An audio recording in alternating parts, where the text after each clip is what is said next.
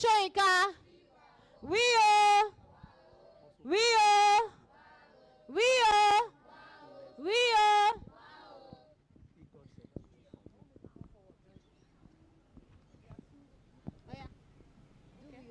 We-o. If you don't answer, you join him. We-o. We-o. We-o. We-o. We-o. We-o.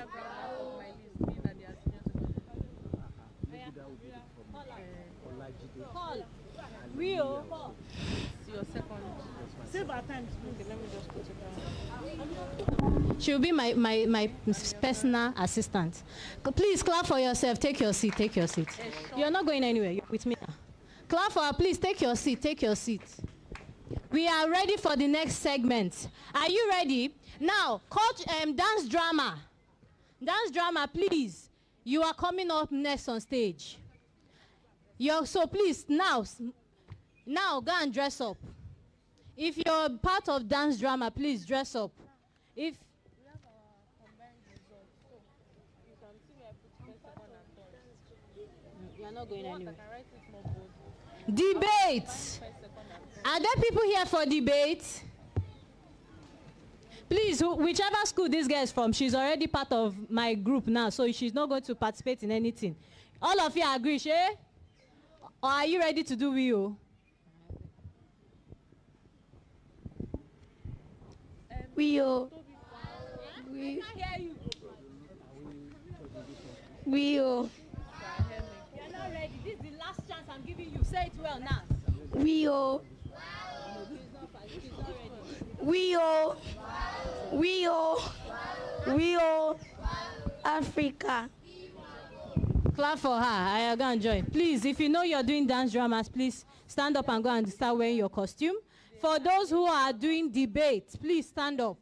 Our debaters, those who are interested in debate, please stand up. So I have to add them like Okay, we do not have debaters. No problem. even the ones that their names are here. There are some that they didn't come. Somebody else came out. There's only one school that came for debate. Call them and take down their name. Our competitors, please take your time to meet the judges one by one. Not models. Models, sit down. Please, competitors, take your. Wow, this is beautiful. Please, hairdressers, stay. Models for hair, stay together. Gele, stay this way, please. Exchange. No, leave mommy. You go that way. It's true, yes, it's true. Stand up.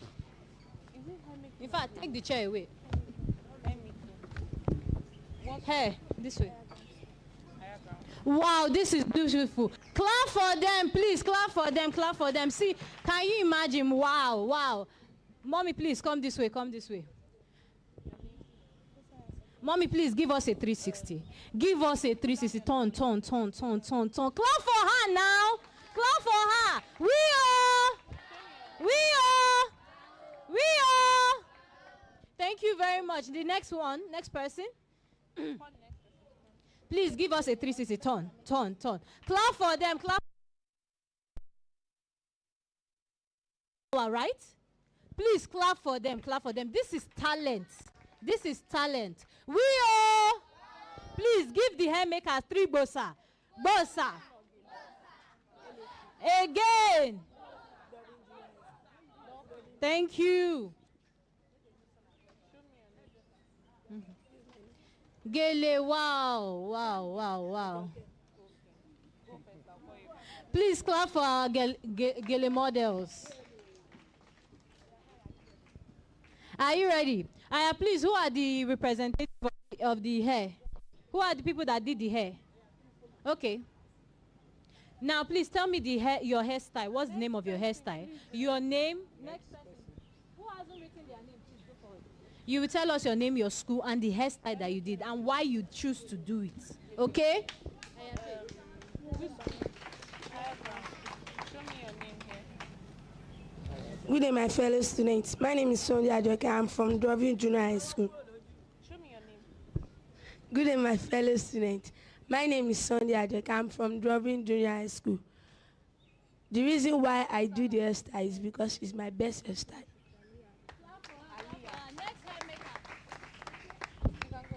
My name is Odisseya Sofrat. My name is Odisseya Sofrat. I'm from Higher Ground School. The name of my hairstyle is Koroba. The reason why I made the Koroba is because it's a cultural hair, and people do say it makes the side of the hair grow. Thank you. Clap for them. Please clap for them. This is wonderful. Our judges, please go to the front of our judges. Just catwalk our models. You know how to model, please, because you can even cause your people to lose. So walk in front of our judges, turn, and go back to your seat. Thank you very much. Our first person, Gele, move. Walk in front of the judge. Judges, are you seeing her? Judges, are you seeing them? Thank you. And walk back to your seat. Here, next person, here. Judges, are you seeing them? Koroba, this is beautiful. Thank you very much. Dance drama, are you ready?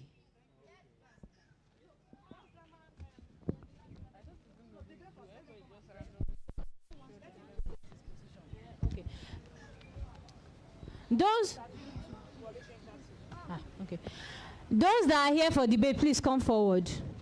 Dance drama, please get ready. Those that are here, public speaking debaters, please come forward.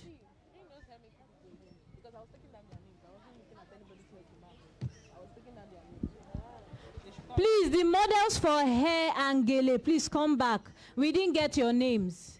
Hair and gele, not the models, so only models. Higher ground did this one. Higher ground is dolphin. This one is dolphin. What is your name? Show them that Where did you write their name? The people that don't worry, I've taken this dolphin is higher ground. Yes. Then for hair, dolphin did the mummy, and higher ground did the small. I didn't see them. Hang on, I'm coming. Let me. Hair. Okay. Are you done now? Oh yeah. Please present what you have to say. No, we're not complete. You are not complete. I see it as a public speaking. That's your point. Which? Okay, dolphin did your own hair. Thank you.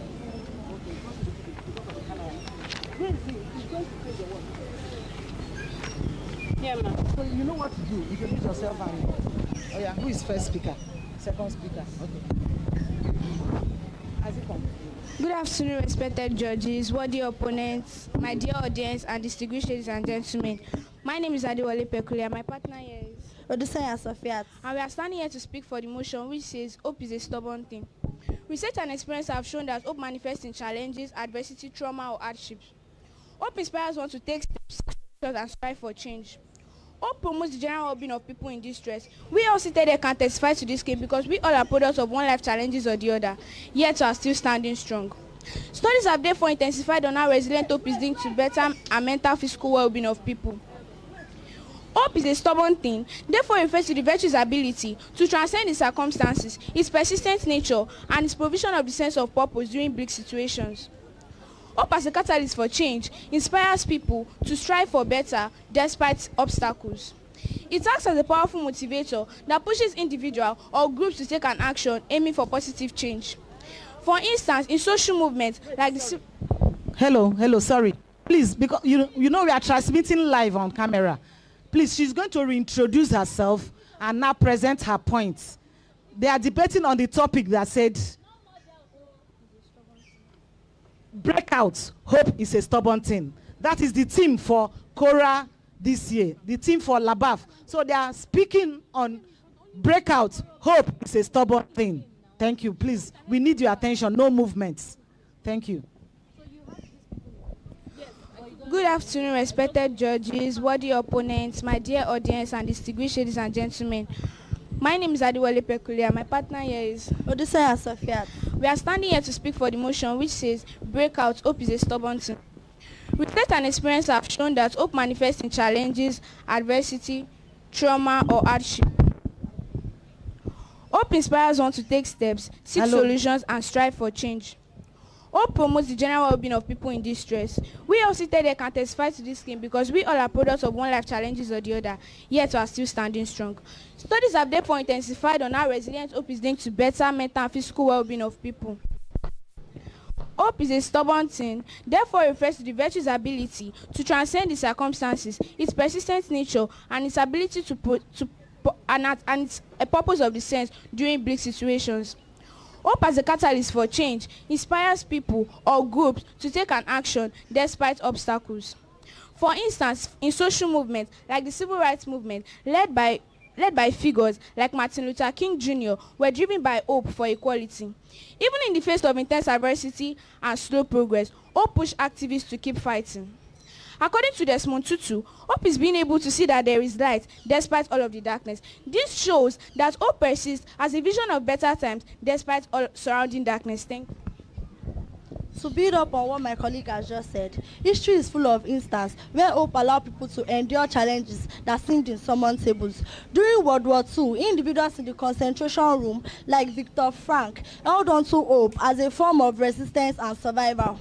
But later, Frank wrote about hope of freedom and future that helped him and others to survive against horrors they faced. In sports, athletes held on to hope despite losses and injuries. Muhammad Ali, for instance, held on to hope of victory even during most challenging fights and believing himself against all odds. Thank you. In conclusion, hope is not a weakness, but rather a strength that humans possess. It is a unique human trait that that follows people to envision a better future and act as a driving force in the face of adversity.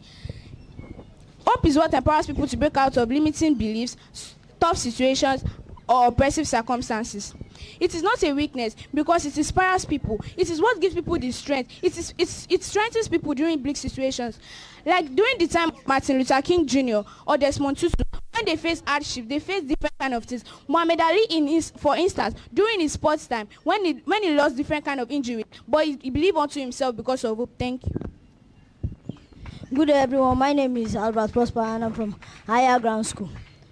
My opponent might want to undermine the beneficial aspect of hope by prompting the pedestal of his stubborn nature.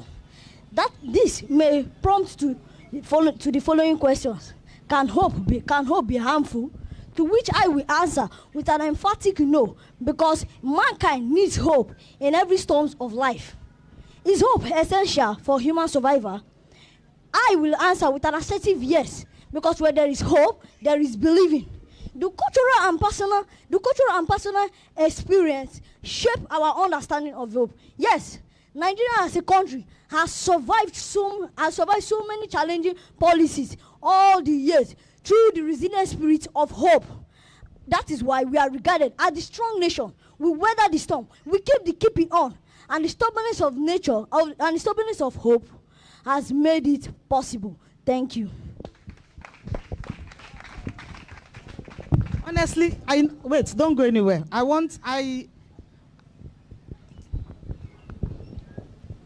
This topic actually wanted them to debate school by school, but the program was so tight when the organizer told me to adjust my program, so I had to kind of slim it down. I know it will be an interesting topic to discuss. What is your definition of hope again? Because our team this year says, breakout. Hope is a stubborn thing. And given the sensitivity of what is happening in our nation today, all what is keeping us is hope. So it keeps me wondering, if you are saying I should break out from that thing that is sustaining me, then what should I hold? So I want to know their definition of hope. I'm sure some of us, we are not sure what the next meal will come. You don't know what tomorrow brings, but you are hoping on hope. And now, Labaf, Cora is telling you, breakout, hope is a stubborn thing. I keep wondering, what makes hope stubborn? Why should I leave that little thing I'm holding? Because they said, hunger when get hope, then they kill. Is that not true? In Igbo proverb, they say, hunger. If you are hungry, you know that there's food on the fire. You still hold on, and that is the hope they are saying.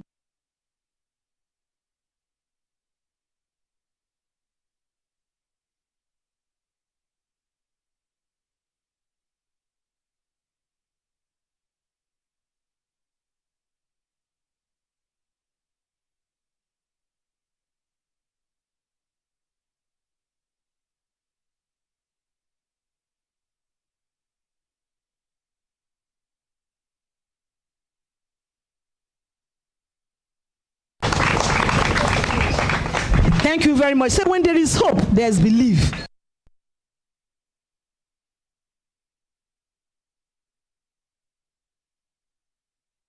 Occur in school, in the family, in the church, in your mosques, that you are not seeing hope, or your mother is paying your school fees, he's paying house rent, he's housing you, he's feeding you. Have you faced a situation where that hope, you start asking, you are in the same line of thought with Labaf, Korah, and say breakout, hope is a stubborn thing? Have you faced a situation like that, giving a general scenario? No, ma. No. So what is your own definition of hope? Like,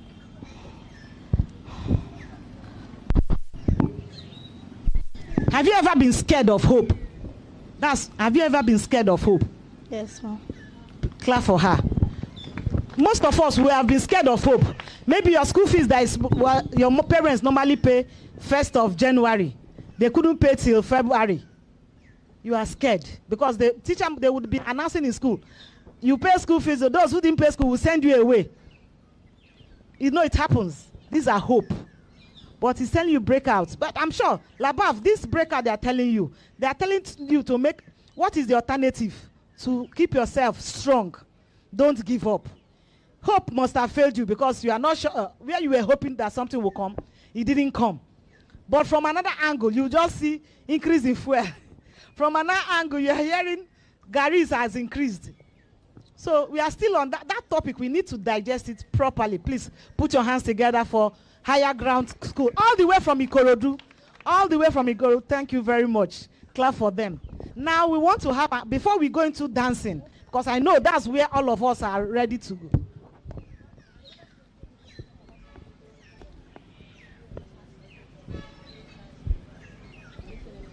Okay, our little Shoinka, please come forward. Let's have a chat with this little. Put your hands together for the little Shoinkas. This is our baby Shoinka. Give them microphone, please. Microphone, please. Our baby Shoinka. I had a chat with them and I was amazed. So I want people to hear. I will repeat the chat again and hear what they have to say about Shoinka. I will start with you. Introduce yourself, the name of your school, and tell us what is Shoinka to you. My name is Adua Moses. I am a student from Ekwakete Junior Secondary School. To my own understanding, Wale Shoinka is a good mentor and a good example for young people like us. Thank you. Clap for him. And if you are asked to be Wale Shoinka in a day, what will you do differently? And what do you understand about Wale Shoinka? To my own understanding, there is not, before someone to achieve something, there will be like, there will be challenges. So if I was if I was Wale Shoinka, for you to have repeated like several times is not easy. Listen. Please repeat what you just said. Let's start afresh. For you to repeat like several times is not easy. If I would like keep myself or do anyhow, because if repeating like stuff several times is like you failing, not prepare for. It's just like you're not good enough. Thank you. Okay, you have something to say about Professor Wale Shoinka? Even though some people say repeating WAEC 2 times, it's too hard though. But he have the guts to try 7 times. He did not look at what people will be saying about him. Just try. That is hope. He has hope in himself. So you see, he said he has hope. I want to say, have you read any book of Wale Shoinka? No. Okay. If you see Wale Shoinka now, what will you tell him as a student of Ekwakete? I'm a mentor. Come again. I'm going to tell him that he's my mentor. He said when he sees Wale Shoinka now, he will tell him, sir, you are my mentor. Please put your hands together for him. If you see Prof. Wale Shoinka in front of you now, you have an opportunity to sit with him. What will you tell him? Or what could you have done that is different from what What? I Hello? will ask him that how they became a great person in life. Because for someone to be a great person in life, it's not easy. They have to face so many challenges and so many things. So I want to ask him that how did he find the hope? Where did he start building it from? Thank you very much. Please put your hands together for our little Wole Soyinka. You know, we are celebrating Wole Soyinka at 90. And these kids here, we made a replica of what Wole Soyinka as a baby Wole Soyinka. Please clap for our baby Wole Soyinkas. Please, they sit down. Thank you very much. Now we are going to give you, somebody have public speaking to tell us. But before our kids, those who are going to participate in cultural dance, are you ready? We asked them to prepare a cultural dance in honor of Professor Wole Soyinka, I Love My Country. I hope that's what we are going to see today. Are you ready? Okay, he wants to give his own version of a public speaking on a topic he has chosen. Please, dancers, you can go and put on your costume now. We give you 10 minutes to dress up. Go down. Oh. Go down. Wait. Finish. You want to finish this? Okay. Those who are doing dance drama, please go. You can go and change in your costume. Quickly. I'm counting to 5. 5, 4, 3, 2, 1. Thank you. Your name and your school. Good evening, Mr. Chairman, panel of judges, accurate, thank you, Pa. Good evening, Mr. Chairman, panel of judges, accurate, thank you, Pa, my co-debaters and my fellow students. My name is Agbomobe Alebujud. I'm from Boys Junior Academy. I'm here to talk about the topic which says, teacher is better than doctor. Teacher is better than doctor because the reason why doctor know the things, the instruction that he normally do in the hospital is because of the teachers. Because during his child, it was the teacher that taught him and he become a person in the future. Also, teacher is also better than doctor because teachers learn more things. Teachers teach students to become person in the future. While doctor also take care of the patients. Thank you.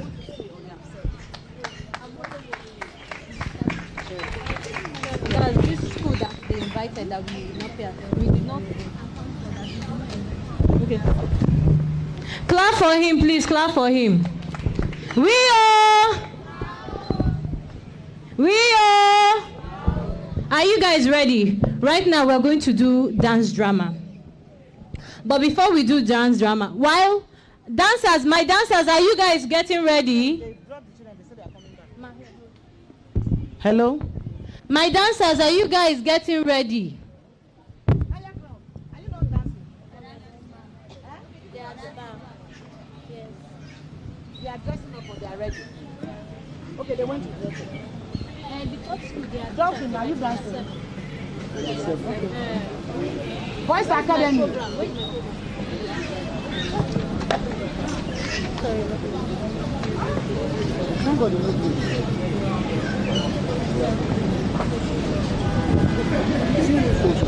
Okay. Now there's a special gift. It's not a competition, no. It's a special gift we want to give a student who can come out and tell us detailed information about Professor Wole Soyinka. Like, if you know a lot of things or some things about Professor Wole Soyinka, please come out and give us detail. Then our best will give them award. Are you ready? Please, if you want to participate, stand up. You have detailed information. Okay, our professors you have. Please come on stage and give us. Dance drama, you have 5 minutes, in fact 5 seconds. I will start counting immediately we are done to come back on stage. Dance drama crew. Tell us what you know about Professor Wole Soyinka. Good day, sir. Good day, ma. Good day, my fellow learners. My name is Adora Moise. I am a student from Eko Akete Junior Secondary School. Professor Wole Soyinka is a very honored man and well known as a author in Nigeria. He was born on the July 1934 in Abeokuta. He is from Ogun State. Professor Wole Soyinka's mother's name is Grace Eniola Soyinka. She was a devout Anglican. Professor Wole Soyinka calls his mother white Christian and his father Samuel Ayodele Soyinka. He was a headmaster of Parsonage Primary School, St. Peter, and a priest of an Anglican church. Professor Wole Soyinka calls his father S.A. Professor Wole Soyinka graduated his primary school in St. Peter's, Ibadan, and completed his secondary school at Government College. Professor Wole Soyinka completed his university at Ibadan University 1952 to 1954, and he completed his clap for him.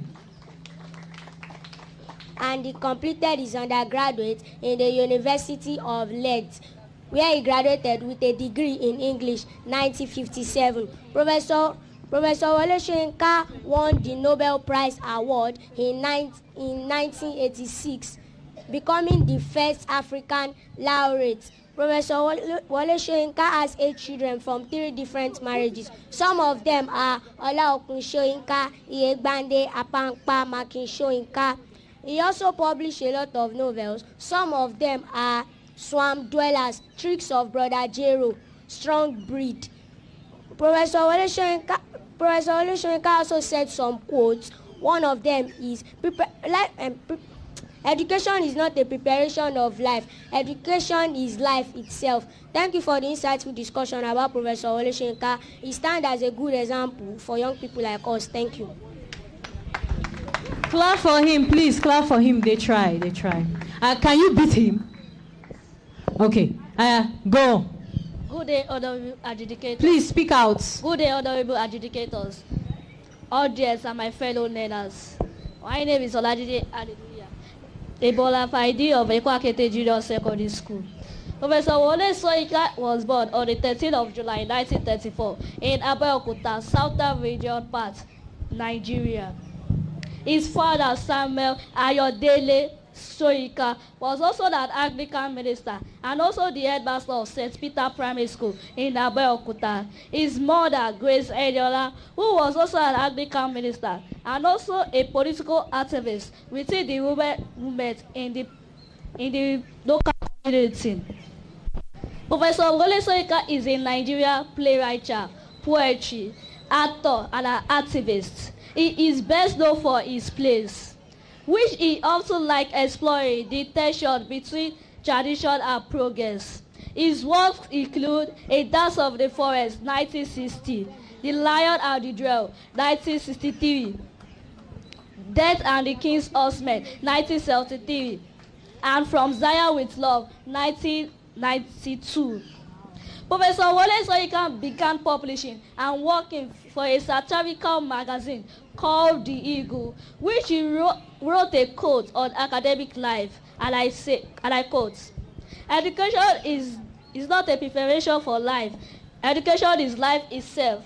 Professor Wole Soyinka has won a lot of awards, like the Nobel Prize in Literature, 1986, Benson Award from the Royal Society of Literature, 1992. Academic of Achievement, Golden Plate Award in the year 2009. Asfield Wolf Yearbook, Lifetime Achievement of the Year in the year 2002. And Hero Theatre Prize, Special Prize of the Year in the year 2017. Professor Wole Soyinka studied English, Greek, and Western history at the University of Leeds from 1982 to 1957. Dance drama, you have 3 minutes. When he graduated, 3 minutes to be back here. 1958. Professor Wole Soyinka opposes allowing the Fulani herdsmen to ability to ability to grab their cattle on the open land, while the Christian-dominated Nigeria said that they to be declared tourists, but he disagreed. In my own perspective way, I see him as a role model and a mentor for our coming generation. Thank you. Clap for him, please clap for him. We are. Okay. Please hold this microphone. Now you guys will be the judge. You guys will be the judge. You know we have been judging since. Now we are allowing you to judge you. If he's the one, say yeah. You don't agree? Okay, this side not agree. If he's the winner, say yeah. I repeat again. If he's the winner, say yeah. If he's the winner, say yeah. Okay, clap for him. This is our winner. Clap for him. He did wonderfully well. He did one. Me too, I was impressed. Clap for him again. So now, please go back to your seat. Thank you so much. We are so proud of you guys. So should we give him his award now? We should give him.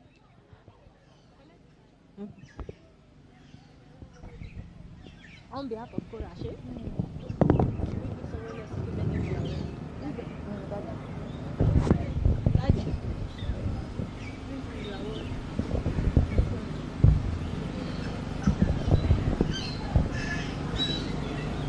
Good afternoon. This is our daddy of Korah. Give a round of applause. Without him, we will not be here. The chairman of Korah, please.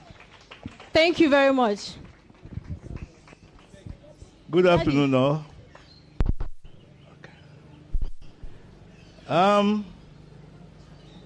I'm sure that we are all in a state of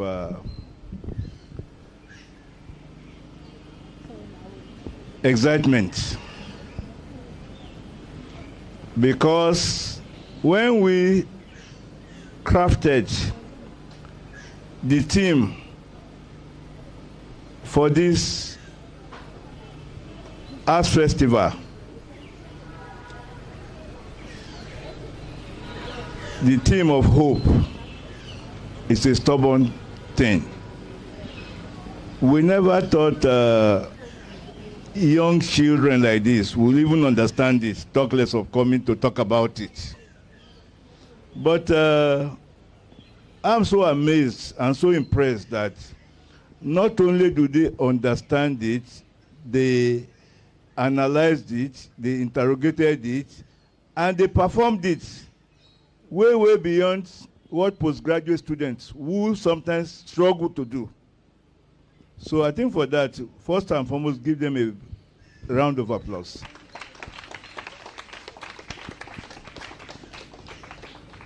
It just shows that there's great hope for Nigeria.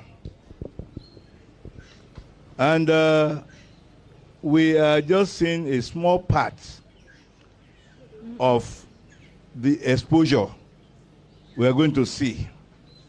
So I think people want to dance and impress us again are here. So let me quickly give the award. Give the award. And what's your name, please? Adeoye Moses. Repeat yourself. Adeoye Moses. Adeoye Moses. Okay. Class, what's your class? JS2. He's in JS2. What's the name of your school? Ekwakete Junior Secondary School. Please, Ekwakete, clap for your school. I'm a baby showing car. Hey! So I just want to hand over this symbolic prize because it's done very well. So let me shake your hand first. Please clap. You are going to do great things. Amen. And we just started. Yes, sir. We are going to be hearing about you in places that are high and higher.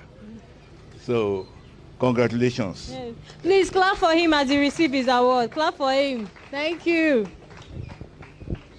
Thank you, so sir. Congratulations. Congratulations. Thank you very much, sir. Please clap for him as he takes his seat.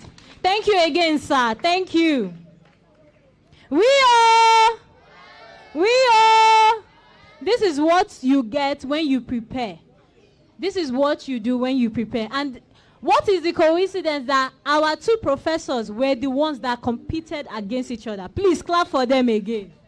Clap for them. Dolphin, I will bring you on stage.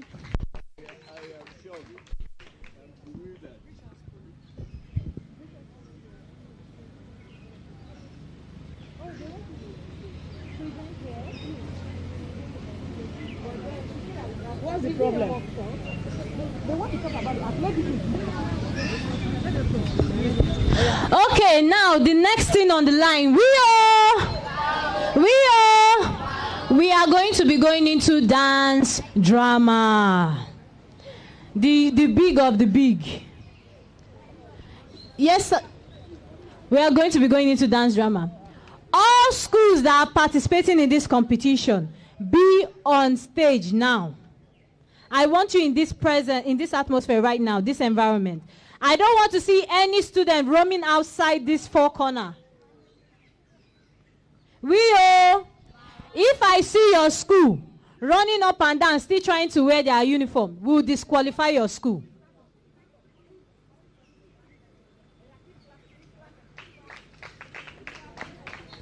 So which school is this? One person, introduction, one person. Which school is this? Eko Akete Junior. I want to ask, except from Eko Akete Junior, is there any other school participating in this competition? Higher ground, are you here? Eko Akete, are you here? Are you ready? Are you ready?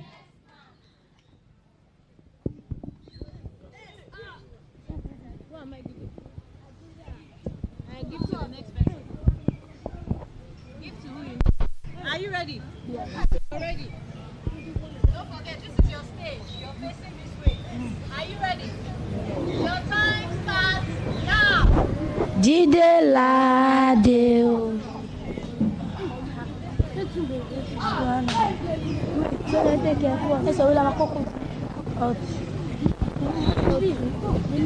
Sorry for that break. We have some artists in the house. Actually, they are here for an exhibition. We've been waiting for them to come so that they can tell us about some of the works they have done. And they happen to be around now because, it's a very big festival we are having here. Please, let's just hear them out. Let them explain and let us appreciate the work of arts. Professor Shoyinka, the person we are celebrating, is a man of many angles. He loves arts. He's a collector. He's a musician. He's a poet, and he's a man that loves children. So, if you are ready, please, can you come on? Are you ready? Or we should continue? I'm interrupting my program because of you. Good afternoon, all.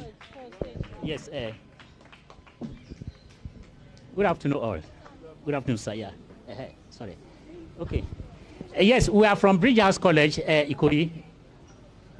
Thank you, sir. Okay. Yes. We are from Breakout College, Ikoyi. So we have an exhibition that is on display, and we want to actually call one of our students to say something about the paintings. Okay. Please, Deborah, can you come out, please? Deborah, please.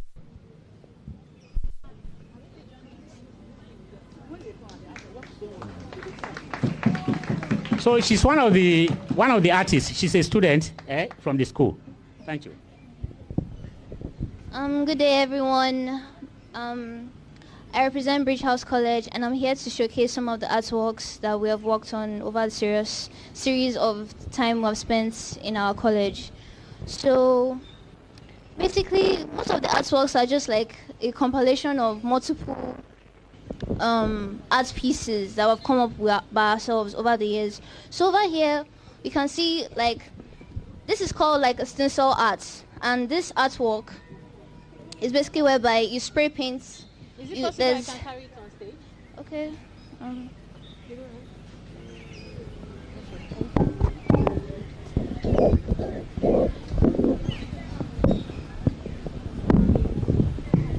So the art piece over here. Please clap for her. Clap for her.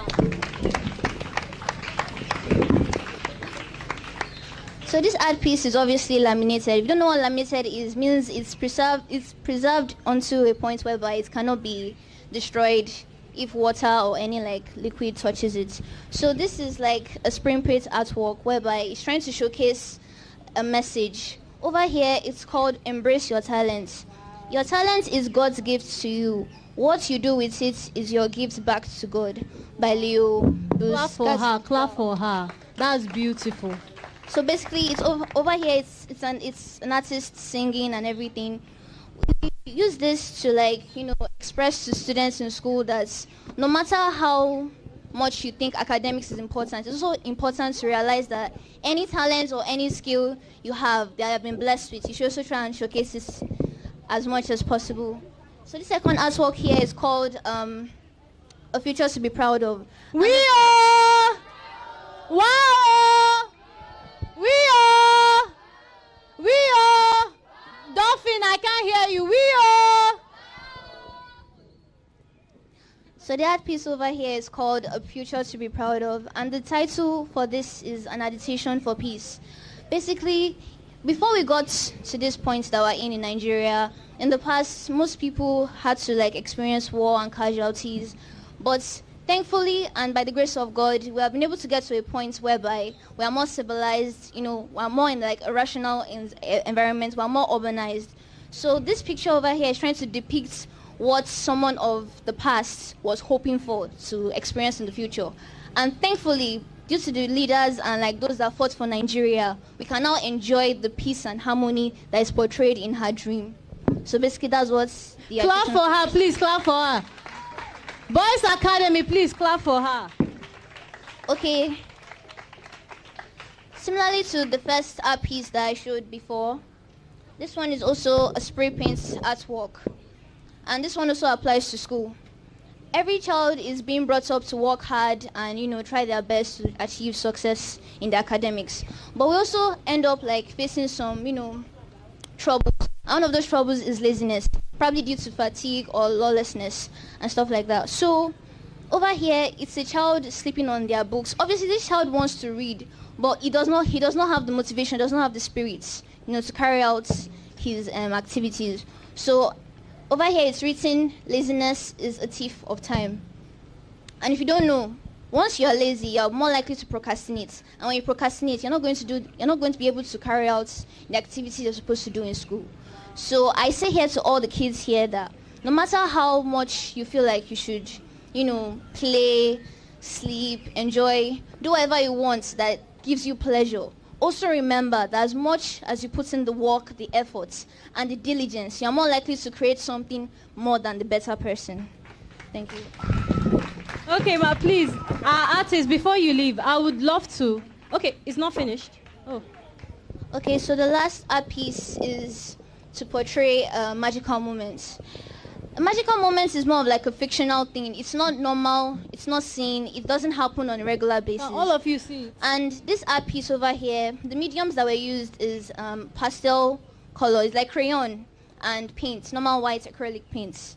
So over here, it's trying to show that there's a forest and there's a waterfall, and then there's a human here trying to fetch water from the waterfall. But she came to realize that there's actually a spiritual being that is actually bringing this water into existence.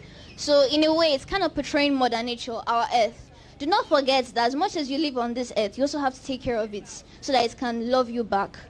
Over here, you can tell that she's smiling, she's happy because water is flowing. There's water, there's no droughts, there's no, what's it called? Basically, there's water. And water is life. Clap for her, please, clap for her. This is beautiful. Please, our artists, can I ask you some questions? Yeah. For better understanding of this next generation, I believe we have people who want to paint here, who want to be artists too, especially in our boys' academy. Okay, so my question now is that, you please, can you repeat yourself? What crayon, you said crayon, what did you use to bring this to life? I said we made use of oil pastels. Okay. Basically, oil pastels are It's a crayon. It's used for coloring on a book. And this oil pastel crayons, it's the substance that is used to create is mostly like oil, like liquid. And once you use it to like, impute art on a medium, it's more likely to last longer than any other medium like paints, which is more likely to, peel off and everything. Okay. Then 2, if someone wants to, what drove you? Like, what is your passion? What made you become an artist? Why would you advise us to also express our creativity through art? Like, what made you to be able to do this? Okay, I've always loved art since a very young age, mostly due to either like, influence from my older siblings. So I would just see how they would convey, their imagination. And I also wanted to be like that. So what I'm trying to say to all the kids here is that if you know you have the talent to bring something to life, for example now, if it's in form of like this type of artworks, I encourage you to go for it. Because there are so many people out there that within my age rank and above or lower, that are doing artworks like this, and they are making a living out of it. So many people are becoming rich, so many people are becoming famous. So you might have something I don't have. I might also have something you don't have. But it doesn't change the fact that we both can use that thing to change the world. Thank you. Thank you so much. Please, a round of applause for her.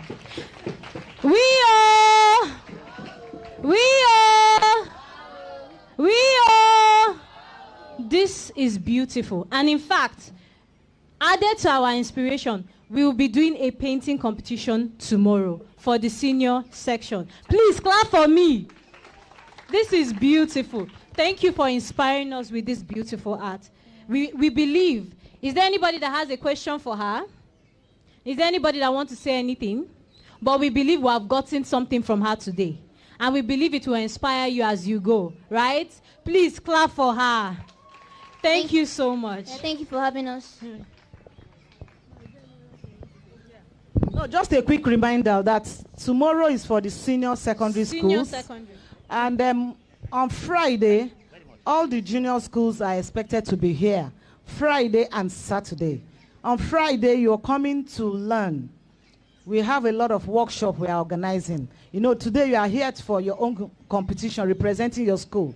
But Friday is Green Festival, as you can see on my far right.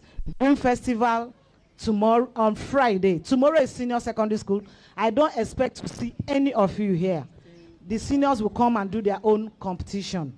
But Friday, Saturday, you are all expected to come here for the Green Festival. And I bet you're going to learn a lot. I assure you that the workshop you are going to participate in is going to make a lasting impression. Please don't fail to come. 9 a.m. on Friday, 9 a.m. on Saturday.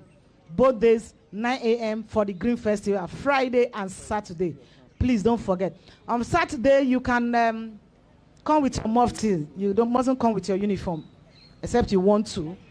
But Friday, you are coming with your uniform. We put on your uniform. That day is our native day. Then Saturday is green. We put on color green. So if you have a native color green, fine. Because we are celebrating the Green Queen at 60. I hope you remember. Teachers, I just made this announcement so I don't forget and you don't leave without this information. Thank you. As we welcome on stage Ekwa Cultural Group. Clap for them. Put your hands together for Ekwa. Bring it on. Iba iba ẹ kú kalẹ̀ yín ìyá mi ẹ kú kalẹ̀ yín bàbá mi orúkọ tèmi ní Abdulkarim dà wọ́n láti wá kí oríkì ìlú Èkó ni àwa lọmọ Èkó àkété ìlú ọgbọ́n àwa lọmọ Èkó alómi ìsàlẹ̀ gbẹlẹ̀gbẹ́ àrò ṣẹ̀ṣẹ̀ májà alágbádá lúgúdú omi ta ló ní kò sómi ní ìlú Èkó ẹ bá ń bi wọ́n pé ta ni ẹ̀yin lé ní àbàtàbùtù bàbá omi kọ́mi àbàtàbùtù bàbá odòkodò ẹ̀yin lè kó àgèrè tí àwọn ègèrè sá ìjọ ní ẹlẹ́sẹ̀ méjì lọ ẹni bá lọ sí ìlú Èkó tí kò bá gbọ́n kódà kó lọ sí ìlú òyìnbó kò lè gbọ́n mọ́ títí láéláé afẹ́fẹ́ tó nípa ń bẹ ní bèbè òkun tiyín fàájì tó nípa ń bẹ ní ìlú Èkó ẹ̀yin náà máa fi ju ọjà máa rìn gbẹ̀ndẹ́kẹ́ ọ̀bùn ọjà wà pa ṣíọṣíọ. àwa dé àwa máa ti dé àwa dé àwa máa ti dé. àpò ẹyẹ kìnìún lọ bẹ ẹranko lọ bẹ ẹyẹ kìnìún lọ bẹ ẹranko àdùnnú lọ tẹ́lẹ̀tẹ́lẹ̀ eléré ni wá àwa dé àwa máa ti dé àwa dé àwa máa ti dé àwa máa ti dé ògòǹgò lábẹ́rẹ́ kìnìún lábẹ́rẹ́ kó ògòǹgò lábẹ́rẹ́ kìnìún lábẹ́rẹ́ kó àdùnnú lọ tẹ́lẹ̀tẹ́lẹ̀ eléré ni wá o àwa dé o ọmọ ìgbà kété àwa dé o àwa jíde láde o jíde láde o jíde láde o jíde láde ọmọ owó jíde láde ọmọ ọlá jíde láde ọmọ sókè ọ̀fẹ́ jíde láde o pọ́nmi lódòrè o pọ́nmi ló pọ́nmi lódòrè o pọ́nmi lódòrè ìkòkò kékeré ò pọ́nmi lódòrè fàṣà lódòrè o fàṣà ló fàṣà lódòrè o fàṣà ló ìkòkò kékeré ò fàṣà ló jáwé sẹ́nu bí onígbà odi fàyà gbolẹ̀ bí onígbà ejò nà mí onígbà yèyé mi bóyá kẹgbẹ́ bóyá kẹgbẹ́ ìbẹ̀rẹ̀ mo wà ikú lè kọjá ìbẹ̀rẹ̀ mọ́ ìdàgbàsókè ilé wa mi wá ìdàgbàsókè ẹ̀kọ́ ojú sí ayé ẹ̀dá dírèké ẹ̀kẹ́ yìí sí ayé ẹ̀dá dírèké kò lè rẹ̀ wá onílù ló máa rẹ̀ o kò lè rẹ̀ wá onílù ló máa rẹ̀ o ọmọ alálùbọ́sà. Ìbà ìrẹ̀lẹ̀ ìbà ìrẹ̀lẹ̀ mímọ́ mọ́kọ́rọ́ kó máa júbà ẹ́ nílẹ̀. Ìbà ìrẹ̀lẹ̀ mímọ́ mọ́kọ́rọ́ kó máa júbà ẹ́ nílẹ̀. Ẹ má pé kò ṣẹ ọdẹ rògbò ọdẹ pẹ̀lú ẹ̀rọ kí lọ́dẹ pa òwà wà dédé àrà ayé wà dédé o. Ẹ má pé kò ṣẹ o ẹ má pé kò ṣẹ o. Kí lọ́dẹ pa ọdẹ pẹ̀lú wà wá wálé ọ̀rá wà wálé adé olóde o adé olóde o adé o bíṣu bá dòde o ayá jiyàn bàgbàdo dòde o ayá jẹ̀kọ èkó àkété dòde o ẹ̀jẹ̀ àjọjò èkó àkété dòde o ẹ̀jẹ̀ àjọjò onílù yìí farabalẹ̀ eré wa ò pariwo adé olóde o adé o. orí ti ta pé o títà ló kọ́ lọ́mọ lóyìnbó orí títà mi wà pẹ́ títà mi wà pẹ́ o títà ló kọ́ lọ́mọ lóyìnbó ṣẹ́ṣẹ́ ilẹ̀kẹ̀ ṣẹ́ṣẹ́ ilẹ̀kẹ̀ agbèrè wàdé ṣẹ́ṣẹ́ ilẹ̀kẹ̀ agbèrè wàdé agbèrè wàdé agbèrè wàdé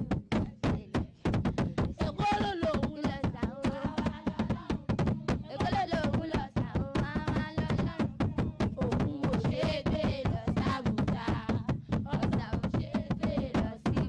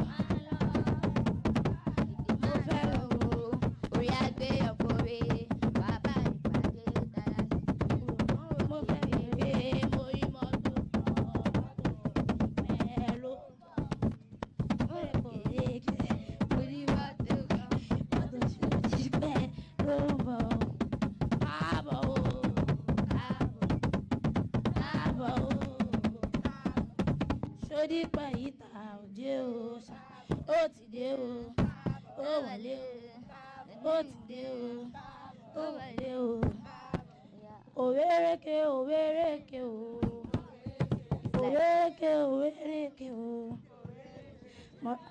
ló mọ̀ ọ́ tó bó bá ti ta kó wá jò fún wa ọmọ pupa ọmọ tó yẹ ó ṣe bíbí ẹni òjìdé òwérèké òwérèké o òwérèké òwérèké o sùlíà ló mọ̀ ọ́ tó bó bá ti ta kó wá jò ọmọ pupa ọmọ tó yẹ wá tó èdè bí ẹni ká ìjọba yẹ òwérèké òwérèké o búkì ló mọ̀ ọ́ jó tó bá ti ta kó wá jó fún wa ọmọ pupa ọmọ tó yẹ wá tó èdè bí ẹni ká ó yá jíjọ ọwọ́ rẹ̀ ká lè mú kó ní òwérèké òwérèké o gbogbo wa ló mọ̀ ọ́ jó tábọ́ síta kó wá jó fún wa ọmọ pupa ọmọ tó rẹwà ó lórí ẹrí òkà ó yí ọmọ ẹ̀ tá lè mú ìjọ lọ́wọ́ ó yí ọ̀rọ̀ kẹyọ ó jí ìgbà ó ṣe kó má fi gbà ibo lẹ́yìn lọ ó ní ìgbà ó ṣe ẹ má lọ ẹ má wọ́n lè.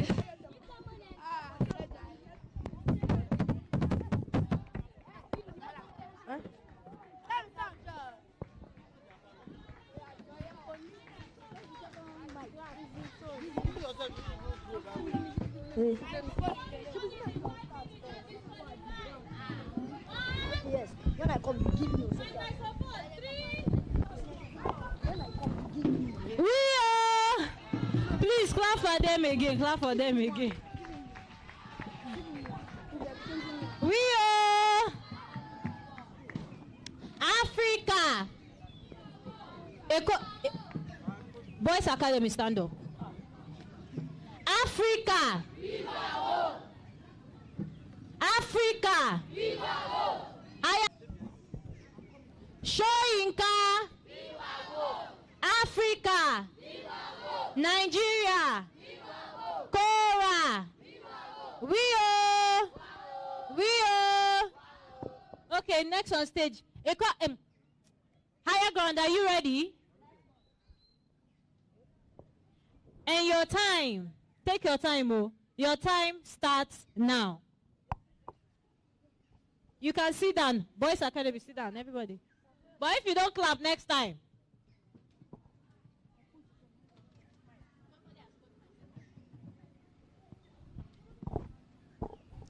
We are representatives of Higher Ground School, and we have a dance drama to present with the song I Love My Country.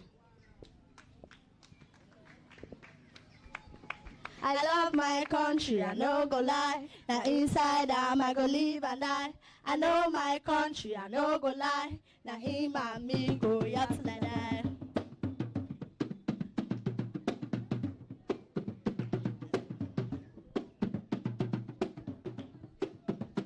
I love my country, I no go lie. Now inside I go live and die. I know my country, I no go lie. Now him and me go yacht like that. I want begin with a history. That's what we fight in the recent memory. When music wake up with the barrel of gun, but we go still give the time to war. Me, I think I get cancer for me. I the see double. That's the reason why. Cause when I look, not two I see. Make I explain, I know you go agree. I love my country, I no go lie. Now inside I go live and die. When you tell me so, it feels down so. You push me, I push him, I no go. Make you know what both nations be friends. Even when they fight, they go to make amends. No one back they eat them, the other go scratch them. When they lay egg, the other go high. Eggs na eggs, but some are rotten. But make I tell you, some are golden. I tell you, my country, no be one. I mean not two. Yesterday I born. I love my country, I no go lie. Now inside I go live and die. I know my country, I no go lie. Now him and me go yaps like that. One go proud, the other go meek. One go high, the other go see. One country go slap out, the other go touch it. And as in they play in the hide and see. The lovely twins of whom I speak is the country high and the brother see.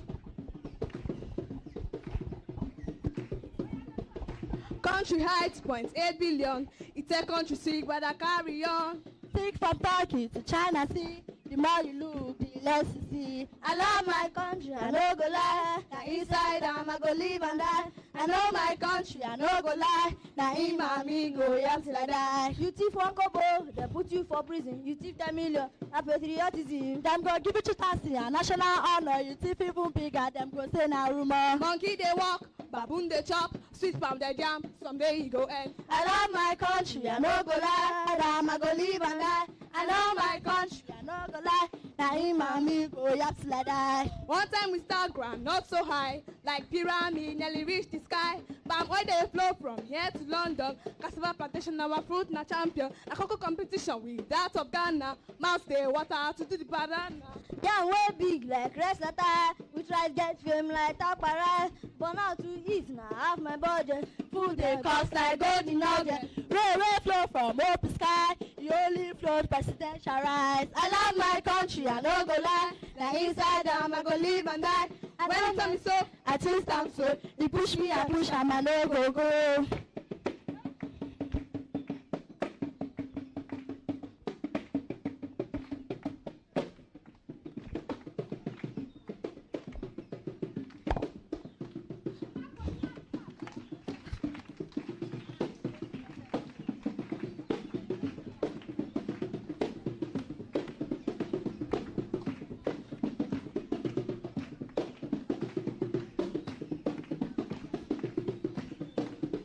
The Russian astronauts flying in space, radio positive Moscow base. They say we're flying over Nigeria. We see our mountains, the built-up areas. Right in the middle of a heavy traffic, we see space madness, tell quick. The facts were fed to the master computer. We soon analyze the mystery factor. There ain't no mountain, the computers is snapping. It's just a load of a national rubbish. I love my country, I no go lie. Now inside I go live and die.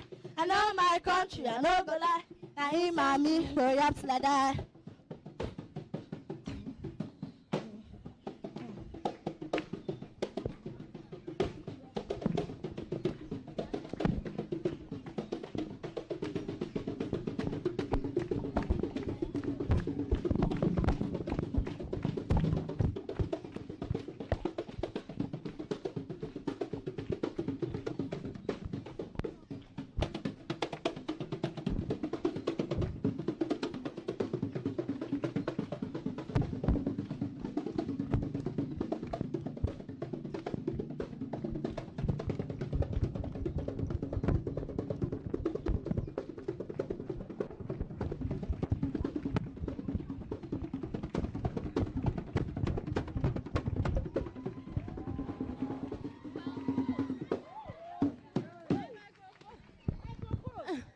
Please give them a round of applause. Please. Hey. Did you enjoy that? If you know you enjoy, stand up and clap for them. Please come. My chairman even stood up to clap for them. I tell you, they did their research very well. They carried out a research and came up with something. They are junior school. I was wondering that who can deliver this song. And this is a song Wole Soyinka sang years back. Years back. And I put it to the school. I said, please, come up with a dance drama. I love my country. And I'm sure with what you saw today, you are impressed, you are entertained, and you enjoy listening to them. Once more time, clap for them. Clap for them. Thank you so much. Thank you. God bless you. There's no need to just drag too much. My chairman, you agree with me? They deserve the award, Abi. I beg, make you come present them to them. I beg. All the way from Ikorodu, they were able to put this together. Please put your hands together. Clap for them. Dolphin, don't be jealous. Clap for them. Ekwa Akete, clap for them. Boys Academy, clap for them.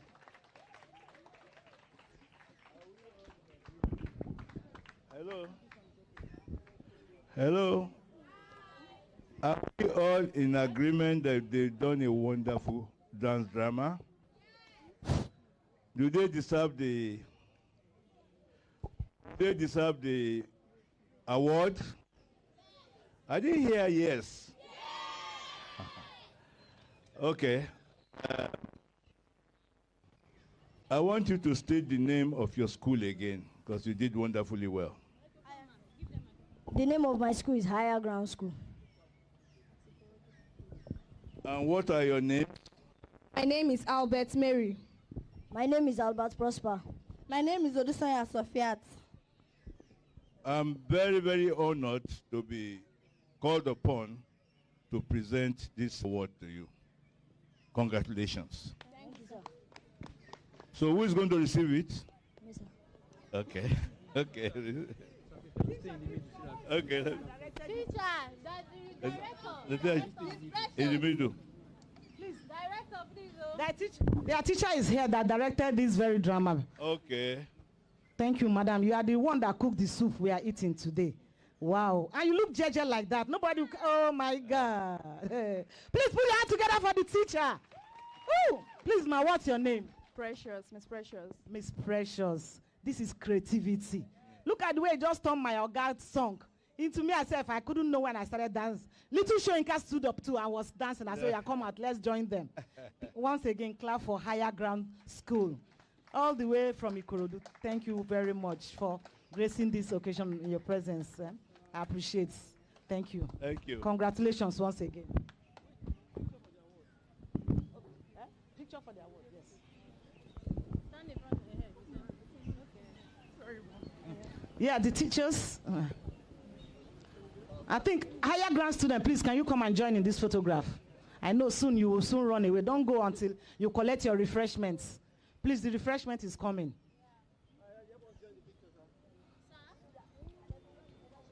I hope, cameraman, you recorded this thing. Please, we are going to play it on. Tomorrow is senior school, secondary school, their own When I say presentation. we, you say wow, we, Your hands we, together. we, cameras. Higher Grounds High School.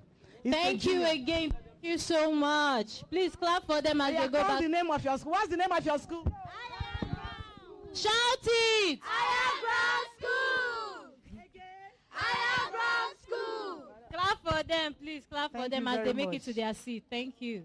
I think. Do we have other presentation? How about the results? Huh? Yes.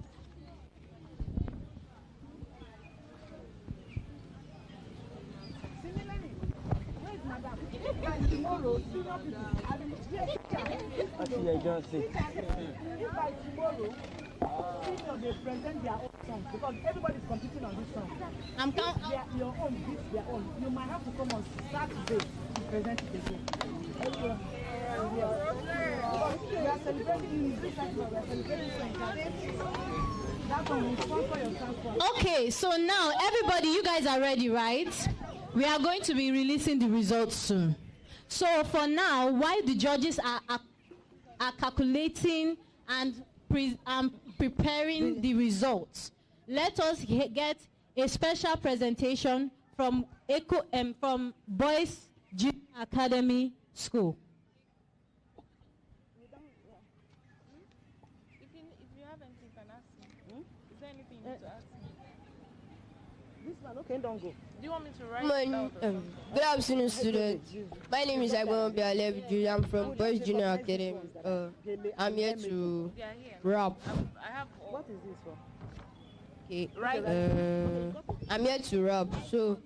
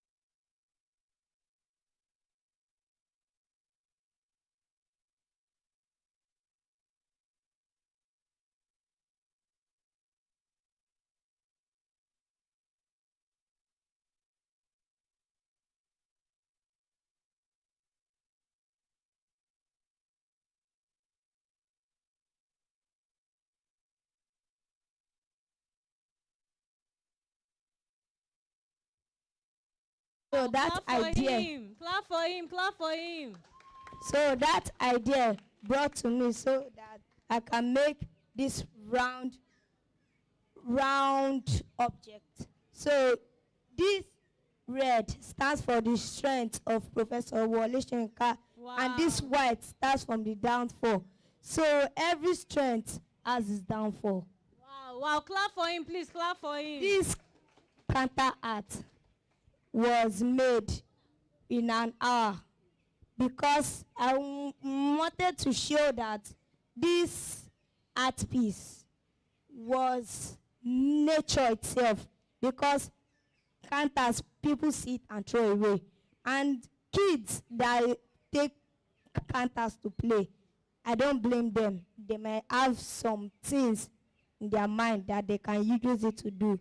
So this flower is also for the nature, and as we all know, things in life are good, and my inspiration was from the sky when I was little.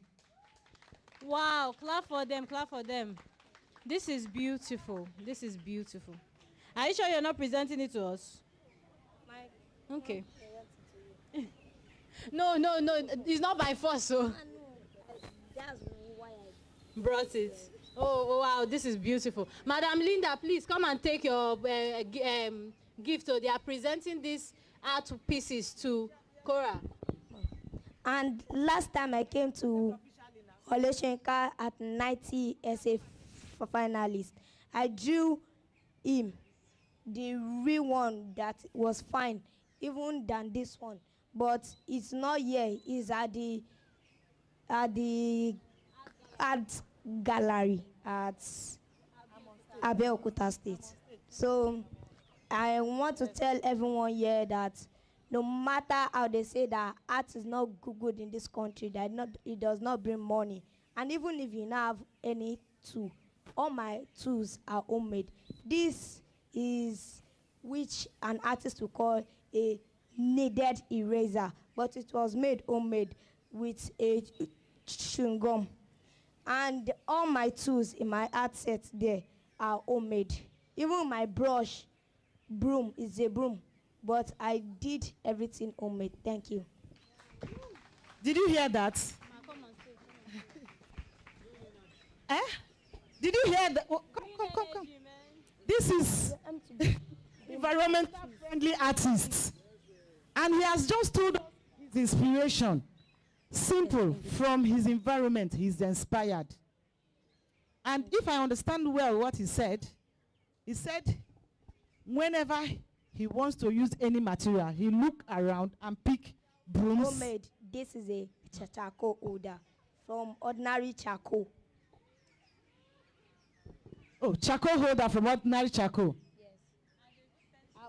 A pencil.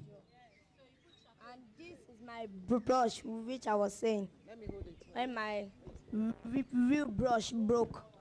And this is charcoal powder, which contains charcoal that was grounded. And this is HB, and I still have some tools, but let me not come to that. So if there's any wish I can wish right now, is that lady that came here, because of, I wanted to ask a question, but it's a lot. So I don't want to waste our time. So if anyone can just call her back if she's not far from here. Thank you. Thank you, ma'am. Honestly, I'm moved. I'm touched. I don't even know what to say. I tell you, he's ready to conquer. Do you know he's prepared to conquer? No matter any, he's not jackpine. He's here to stay. He's ready to push it. I push you. I no go run. That's what he has told you. That he's going to survive it. He's going to make it. And he's going to fly high. He's looking at the bigger picture in the arts industry. Please, what is your name? My name is Odugbo Steven. Isn't your daddy or mommy, is any of them in the art or have interest in art? No, only my uncle, and my uncle is far away from here. Oh my God. Hey. Honestly, what can I do? Hey, do you have any question for him? Because I'm like, let me just adopt him as my son. Eh? adopt you as my son. That lady, that school, I will link you. I have the contact of your principal. I will link you to Bridge. I know I have it. I'll definitely link you with that lady. We can make special arrangements. You will meet, ask all the questions you ask, and I'm sure she will be willing to put you through. Because when you have an interest, you have an ambition, and you are determined to excel, these are the possibilities staring you on the face. He uses broom. Did you hear that part? To make his brush. Charcoal that me and you, when we finish, we will ignore it. He uses it to make pencil. We are seeing it. And look at empty cork. Bottle caps. Is part of, he sees it as stars in the sky. Flowers. He uses it to design flowers. And beautiful colors. I tell you, you know, sky is just the beginning, not the limits. He's going to go far. What do we have to give to this, my brother? The things I care for senior school tomorrow, I have to give him one, please. Just hold on.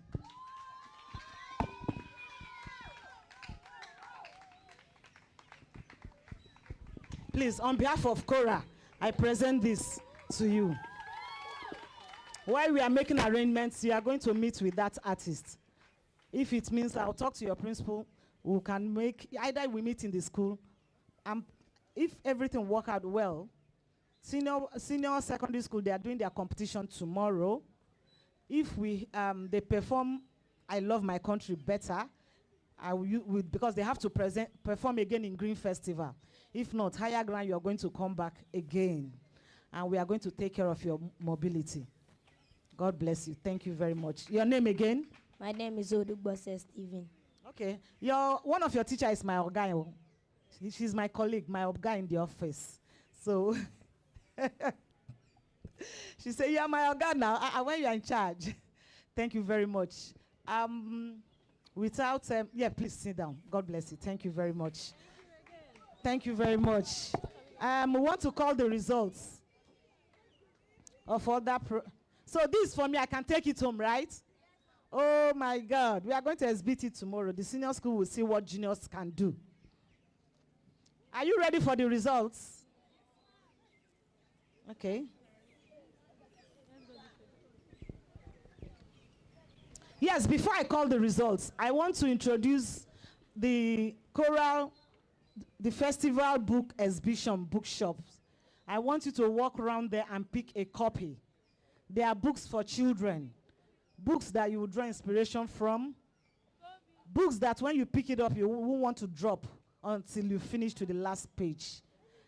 You know, readers are leaders. And if you want to be a good leader, please read more books. And you want to discover the secret of success, read more books. And you want to move on and refuse to be distracted, read more books. The essence of this festival is about reading culture. And if you see, the person we are celebrating today, in person of Professor Wole Soyinka at 90, of course, I don't need to tell you that he loved reading. Talking drum. Okay, are you ready? Okay. So, before I call in the talking drum participants, I want all of us will take a minute to stroll around the books and see the lovely books they have there. Also, we have Choral Library. We want you to come and visit the library. My far right, our library is down that way. We have lots of books, inspiration books, creative books, biographies, narratives, poetry. We have lots of books in the library. And we welcome you to come and read free of charge. For Cora, you know, you are here in behalf of Cora Youth Creative. Again, CYCC. I want you to read it again.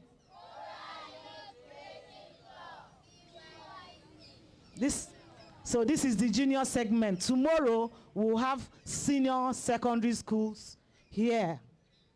And of course, you know, in Cora Youth Creative Club, We are there to learn. It's infotainment.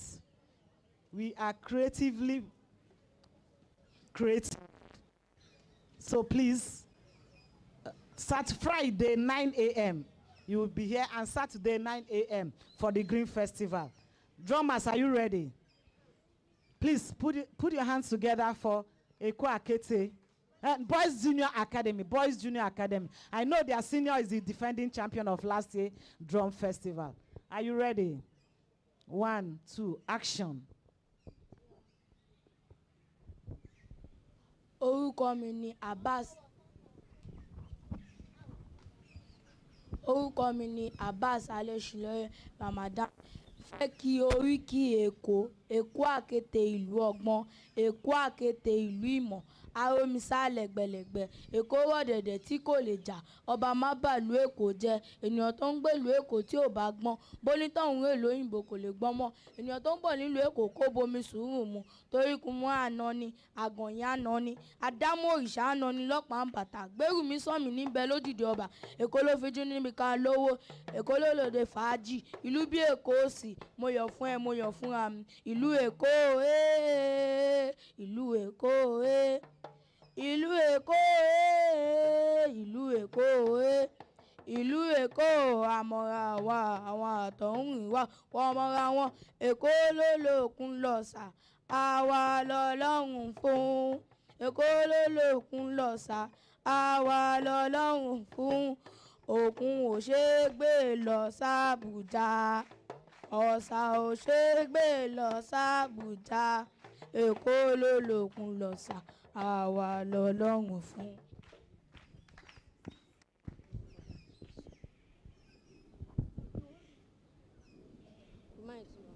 My name is Oni Abraham. I am here to. My name is Oni Abraham. I am here to come and drum this drum to show my talent.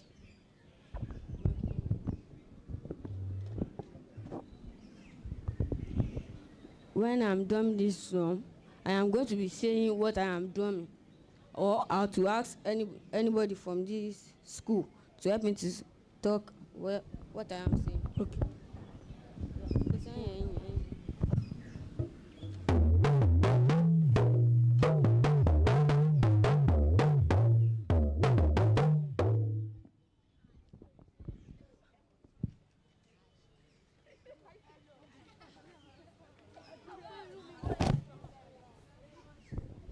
àṣeṣekúṣe àṣeṣekúṣe bí a bá ṣe yìí tán a tún ṣe míì sí àṣeṣekúṣe.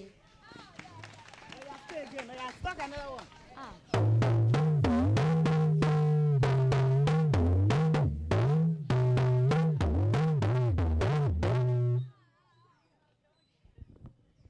Ọdọọdún là ń rórógbó, ọdọọdún là ń róbì, ọlọ́dún là ń rọmọbì láàtẹ̀.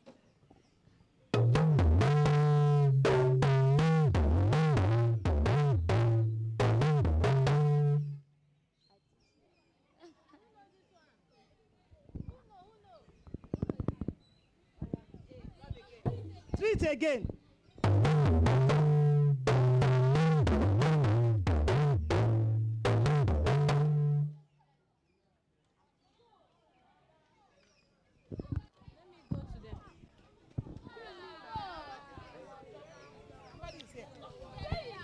A ó ṣàmọ́dún, ọdọọdún là ń rómọ obìnrin láàtẹ̀. Clap for them, oh. They get it. Oh yeah, so play run. Join all of them together. Abi? Play something. Play something. No, repeat all of them so that they can sing it.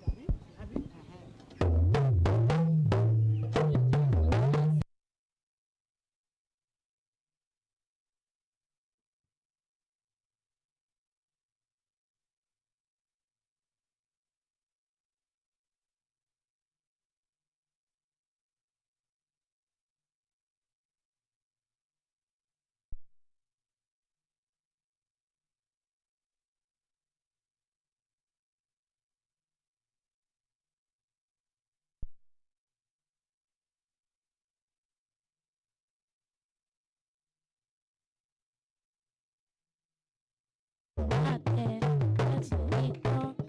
ọdọọdún láàárọ̀ mọ̀ àṣe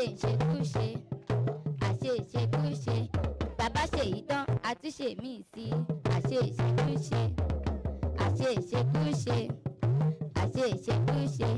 bàbá ṣe yìí tán àtúnṣe míì sí àṣe ìṣekúṣe. a ó ṣàmọ́dún ọdọọdún làwọn obìnrin àtẹ a ó ṣàmọ́dún ọdọọdún làwọn ọmọ obìnrin àtẹ a ó ṣàmọ́dún ọdọọdún làwọn ọmọ obìnrin àtẹ a ó ṣàmọ́dún ọdọọdún làwọn ọmọ obìnrin àtẹ a ó ṣàmọ́dún ọdọọdún làwọn ọmọ obìnrin àtẹ a ó ṣàmọ́dún.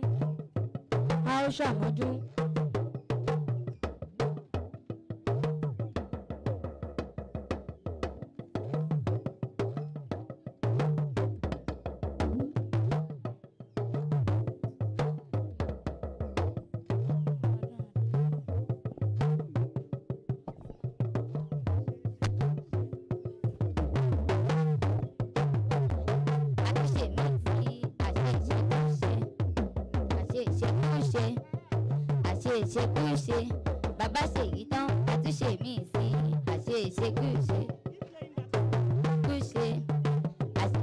àárọ̀ mọ̀ ọmọ ọdún náà dánmọ̀ òbí látẹ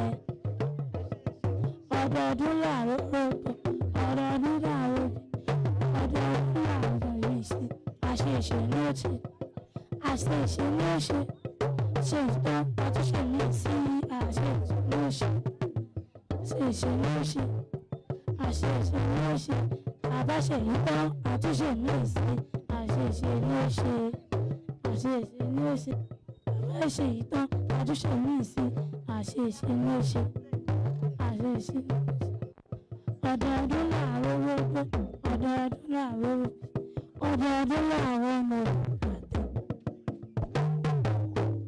àṣe ìtàn wọ́n ṣàmọ́dún.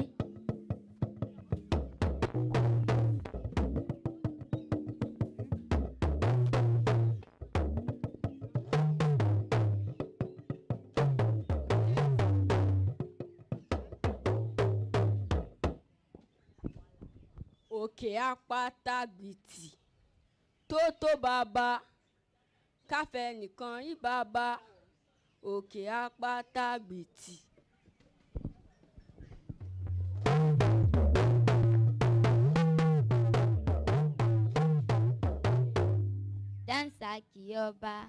dáńsà kì í ọba ojoojúmọ́ lóore dáńsà kì í ọba.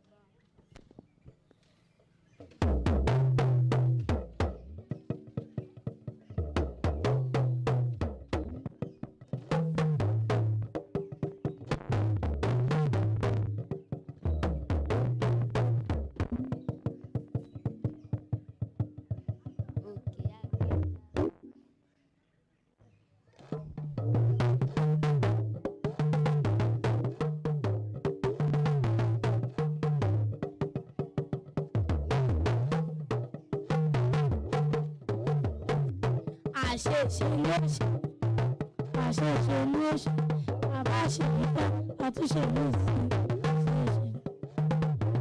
àṣeṣe tó ṣe.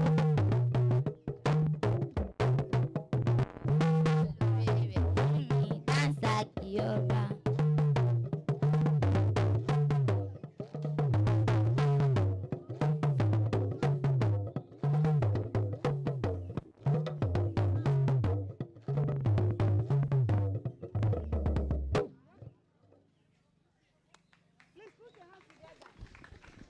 Who can play this drum? Who can challenge him? If you know you can try, try your. If you know you can try. You want to try? Oh yeah, come, let's try. Hey, please put your hands together. Yeah. Let them try. You want to try to drum?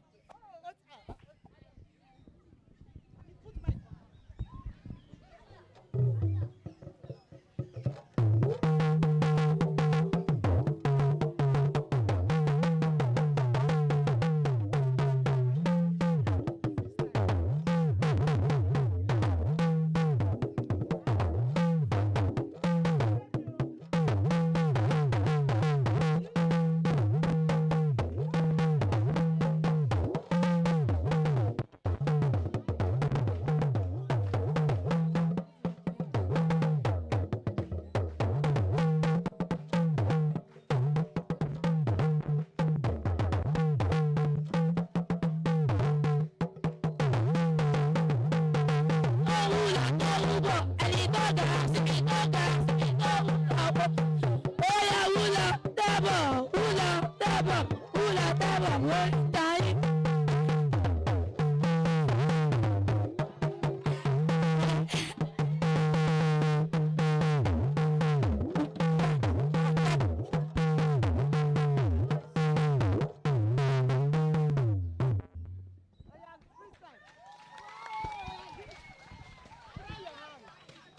play again, don't go. You don't have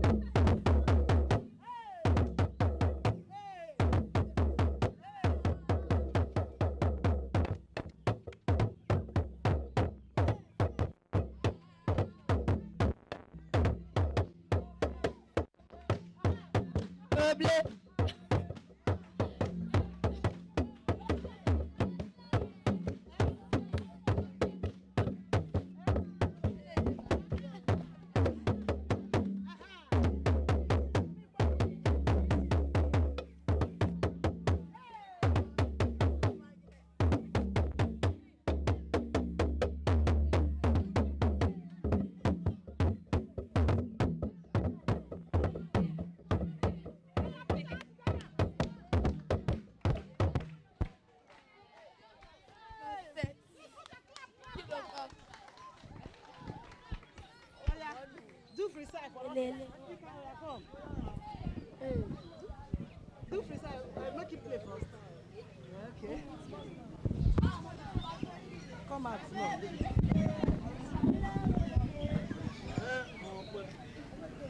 Oh yeah, 1, 2, action.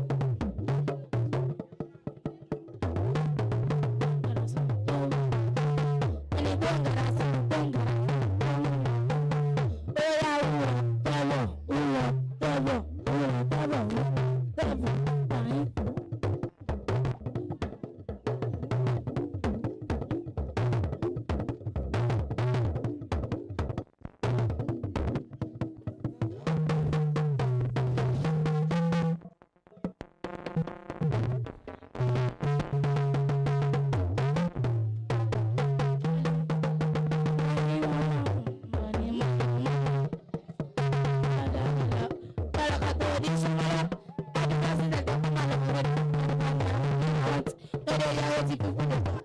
Cause na shakele flow, the fire. Wetin you know? Wetin I love, wetin I love, baby.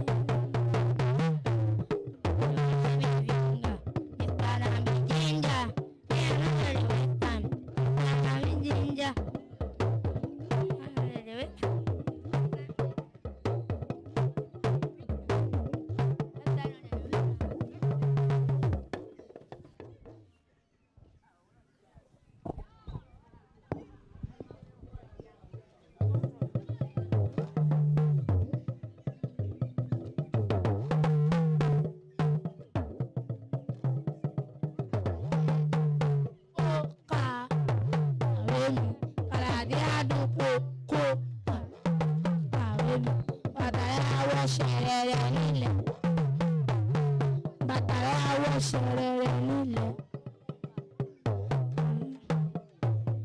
Why happy?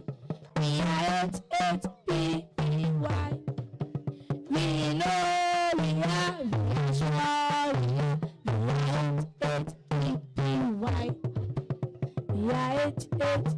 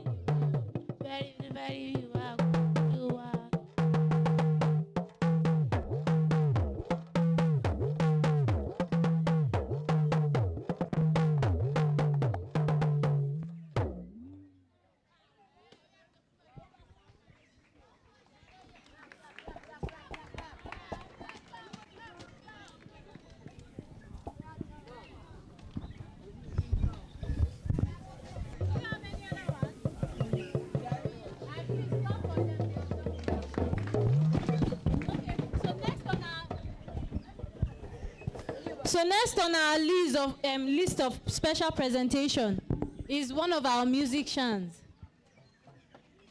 from Boys Academy. Are you ready? Please, everybody relax. In fact, before he presents, I just want you to know, whether we like it or not, this gathering is also an academic gathering.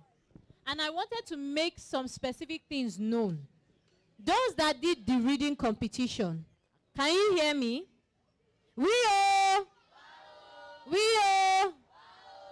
Those that did reading competition, can you hear me? I wanted to give a little bit of correction. Now, I know you people are juniors, and we don't expect too much from you. But one thing that makes you better than others is when you try your best to stand out in all that you do. Like, you remember that artist said, laziness is not a good thing. You remember? So what I wanted to point out is that for our readers, next time when you are reading a piece of text or anything, please, number one, reading competition is not like reading in your room. Oh. Reading competition is not like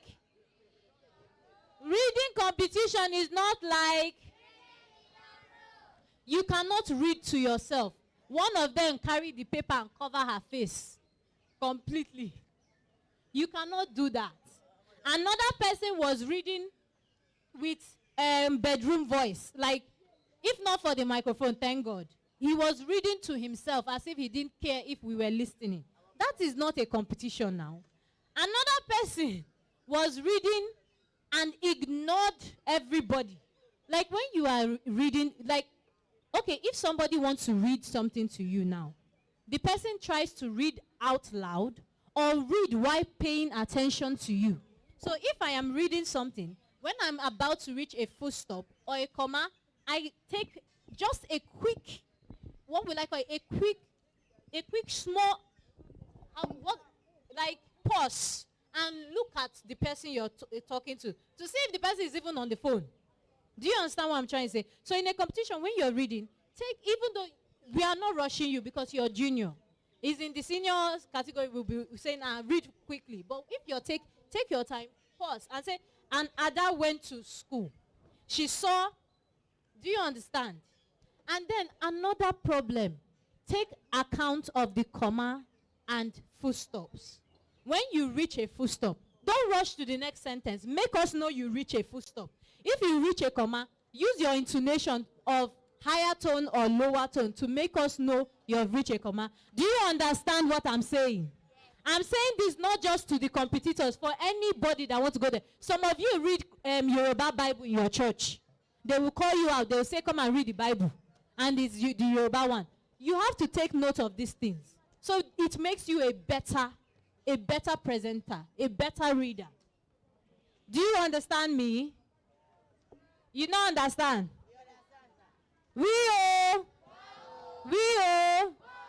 These are just little corrections. I'm very sure if we give the microphone to our teachers, they even have more things to say.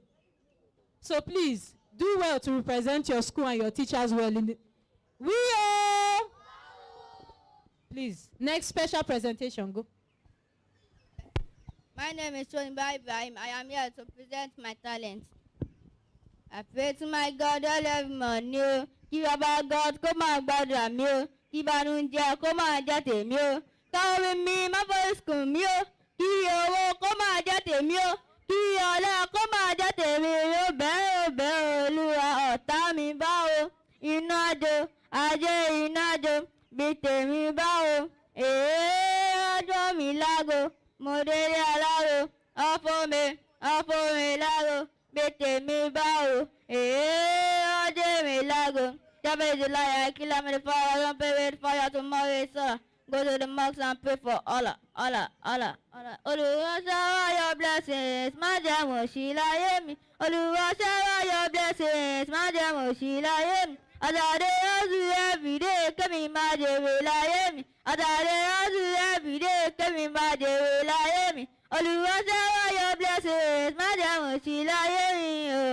Hustle, mama mi hustle. Hustle, baba mi hustle. Èmi ò wúwa lóhùn, ó ní kàkà fi hustle. Hustle, mama mi ti hustle. Mama dey for us happy, papa dey for us happy, everywhere happy, everywhere happy. I dey school, I dey happy. I dey house, I dey happy, everywhere happy, everywhere happy. Thank you all.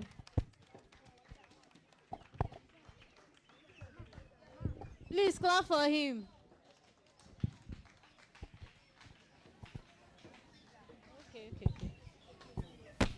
Okay, it's as if we have, please, I'm sorry, the people who I'm doing presenting special presentation now are people who met me before. Do we have people who want to present special presentation that have not met me? Nobody. Special number. That you want to sing anything.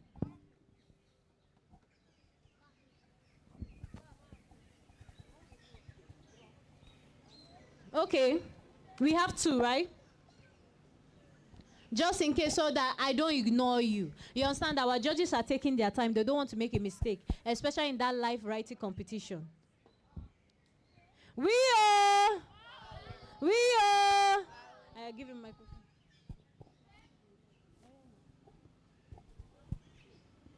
If you are happy that you are here this afternoon, can you praise the Lord and shout hallelujah?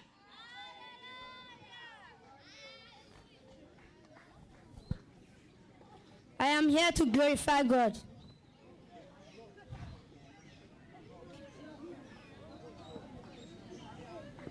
Ọlọ́run àgbáyé o, Olúwa, Olúwa wa, olùkọ́ rẹ̀ tí ní tó. Ẹ ṣé pépé ẹgbẹ́nu ayé, ẹ ṣe pépé ẹgbẹ́nu ọ̀run ẹ̀tún àfikalẹ̀ sínú ọ̀bàdàn ìwúrun òbíríjì ajígbọ́jọ́ ìkúdà àbàbà múmú Elédùmarè àtàbàtúbú ọ̀rẹ́ ròní you are mighty ọlọ́run ńlá tó ṣòun ńlá gíga lórúkọ rẹ àtóbi tó àtóbi jùlọ àtó àtẹ́lẹ̀ àtó farati adùn máa gbé adùn àlò ìmú ọlá yàtúrùmù you are great oh Lord gíga lórúkọ rẹ ọlọ́run àbá ńlá ọlọ́run ayérayé ọlọ́run àbá ògo.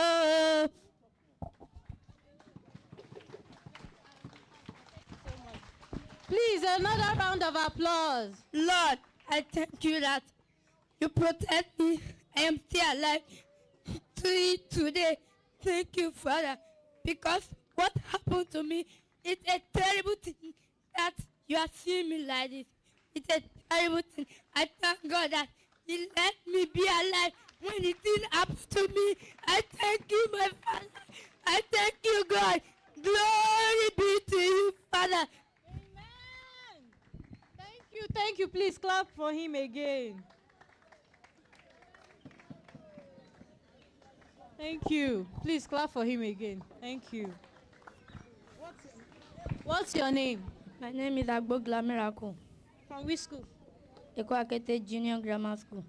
Nothing happened to you. Thank God for life. Nothing happened to you. For the fact you are alive, you come first. Amen. Nothing happened to you. You are complete. You are perfect.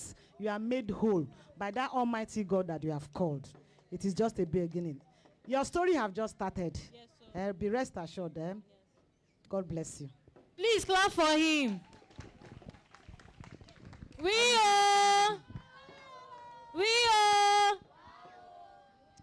I want to take the school group by group now. I'm starting. Which school is this one?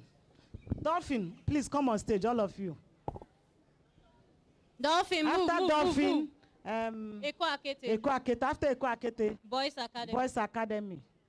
Am I missing out any other school? Okay, higher ground.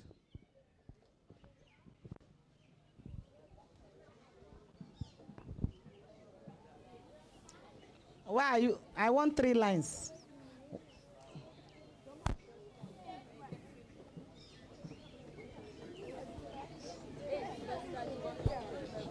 Line.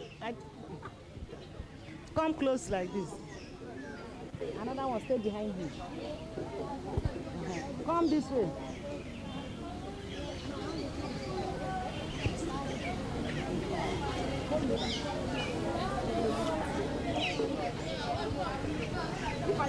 If I touch you, come to the front. Go to the front. Go to the front. Go to the front. Go to the front. Front. And when I say front, front line. Go to the front.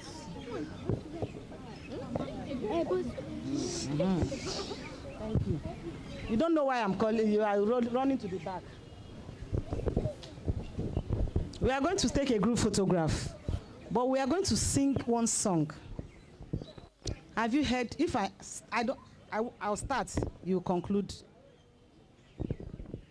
Batami aju ko ka. Bata.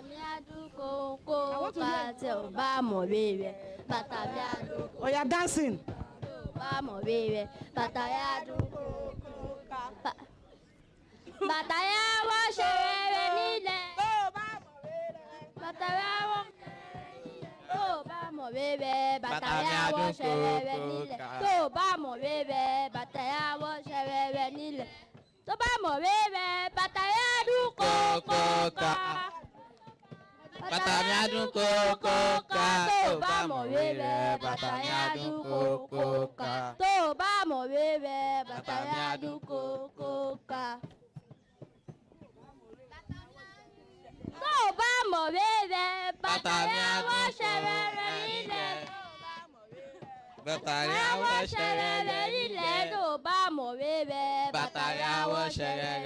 Hello.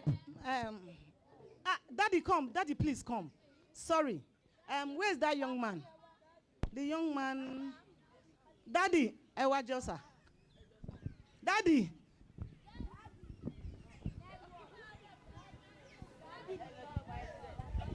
Daddy said he wants to present this book to that boy that worshipped God. He thought it's a girl. I said, no, it's a boy. Where is he? Where is he? He left? Okay, it's not here.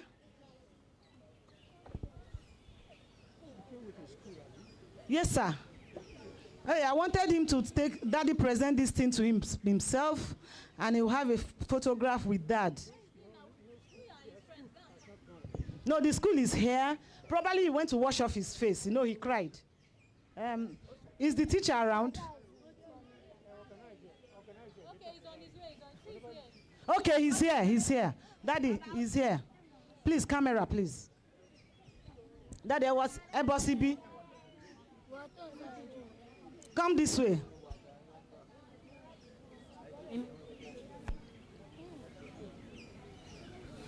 Okay, Daddy will present this. Do you have anything to tell him? Not much. Mo gbóhùn ẹ lọ. Mo ṣe báyìí, mo ṣe báyìí, mo ṣe báyìí, mo ní à.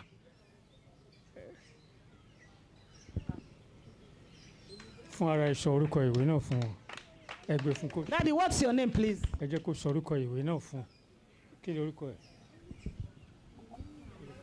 Oríkì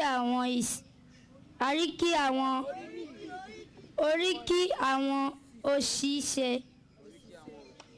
Kí lorúkọ ẹ? Agbógla Miracle. Orúkọ tèmi Mo Dúpẹ́ Odúyọyè. Clap for Daddy. Mo Dúpẹ́ Odúyọyè. Èmi kọ́ ló kọ o. Inú wa dùn sẹ́ni tó kọ o. Mo dání dáadáa.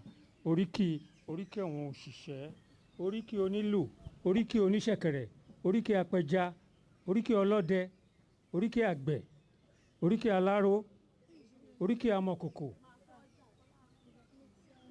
oníṣẹ́ ọnà, agbẹ́gilére àti olóòlà. Thank you, sir. God bless you, sir. Thank you. Congratulations. Dolphin, camera will take the picture then. Dolphin, you are singing to...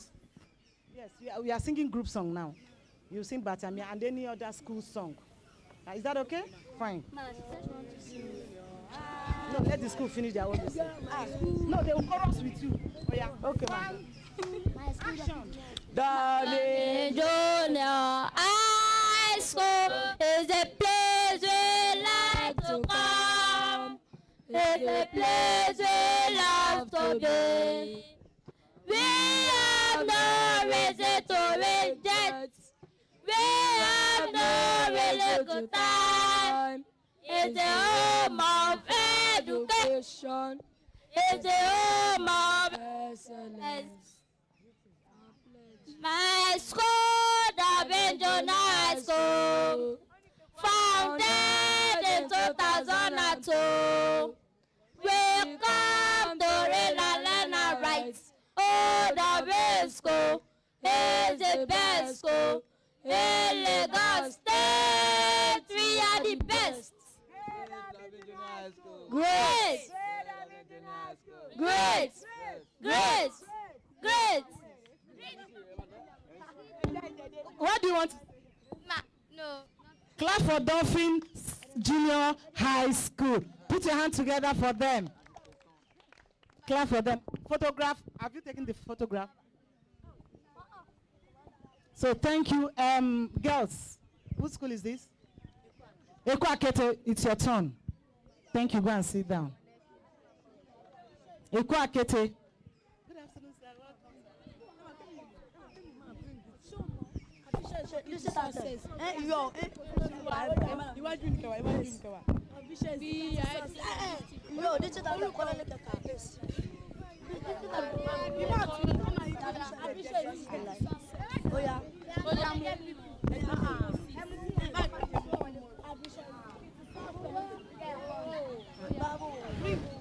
Ambition. 1, 2, action.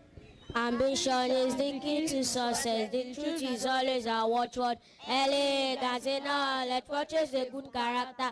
Echo Akete Junior School, knowledge is God is blessed. Akete strive for the highest, for good and vanity. For studies and sports, is portrays a good character. Make use of your talent for you to succeed in life. Echo Akete Junior School, knowledge is God is blessed. Akete strive for the highest, for good and vanity.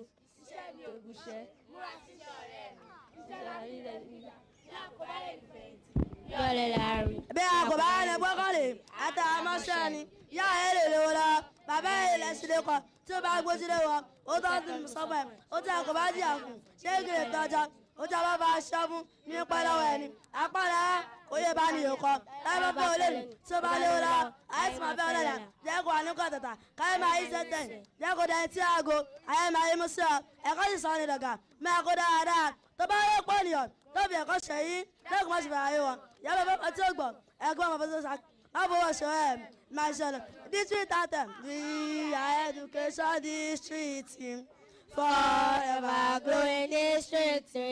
Committed to make Lagos greater. With God on our side. We are education district. Forever growing district. Committed to make Lagos greater. With God on our side. Academic excellence, exceptional leadership, advancing the global peace, growing above all in fame. These are the goals to set in place. We shall achieve all. We are so groom great leaders, develop outstanding skills, create atmosphere to shine, as models for all to see. Anywhere you see other you see, I know Nigeria. Anywhere you see other you see, I know Nigeria. Academic sense, education, going district. Good things. Batamiadu koko ka. Batamiadu koko ka tó bá mọ̀wé yẹ. Batamiadu koko ka tó bá mọ̀wé yẹ. Batamiadu koko ka. Batamiadu ṣẹ̀yẹ nílẹ̀. Batamiadu ṣẹ̀yẹ nílẹ̀ tó bá mọ̀wé yẹ. Batamiadu ṣẹ̀yẹ nílẹ̀ tó bá mọ̀wé yẹ. Batamiadu ṣẹ̀yẹ nílẹ̀. Batamiadu koko ka. Batamiadu koko ka tó bá kàwé yẹ. Batamiadu ṣẹ̀yẹ nílẹ̀ tó bá kàwé yẹ. Batamiadu koko ka.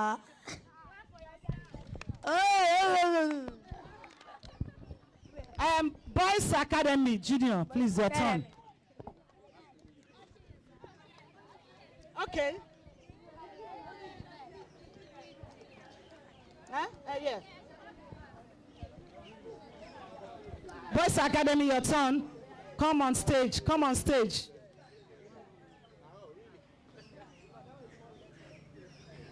Where are you going to the back? Come to me. I'm standing here. This Boys Junior Academy, please put your hands together for them. Clap.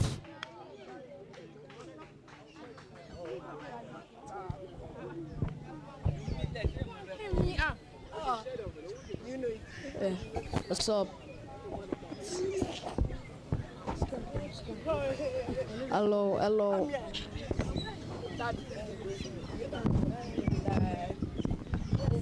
What's going on? 1,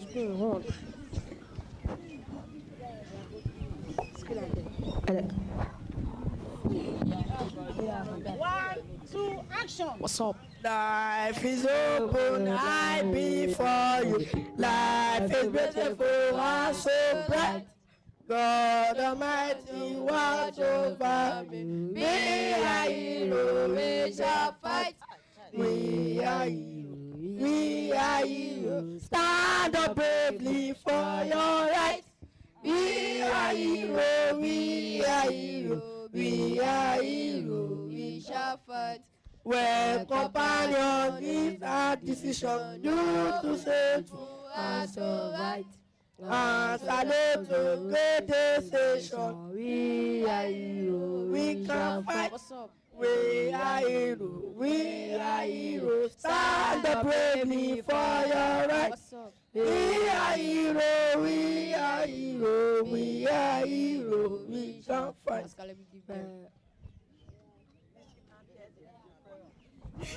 Did you say B-I what? B-I-E-O. What does that stand for? Be a hero. Give them. What does it stand for? Askalabi, give them. Okay, be a hero. And you were, men and their baritone voice. I wanted to say, yeah, go ahead. Who's National anthem.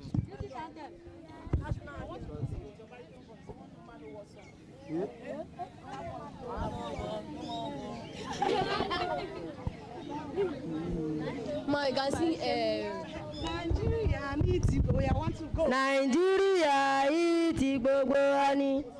Kó má dé gbọ́dọ̀ bàjẹ́. Orí kò sí ìwòmí tí a lè lọ. Àjò lè dàbí ilé. Ẹ jẹ́ ká fọwọ́ pọ̀ ká lè gbọ̀nú.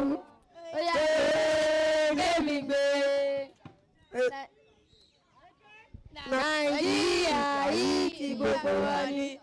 Kó má gbọ́dọ̀ bàjẹ́. Orí kò sí ìwòmí tí a lè lọ. Àjò lè dàbí ilé. Ẹ jẹ́ ká fọwọ́ pọ̀ ká lè gbọ̀nú. Askalabi, give them. Thank you very much. Askalabi. I think the moment we have been waiting for has arrived. Please go and take your seat as we call the results now. Askalabi, give them. Okay, sorry. One more school. Higher ground, Ikorodu, please come and. Give them.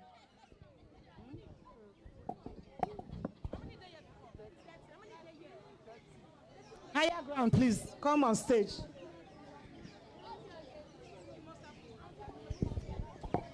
Come to the middle.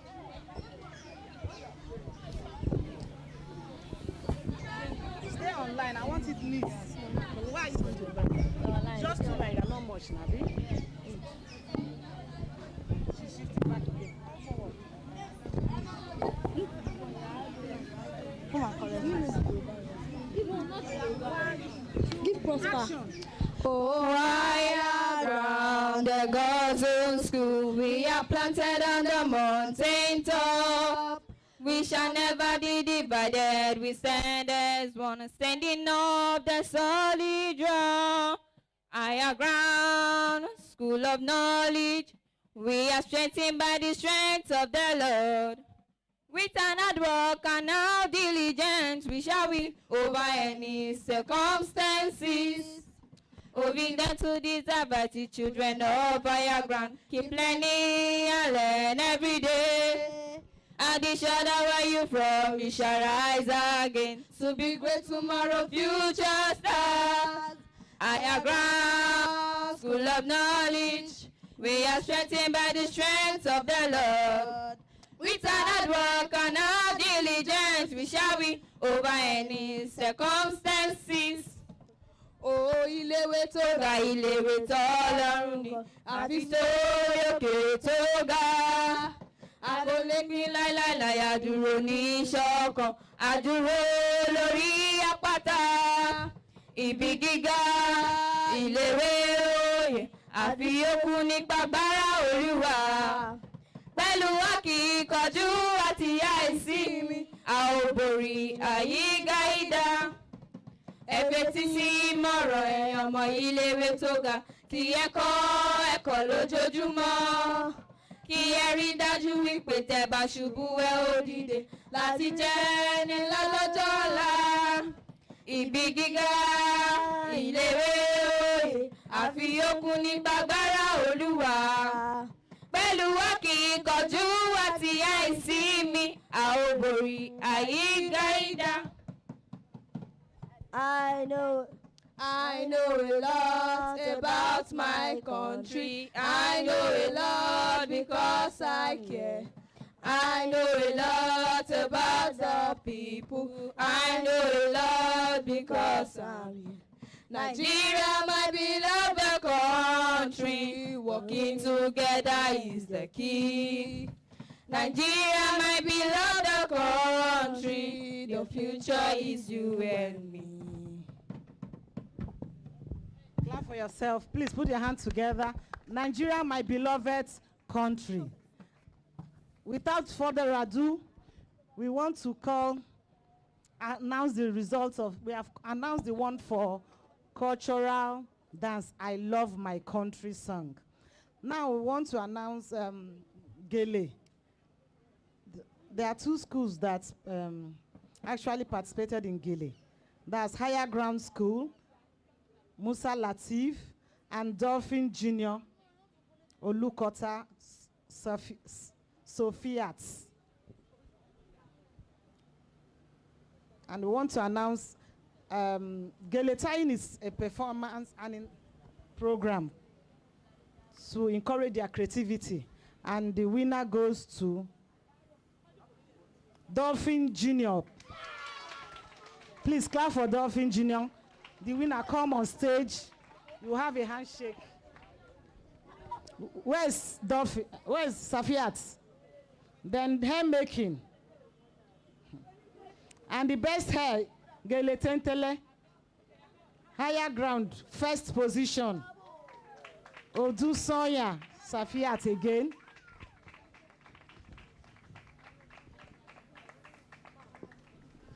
And the main, one of the lead program we are having today, reading. Please, all the readers, I want you to come because you read very well. And we have a gift for all of you, the readers. Please, Eko Akete, Olajide, Hallelujah, Adewoye, Moses. As I call your name, please come on stage. Oh, okay, first. Let's do the writers first. Sit down, readers, you are much.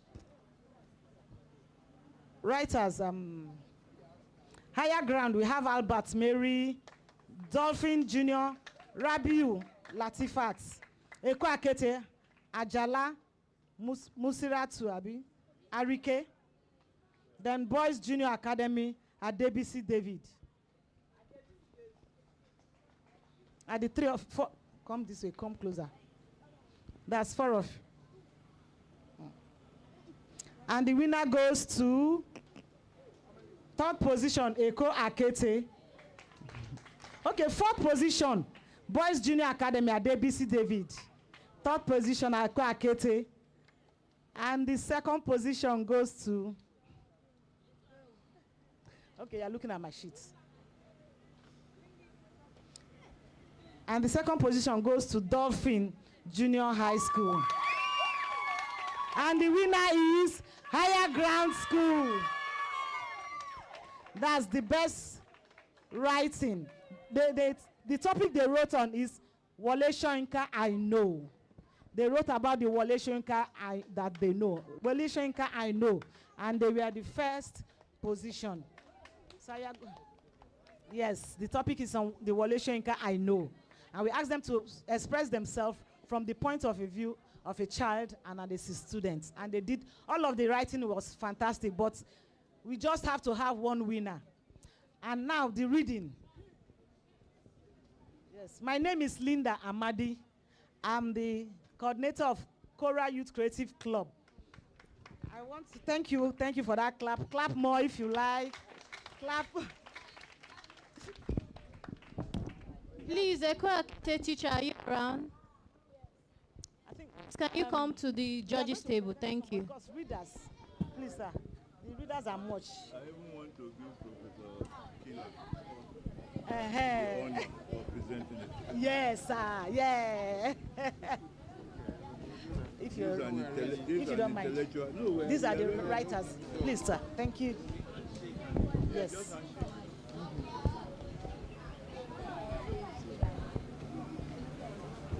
A handshake to all of them while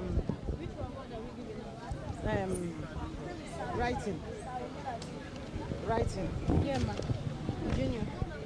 Yeah, ma. A handshake to all of them, but the winner will take, so it's one shake round. Where is the winner? Higher ground. So you'll be the last. Come this way. Yeah, to the present. Yes, the same school. They presented each 2 candidates. So the best writer. So a handshake to all of them. Congratulations. Congratulations. You want to say something to them? Congratulations. Yes, sir. You're going to present this award to the winner now. The first position. Yes. Congratulations to you. Thank you. Thank you. A round of applause. Please clap for them. Thank you. So group photograph, please. Please, higher ground teachers, please, can you come to the judges' table? Higher ground teachers. We announce the arrival of our uncle, Ben Tomoloju, one of BOT member, Cora. Welcome, sir. Please put your hands together for Uncle Ben. Uncle Ben, who have taught many scholars, artists, and actors. Thank you, sir. Welcome. Also, thank you. We have the photographs. The teachers of this school, please come forward. Teachers of the school, higher ground, come forward. Dolphin, come forward. Teachers of Dolphin, please come forward. Are they around? Yes, they are. Dolphin teacher, please come forward. Eko Akete, please. Higher ground, join us, please. Thank you. Group photo, please join the photograph. Come closer, sir.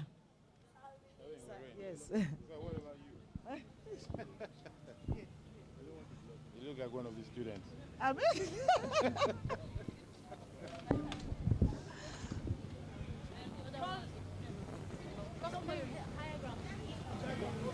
Hold on. I want to rearrange us.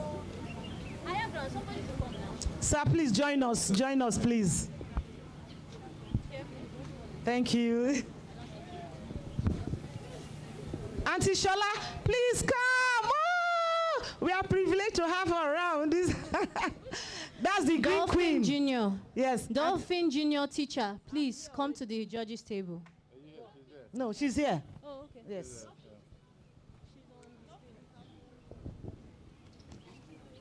27. Bravo. Thank you. Okay. Teacher, we are still waiting for you. You're going to take your seats, winner, but wait behind. We are taking a group photograph. This set of people, please come out. All the readers, if you know you, all the readers.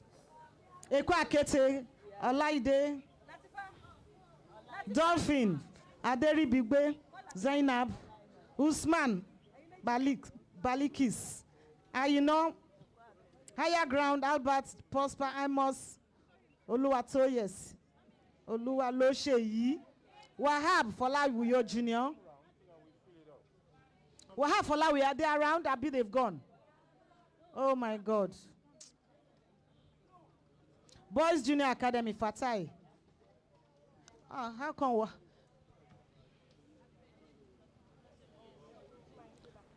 I don't know who knows that Wahab Folawiyo. I think you want to spread out. They've gone.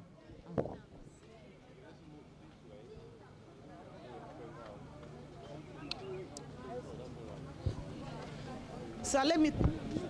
What? It's a school that came, but they have gone. They came on the phone. And they came to the phone. Now, the second position is so I want to give it. Come and collect it, though.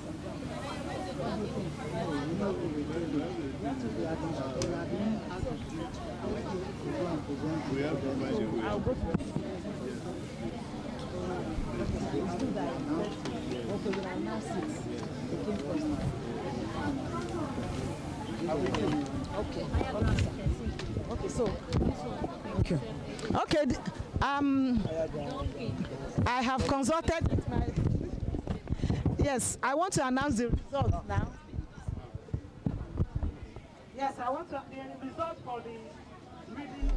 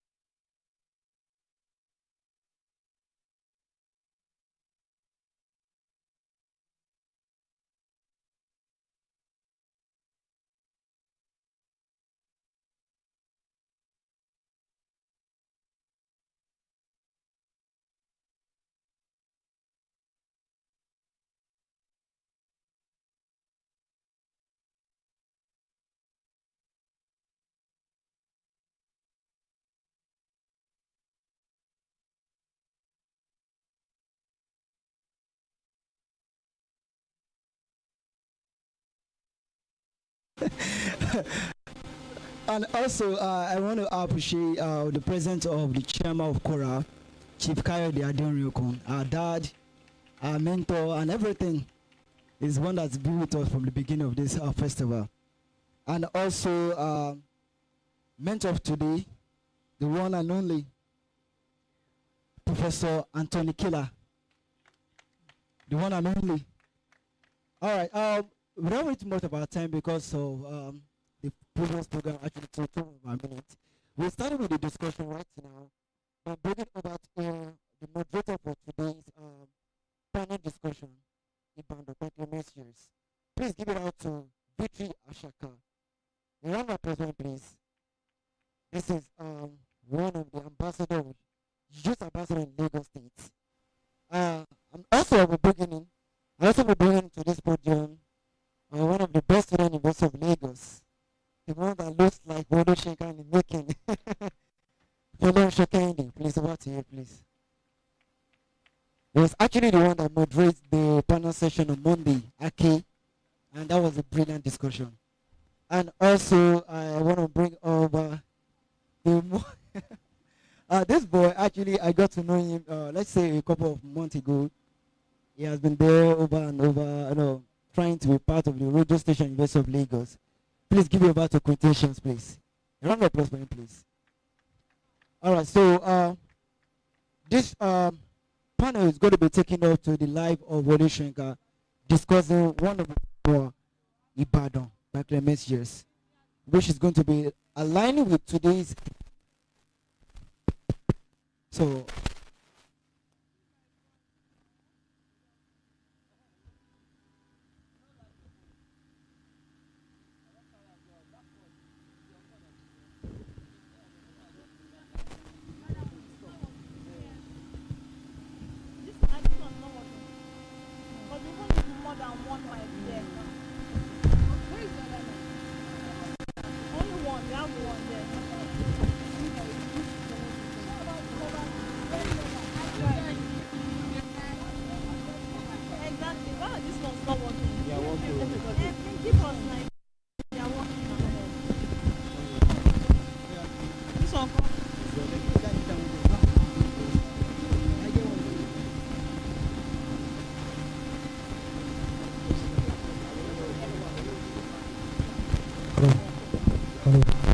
All right. Good afternoon, everyone. Yeah, so good afternoon, everyone. And I'd like to also say good afternoon to the distinguished guests present here this afternoon, joining us for this awesome conversation at Labaf, and well, which is the 26th edition, and it is the Soyinka year, as we are all aware. So first of all, I would like us to do something interesting before we commence, because this is a youthful segment, and what we'll be talking about will also be based on the youthful life of Professor Wole Soyinka. So I want us to do something quickly before we comment. And if there is any single person around this place that is meant to be here, please kindly join us. If you're around, kindly join us and have the seat. If you're around here and you're here for this conversation this afternoon, please kindly have a seat, and we ensure that your attention be sustained all through this conversation. All through this conversation. All right, so just straight to it, I'd like us to do something fun before we comment. If I say build the youth, you say build the nation. Can we do that together? Yeah, we also have fathers who are also youthful by heart, so they'll be joining us in this. All right, can we go together? Build the youth. When I say build the nation. All right, so one more time. Build the youth. Build the nation. All right, we can put hands together for ourselves.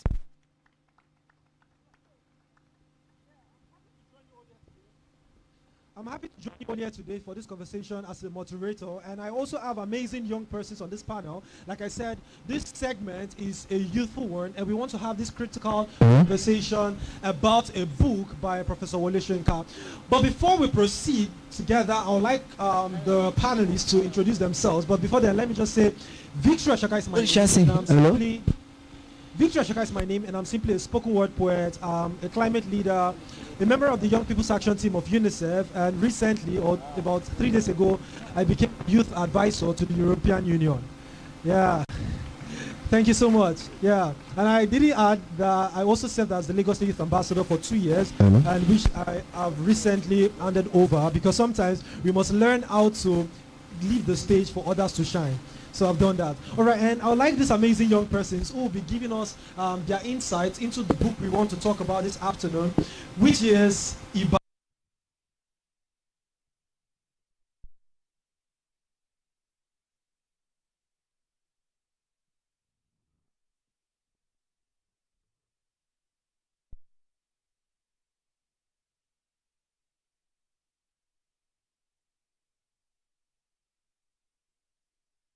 student, but then I am privileged to be on the editorial board of my departmental journal, The Short Tube, which is in its own right a prestigious opportunity to serve as a scholar in that regard.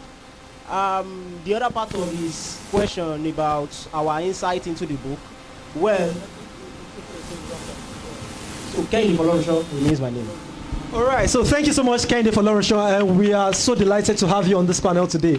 Yeah, thank you so much. Can you introduce yourself? Good afternoon, everyone. My name is Remilekun Adeleye. I am a young journalist, privileged to have featured on Vanguard Media. I write articles, and I'm a debater as well, represented University of Lagos at different levels, national level and West African level. And I'm privileged to be here to discuss this. All right, so thank you so much. So did we get the name?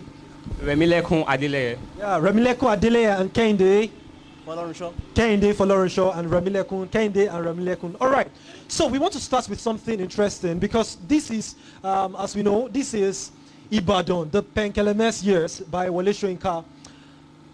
And I know that quite a lot of persons might have gone through this book, and we might also have some persons who haven't read this book but are aware about this book, that it is a memoir by the Nobel laureate Professor Wole Soyinka, which is a sequel to his first and second memoir, which we already know. The first was Ake, the second was Isari. Now we have the Ibadan, Penkelemes Years. And then we'd like our panelists to simply start by giving us an insight or an opening into the story of this book, so we can have an insight before we now dig deep into certain things or insight that we want to know about this book. So can you just start with a story about it so we can get an idea about it? Thank you very much. Perhaps the most prominent and remarkable thing about the Penkelemes Years is the word Penkelemes, which is a linguistic subversion of meaning to conceptualize a particular problem in the Nigerian, as people will say, the contraption called Nigeria. And it also looks at the genesis of political disarray in Nigeria, and Professor Wole Soyinka's inadvertent as well as intentional diplomacy in trying to balance the scale of politics and intellectuality, being a lecturer. Now, the book follows a pattern of, a kind of sequential pattern, a back and forth method of addressing the issue through his own outlook and vision as a writer and as someone who knows that the fate of Nigeria as of the time of colonization and independence depended on what the intellectual class, the elite intellectual class, had to offer. So the book delves into that aspect of his life as a lecturer and the other aspect of his life as a diplomat, someone who has been with the politicians, someone who is acquainted with the vision of the politicians, and someone who is very much disenchanted with the political class, as well as disappointed with how the involvement of the British colonizer culminated in the political misadventure that we have in Nigeria up to today. Thank you very much. All right, thank you so much, Kende, for that succinct explanation and storyline into the book that we're currently talking about this afternoon. As you can see, you already know the future is bright, right? From that response. Is it working? Yeah, you already know the future is bright from that response. So, quickly, I would like Remilekun to also give us an historical perspective into the story as just established as we move forward. Good afternoon, everyone, once again. So the book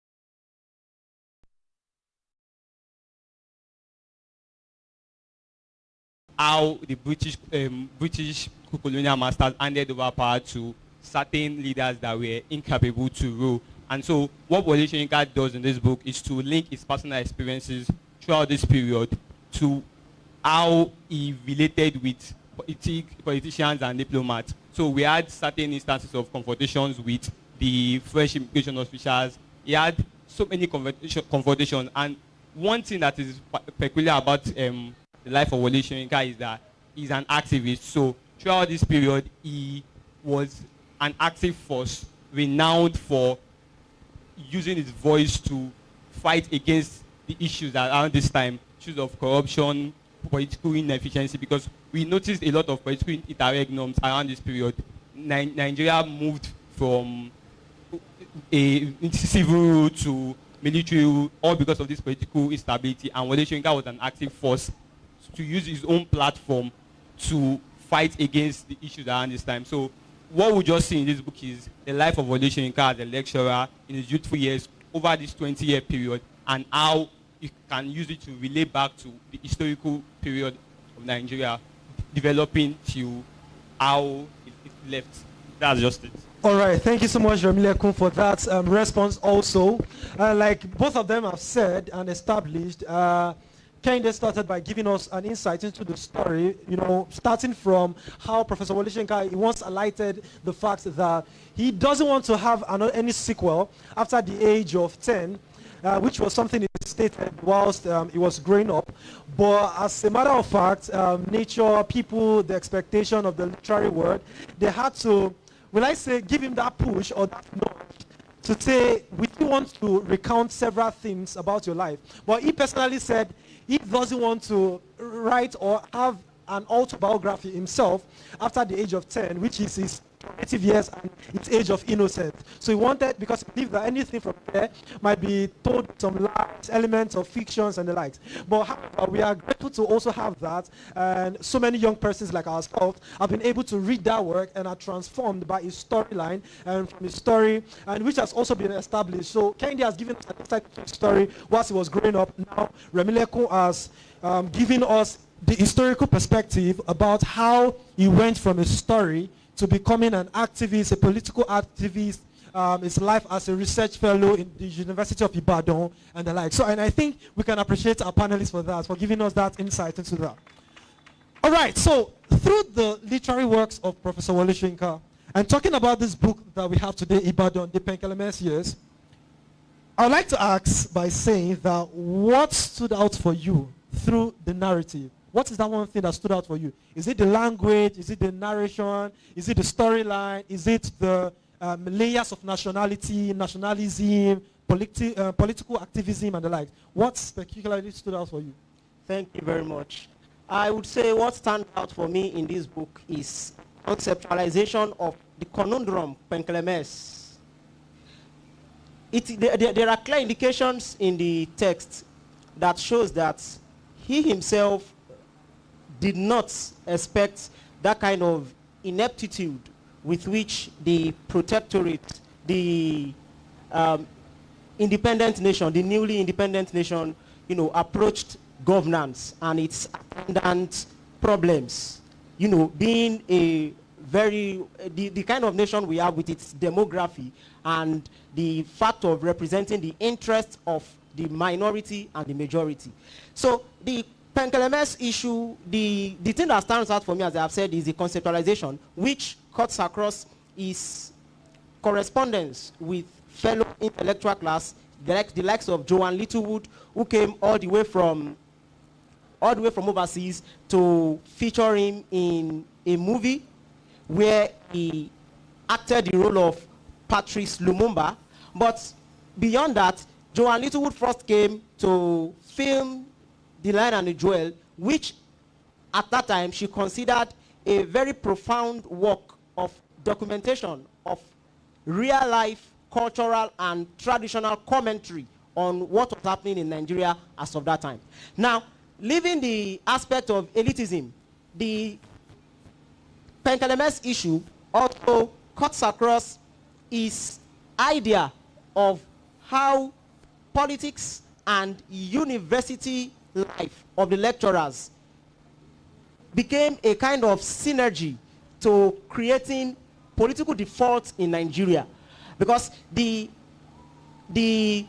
stooge play that the lecturers gave the politicians gave them a kind of hand, gave the politicians a hand in tampering with the standard of education in Nigeria. So finally, because of our time, finally, another thing that is remarkable in this text for me is sacrifice. There is something in this text. It says one should be willing to sacrifice for a cause that is larger than the individual. So this is one thing he realized very much early in his life, and that prompted him into a kind of daring-do situation of playing diplomacy, traveling here and there to discuss Nigeria, feature himself, observer of the foregoings. All in all, the story has to do with the conundrum that started the independence and the continuing conundrum that we still have in Nigeria till today. Thank you very much. All right. Thank you so much, Kehinde, for sharing what stood out for you in the text. So, okay, so we'll definitely come to questions. We'll definitely come to questions. So we are ensuring that we round this off quickly because we also have the Poetry Prize happening today. So after the end of this panel, we'll ensure to take questions from every single person that has questions here today. Thank you so much. All right, so can we now give it over to Remilekun, who should also prepare us with what stood out to him in the text, what's remarkable to you, and how can you draw a line from what he has just established to what you think made it for you? So, one peculiar thing about the life of Wole Soyinka is that he doesn't just tell the story. He uses work of literature to mirror society and what happened. So we can see this as even established in the prologue that it is not the real story, but he uses a person like an archetype to explain what he passed through. And as he also said, Wole Soyinka's life is a life of impact, a life that we all as youth can read and know that throughout the Nigerian political history, he contributed immensely to development. The works of diplomacy and all that was hugely evident in this book. What he does with Peculiar Mess is that he doesn't just tell us what peculiar mess is, like the Yoruba word Benkele Messi. He doesn't just tell us that, okay, this is the meaning. He illustrates it with different things. So all the sections of this book, he uses big words that denote conundrum, confusion, because at that time he was confused about how Nigeria was and how the leaders were weeks of ineptitude and all of that, which we can still see till today. So what he does with those words like Akpata Ganga, words like frog, toads, he just uses those words to, like figurative expressions, to tell us that this is what it means and related to how Nigeria was at that time. And what we can just see in conclusion is that Wole Soyinka's life, his life and times, we will continue to respect him over the years and as life goes on, because he was a huge factor in Nigeria political development. His life as a lecturer, he didn't just lecture and teach alone. He used his own influence to impact Nigeria political development, and that is notable, and we must celebrate him for it. Yeah, please, can we put our hands together for our panelists who are establishing this? So, moving on, and before we begin to round off, so our audience are interested in this text. So I would like us to do a brief literary appreciation of the text. So from your own perspective, or what is that conclusion you want to draw from this text for us to appreciate this work of art, so that every single person here who maybe have read or haven't even read the book can hold on to as something significant. So what conclusion would you like to draw from this text, and would you like to do a literary appreciation? Thank you very much. For the literary appreciation, I will start with the linguistic subversion of semantic relation between that word itself and the political situation. Beginning with Akpata Ganga, that is a mountain but he uses it, he deploys the same word, that metaphor, for an impregnable situation that he finds himself grappling with, especially the puppetry of the politicians and the university wits. And I think we have this issue also in documented somehow in Odia Ofemon's poems. It has to do with the university lecturers. If you read this, The Poet Lied, there is a particular poem there dedicated to the university lecturers, a kind of criticism to the university lecturers. So the Apatanganga is a metaphor for an impregnable situation that he finds himself in. Then the Avanti is another kind of word play that literally addresses not knowing when to quit the stage. Not knowing when to quit the stage.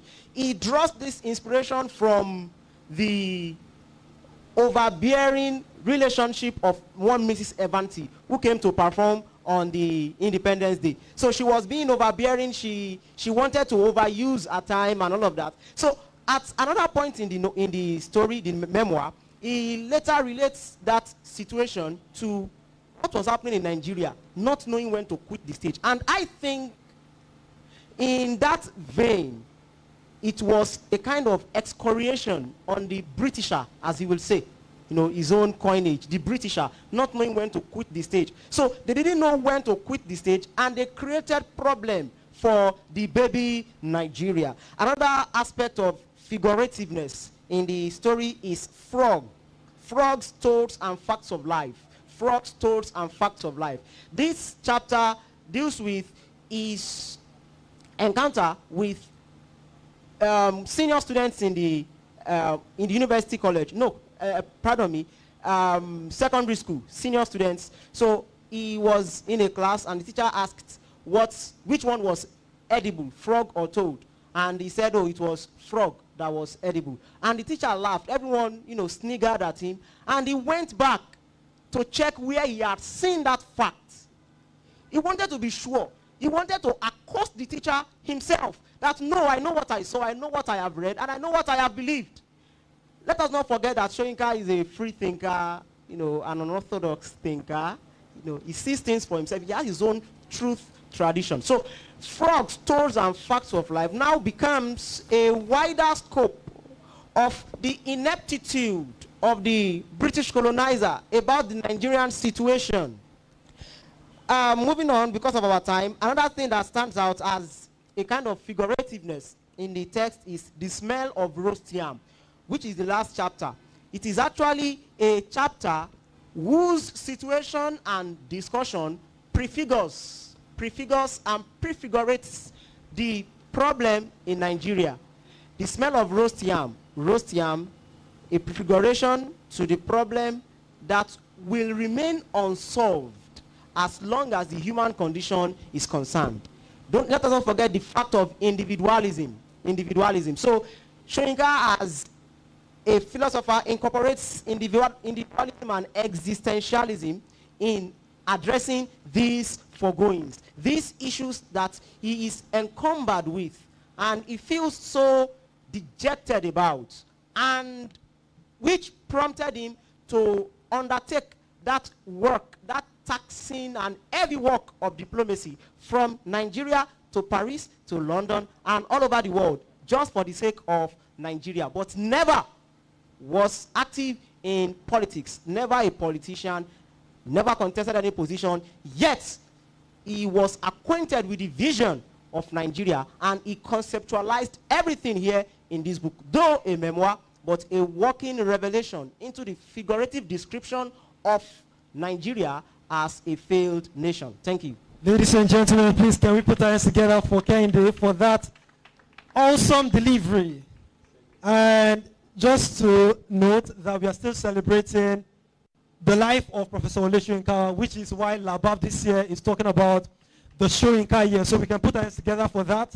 The Soyinka year. So we would like to move on to Remileko now, who would also like to maybe give a literary appreciation and to draw a conclusion so that everyone maybe who has read the book or haven't read the book will be able to still get it. So for those who haven't read the book, I know youth of today have that as about Wole Soyinka, that his books are complex and all of that.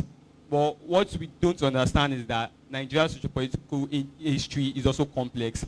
And if it isn't addressed in a complex manner, we can't get that. So for me, what stands out usually is how Wole Soyinka can use literature to perfectly explain how Nigeria is, the concept of Nigeria. And that's why, as I said, his life was his own life, and what he does, we will forever remember it, because he was an active force in a complex nation, and also he usually contributed to the good things we have to do today. He didn't have to participate in politics because there are different types of activism.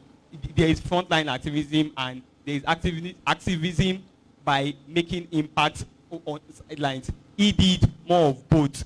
And what we can infer at the end of the day is that Wole Soyinka is a work of art, because all his works are what we can always look back to relate to how Nigeria is as a work of art, because the concept Nigeria is a complex that we would always find it hard to understand. That conundrum that it tries to address peculiar mess as, with all those big words like Akpata Ganga, a tall and a huge mountain, and as he said, facts and all that.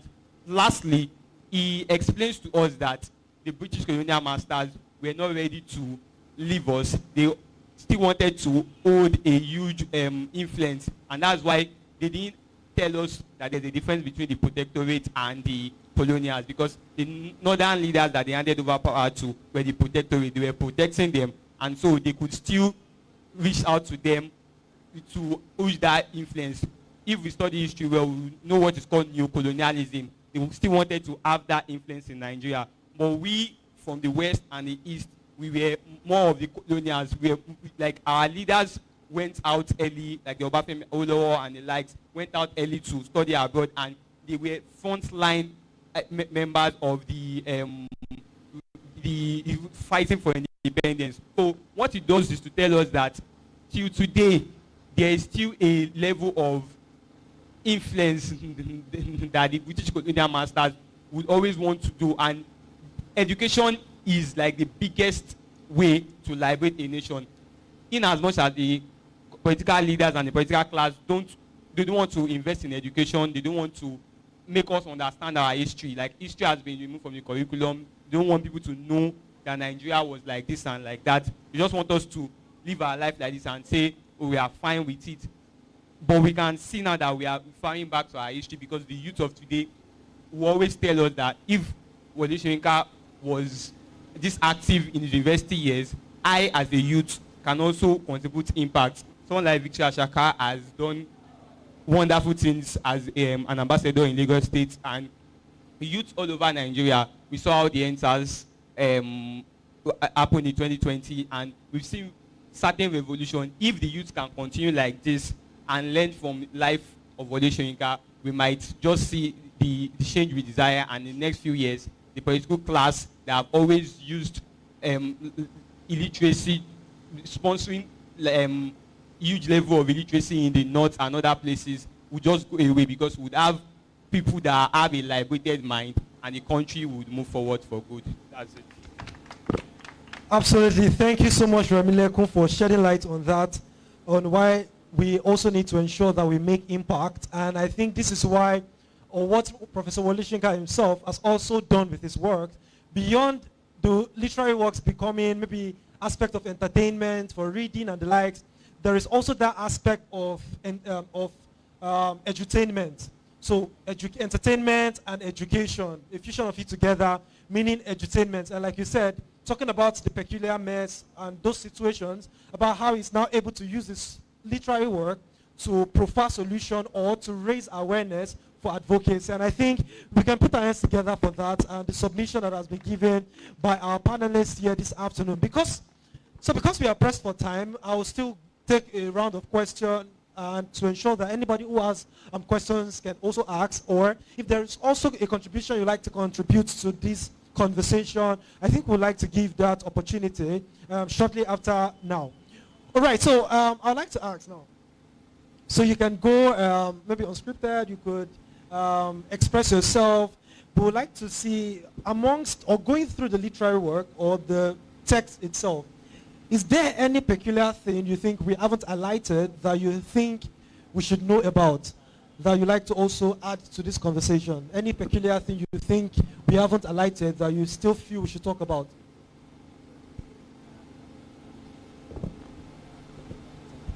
Thank you very much. In my own opinion, another area that I think we should touch upon is the fact of Soyinka's bravery, his courage, and the ideology, his ideology as a man of bravery, looking at his affiliation with the god of war, Ogun. There is something about this text that I think is evident in all his works. The fact that nothing is ever finished. Nothing is ever finished. He so much believes that there is more to life than what he himself can do or what he himself has addressed through the instrumentality of literature. There is one of his poems that I would like to recite, Journey, from one of the selected poems. It says, I never feel I have arrived, though I come to journey's end. I took the road that loses crest to questions, yet bears me down the other homeward earth. I know my flesh is nibbled clean, lost to fretful fish among the rusted hulls. I passed them on my way. And so with bread and wine, I lacked the sharing with defeat and dearth. I passed them on my way. I never feel I have arrived, though love and welcome snare me home. Usurpers and my cup at every feast, a last supper. That's a very, very profound poem. So he believes that no matter how technically we try to provide solutions to life's problems, there is always a lingering factor that we all will fail to address as a matter of conflicting ideology. Thank you. Thank you so much for adding that to the conversation. And I think I would also like to go on to Remilekun to also say something about maybe any other contribution you'd like to make. So, another thing I noted in the book is the concept of being a huge force in the sight of like someone that is always bullied as a young boy. So the chapter Frog, Toads and Fact of Life, we saw how in the secondary school days, because he always raised factual figures to always say, okay, I want to know the main truth, people didn't like him. And because of that, it was always, they always waited for him after classes and other things to fight with him. But what he does is, I learned something very important about calmness. So he would say, how it was even written, like the elder person is coming, and so I won't raise my hand first. He wanted them to frustrate him to the point where they will raise their hand, and then he will now fight, and we saw how he won those battles. So he had that evidence, because at the end of the day, when they come out, they would say, why are you fighting with your seniors? But he had that evidence to say, in all these taunts and bulls, I didn't raise my hand first. These people just wanted to shut me down. And as a young boy then, we saw how he was brave. Let's tie it back to moving forward as a lecturer, and now he became braver.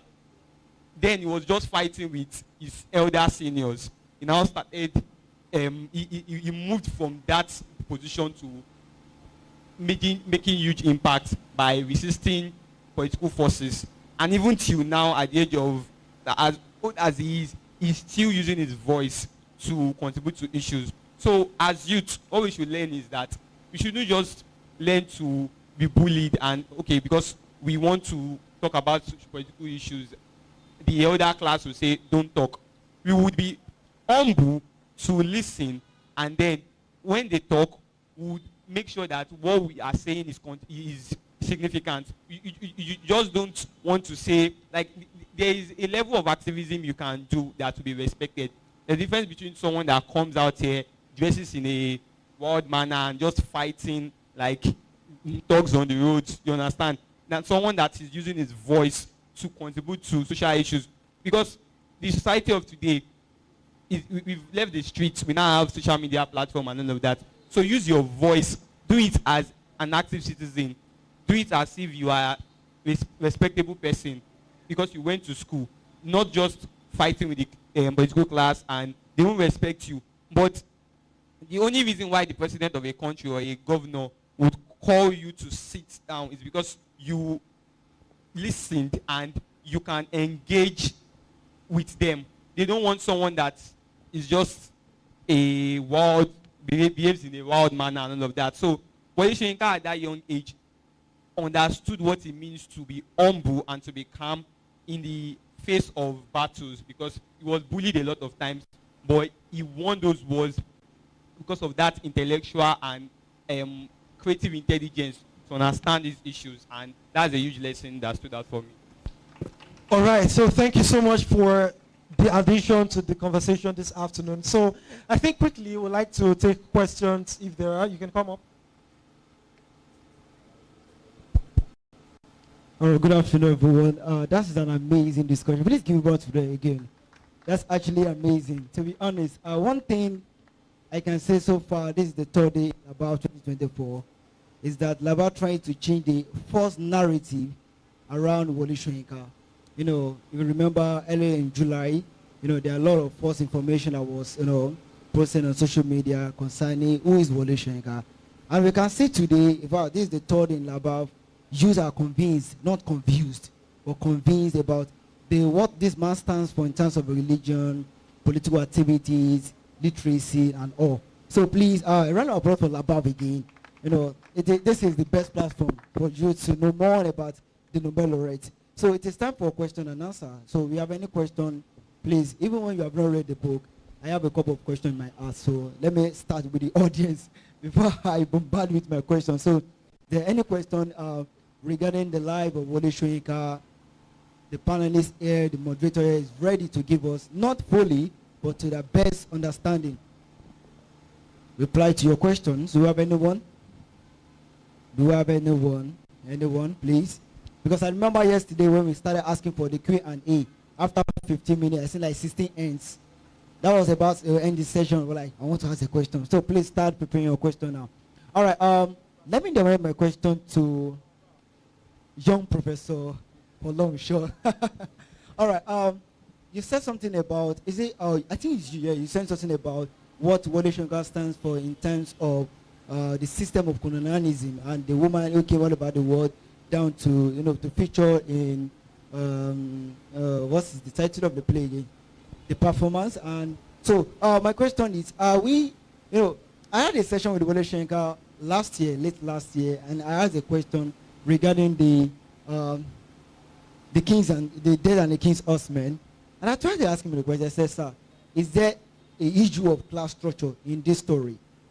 The issue of class structure. And vividly, Professor Wole Soyinka stood and said, who is that person? Let me see your face. And it was like, to your best understanding and to your best interpretation, to you. But to me, there's no issue of class structure. So do you think that, similar to my question that was raised last year, is there any idea of class structure in this book? Yes, I would say there is and there isn't. There is, to the best of my knowledge, the class or the classism you have in this text largely concerns the colonizer and the independent nation. He uses this work to advocate the idea that people should be given the luxury of knowledge to man their own affairs. That there is little you can do in structuring or mapping out the trajectory of how that civilization should go, having granted them independence. Now that is the class issue that I think the work underscores. But the fact of not having a class issue is that chapter, Frogs, Toads, and Facts of Life. That we all have our own individual ways of viewing things. We all have our own individual ways of solving our problems. And no one should override another. Now, this is not in the sense of not taking to corrections or anything. The classlessness that Soyinka tries to promote in this text concerns the individualism of political scenario, that as a demography, as an independent nation, these people have their own history. Let them rule according to their history. Now, I remember reading a profound line, or some profound lines here, where he lists out Obafemi Awolowo's crime before the colonizer. And the prominent is that he tried to fast-pace the independence. He tried to fast-pace the civilization of the independent nation. Now, he believed, as of that time, that Awolowo was equal to the task. He has the same depth of political knowledge to orchestrate the civilization of the new independent nation. So why then should they still override their political emotion? Why then should they still hold on to the reign of governance? So he believed very much that these people have their own class. They have their own way of doing things. If they will rule by their culture, so be it. If they will rule by the synergy of culture and political knowledge, so be it. But there is little you can do now that they are independent. So he uses that to promote classlessness, that there is now no fact of political high-handedness. There is only little that they can actually play out in the political scenario of the independent Nigeria. Thank you. Thank you, Mr. Kenny, the young professor. Whenever I step, I was like thinking that this is the young Wole Soyinka, and we hope to see more of that. Any other question again? One more question. Anybody? And notice the number will start increasing from 1 to 2. After the 2, anyone again? Well, after these 2 questions, we're moving directly to the mentorship. All right. Okay, we're giving it to you first. Thank you very much. Good afternoon, everyone. My name is Victor Adedapo. I would like to ask a question directly to the panelists. Ibadan, the Pekelemes Years is a documentary of Professor Soyinka's student life in Ibadan. Then it's during his period of lectureship, and then during his time in Leeds University. I would like to ask our panelists, because we haven't got to hear certain things about his life in the University of Leeds. So, because Wole Soyinka, in one of his poems, I think that's the full conversation, he addressed the issue of racism, and which I think was during the period he wanted to get an apartment over there. So I would like to know if perhaps there's a kind of documentation where he probably expressed how he managed the issues then when he was at Leeds University. Thank you very much. Okay, so would you like to start, and then you can also contribute? Okay. One thing noted in the book, because the book talked about how he uses his personal life to address 3 different conundrums. So the first is confrontation with the French immigrants. The second is the trauma of being black in Britain, like you said, Leeds University. And the third is corruption and political inefficiency in Nigeria. What he does with that is, in all these issues, he wasn't silent. He fought against it. The reason why he could refer back to the telephone conversation is he didn't see himself, he was marginalized as a black person, but he didn't weigh him down. He saw himself as being equal to the whites, saying, because he's educated and he knows that we have the same, we were created the same way. And so he didn't allow, he allowed those issues demean his ego. He still resisted that throughout that time, staying in Leeds. And coming back to Nigeria, the same issues against political class, how he was still fighting and being an active force in this was hugely evident. So in this book, for those that have not read it, three instances you should look out for is his conversation with French immigration officers, because there was even a time when he was called to like in a conference and he asked the president a question and the question was not answered because the protocol officers immediately came to meet him that you don't ask that type of question. Things like that happen in Nigeria because we have youths that would want to raise issues and then they would have noted the questions and filtered it because they don't want it to raise they don't want to raise certain issues. But he still, till we left that place on that day, he was shouting at the man that he knows what he's saying. Can I ask my question? He still went to England again and faced racism, came back to Nigeria. So that is obvious throughout the book that irrespective of where you are, there will be people that would feel threatened by your education, by your enlightenment. But what you just have to do is to be always confident to address these issues with calmness and be an active force against socio-political bias and prejudices. All right, thank you so much for that. So, do you also want to contribute to that? Well, he has said it all. Oh, I'll okay. give it to you. Interesting. So, can we take the next question? Okay, good evening, everyone.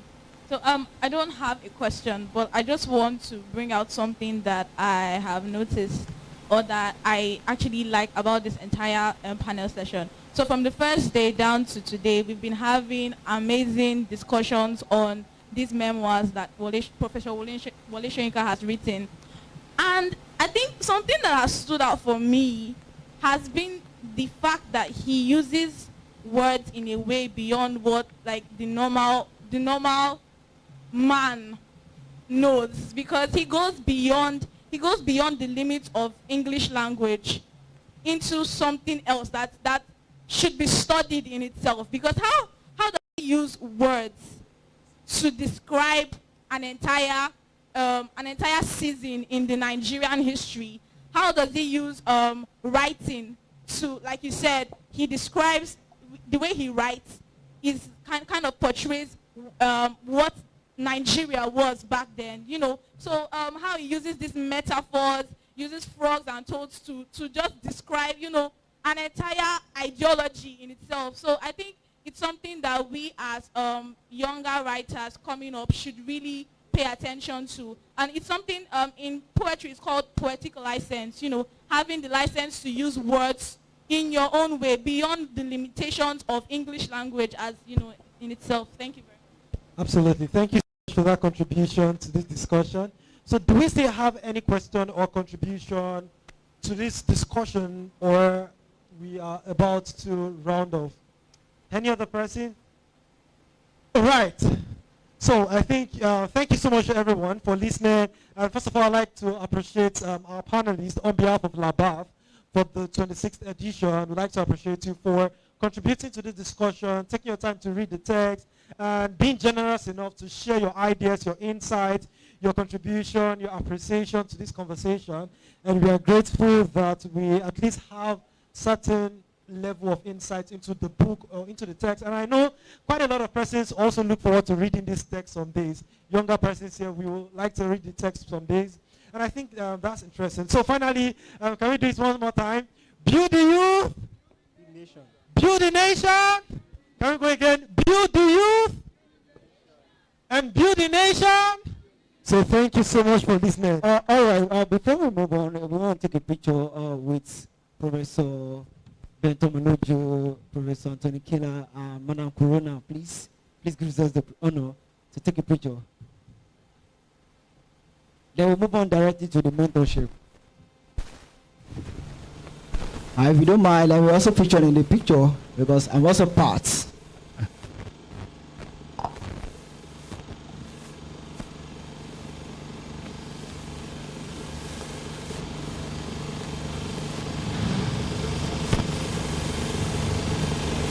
Thank you everyone for that. That is brilliant.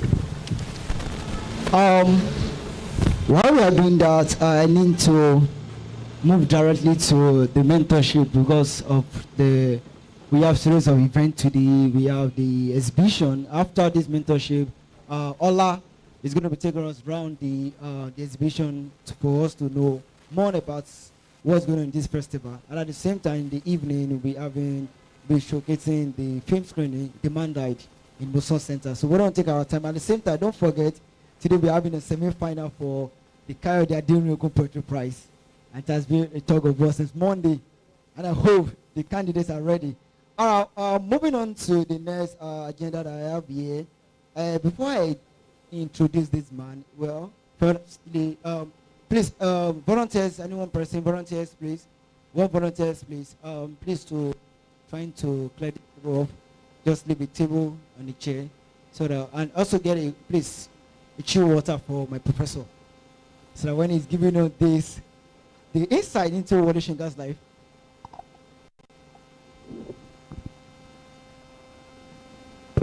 So when he's giving us the insight about Wole Soyinka's life, we want to sit down and hear him very well. So the person we're bringing on, I'm going to read a short profile of him. Professor Anthony Killer is a Jean Monnet Professor of Strategy and Development.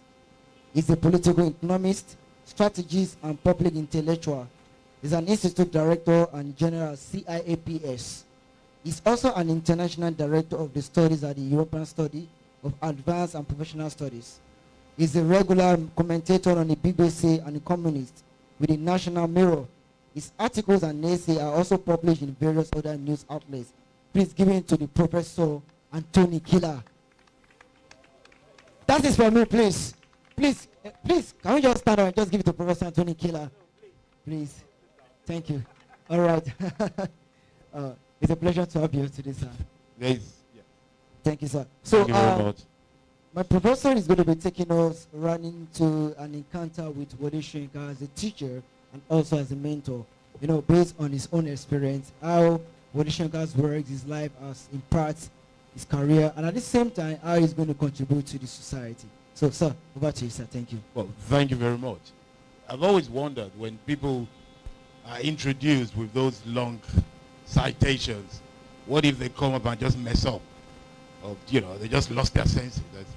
It's a bit of a risk. So I shall try to live up to the warm welcome as much as I can. I'm assuming that the reason why I end this invitation, for which I thank the organizers, is because I was part of a project called Wole Soyinka Online. That is the first project in the world that tries to document all Wole Soyinka's work on the website. You can look at it if you have Google. It's called Wole Soyinka Online. I say it for two reasons. Number one is that I'm hoping that you discover it and you can use it, and some of you can participate in it, so that way your writings, observations, and review can be part of it. It is amazingly, it's not used in Nigeria, but it's used in about 17 universities outside Nigeria for their works on it, and it's going pretty well, because up to last month in Cambridge we're doing something around it, and that was the source of many things. So it's a good place to be if you can discover it. Let me quickly acknowledge the panelists. Remy and Kende are just, where are they? They've gone away. They've given out much. They can't give their presents again. Oh yeah, here they are. A round of applause for them. Yes, thank you very much. Those who know me would say that I'm not easily impressed. I'm happy to be impressed, but not easily impressed. And I was really impressed by the conversation that they led. So once again, well done, Kende. Well done, Remy. And yes, the future is bright with people like this. I guess my task, if I understand it well from Wole, is to give a personal take on Soyinka, the teacher and the mentor in my own life, I guess, you know, the personal take on it. If I'm going to do that, the first thing to say is that, so I grew up in the 70s, born in the 60s, grew up really in the 70s. And I guess, unlike most people that came after my generation, it is not okay, let alone cool, to make a joke that a book is too difficult to read. You see, that's the first thing that stands out, that it is not okay to say too much grammar. The mindset is that you freaking learn the grammar. No, you don't say, oh, those ones, that's too big English. No. So this idea, the Wole Soyinka's book are complex, is something 40, 50 years ago you are ashamed of admitting that any book is too complex to read. That is a place to start from. That it was believed that it was your duty to learn difficult words, understand it, and be able to use it. Whether or not they brought money was another thing. But the fact is, we argue then that the difference between animals and human beings were lexicon and numbers. So that when I ask people to direct me somewhere today and they say, go like this, go like that, I wonder, can you not say left or right? So we have conversations today where people don't say things like, the dean's office is adjacent to the room anymore. We don't use adjacent anymore. People confuse in front of with opposite. And I try to ask, do you mean it's in front or is it opposite? I guess the likes of Wole Soyinka as a teacher, the first thing they taught us was the importance of words. Why it is important to know words and to use them well. And I link that straight away to his activism. The reason why Wole Soyinka was listened to was because he had content. He had something to offer. He had, right from a very young age, I guess I hope I'm speaking to the wrong audience here, but the new training thing is for people to think package trumps content. They want to package it. And I keep saying, you package this thing, somebody's going to open the box one day and realize there is nothing there. So you have a lot of speakers, from public speakers, politicians, what are those ones called? Motivational speakers, pastors. They use a lot of words and say very little. So you go to church and you listen to a pastor and you look at the whole sermon and you realize he could have said it in 5 minutes. But inside he uses 50 minutes because it goes left and right. I always argue, because of the kind of teacher I have, like Wole Soyinka, it is enough to say everybody. Don't say man, woman, boys, and girls. Everybody covers it. Once you say everybody, move on. I tell students, don't use 2 words where you can use 1. And those are the kind of things I learned from writers like Wole Soyinka. Let me say immediately that they were not all like that those days. There were literary icons and there were storytellers. I won't mention any name. In that same generation, some people were just pure storytellers. Some people were literary icons. It is up to you to choose who your teacher and your mentor is. You just need to find out. Because you also see the weight of their impact for the path that you choose to take. So that is in terms of language, literature. The mentor, the teacher Wole Soyinka for me, one of the first things I learned very quickly through him is the idea that I matter. That I actually matter. That, whether it's a campus of 500 students, a classroom of 30 people, or a country of 200 million people, I matter. And I'm not going to let anybody walk over my person or my idea, whether or not they agree. I will express it and I will stand by it. Of course, to express it and stand by it, you need content. You need to be able to articulate it and you need to be able to defend it. So you need the hard work first, which he did. And then he came out of it. So we look at the writer, the artist, the activist, and we look at all these things mixed together, where every environment in which he finds himself was a podium for expression and a battlefield to liberate and indeed engage, but above all, live, be himself. Whether I was on campus, where he had to do with the campus authority, the university authorities, or the larger society with government. And he just juxtaposed that with my colleagues today, the lecturers of my own generation, they bow to the governor. We just have this idea that intellectual class, that universities, they go on strike. What kind of relationship have professors had with their students that they become governors and they dare not pay their salary?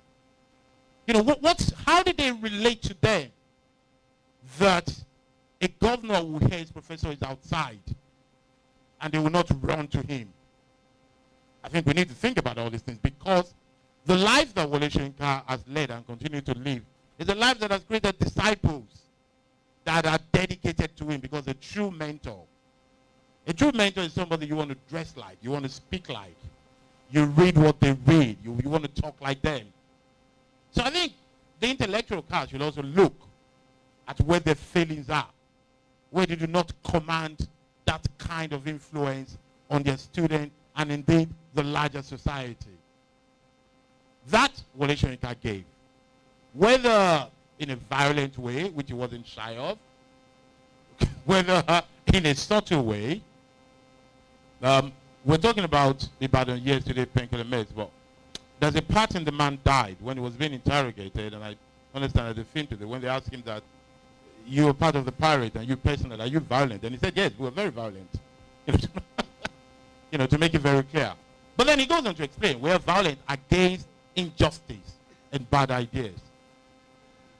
I think it is important to learn from this kind of mentor, as I said before, one, that I matter, two, that my position matters, that I should be able to engage anybody and express them.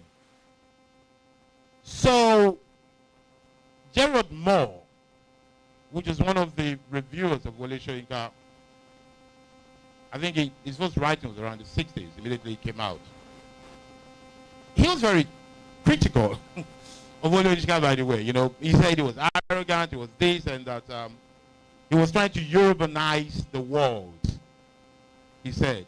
But then, in his very long essay, he ended it that Wole Soyinka is not a pleasant person because he's full of himself, but I assure you that he's arguably the best writer in English language.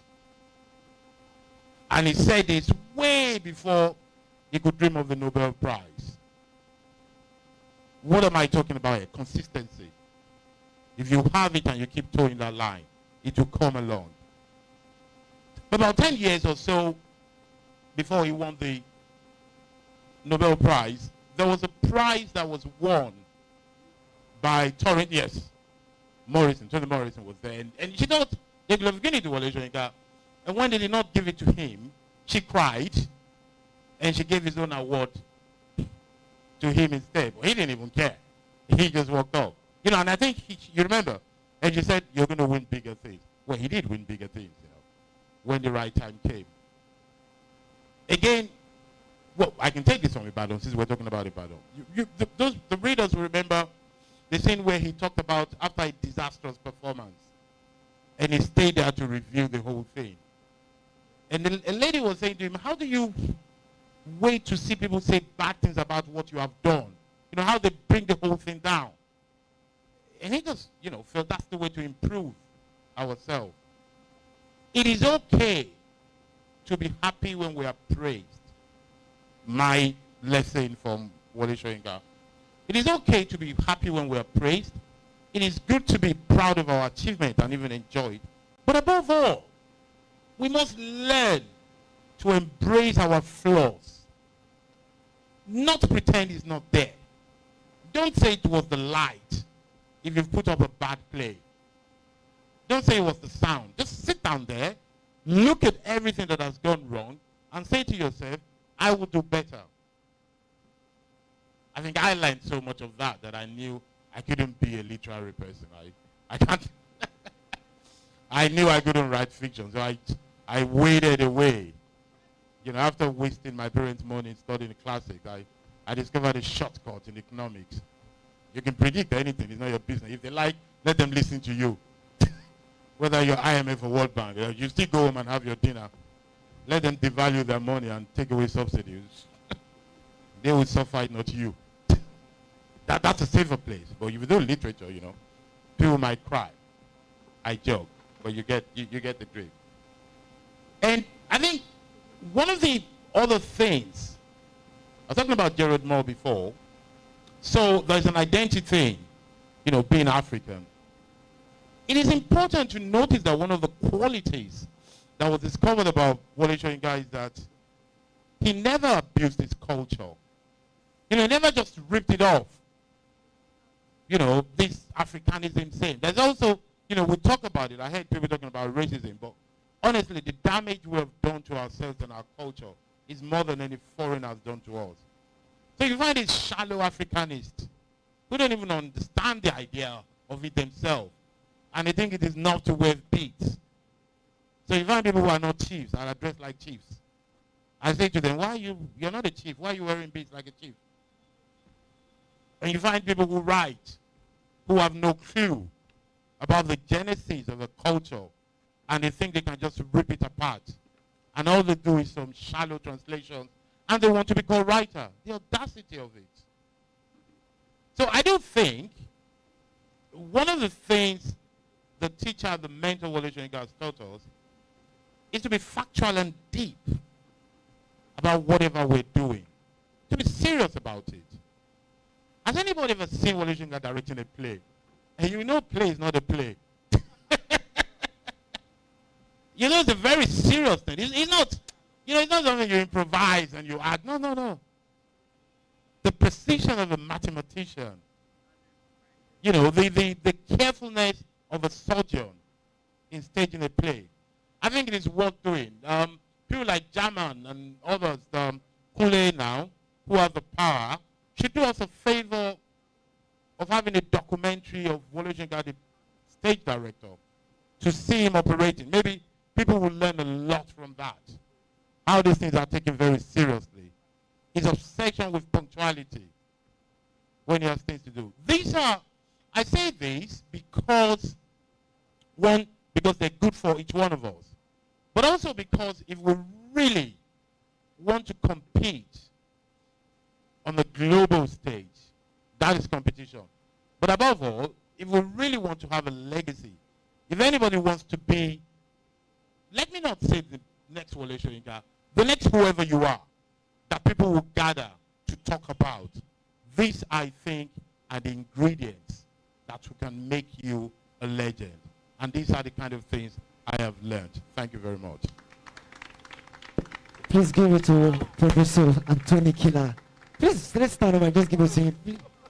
This is beyond insight into the life of Wole Soyinka and his work. And as I said earlier, that we should try. My Oga, Mr. German and Kunle should try to see him directing the play. I'll put that in mind. We're going to do a play on directing. Somebody go acting. Maybe Kunle go act Wole Soyinka while, no, not Kunle, Kende go act Wole Soyinka while he's directing. Wow. We're going to put that in mind, sir. Thank you. All right. Do we have a question for Professor Anthony Killer? Anyone? Okay. Want to recognize the presence of LASA students. So sorry for the transportation. You know, we have been receiving different updates. So sorry about it. This is deeply untunable. We just need to embrace everything. All right. We have a question. Do we have anyone again for a question for Professor Anthony Killer? Thank you very much. My name is Femi Morgan. I have a personal question for you. You are an economist, classicist, and I'm surprised to, this is the first time I've been meeting you. So I want to ask if this is your own way of returning into the arts, and if this is your own way of reaching back into your own Soyinka, so that we would find a way to help you get that nexus. So that's my first question. Well, my answer to you is very simple. I never left. I wasn't just good enough to be on the front row. I know my limit. I never left. I mean, I said it, I think about 15 years ago or so, in England. I co-directed an art on feline art and music. So I have this crazy idea that I still do it. I'm just not good enough to be like any of you, and I know my limits, so I stay behind. I disagree very vehemently with what you just said.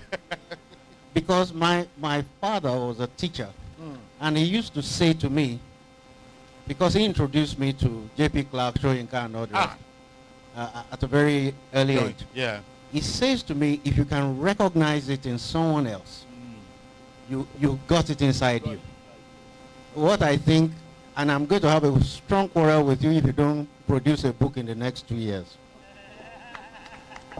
All right, the last question, please. Thank you, sir. From all that you have said about Wole Soyinka inspiring you, being your teacher, and my question is that to what extent can we say it is safe to adopt his free thinking mindset, so much so that he has pirates confraternity, he started the cult group. So to what extent is it true to say that having that kind of faction can be another kind of potent force against injustice? Well, I think you say to what extent? I mean, absolutely, 100%. The more people can be that way, the better for self and better for the society.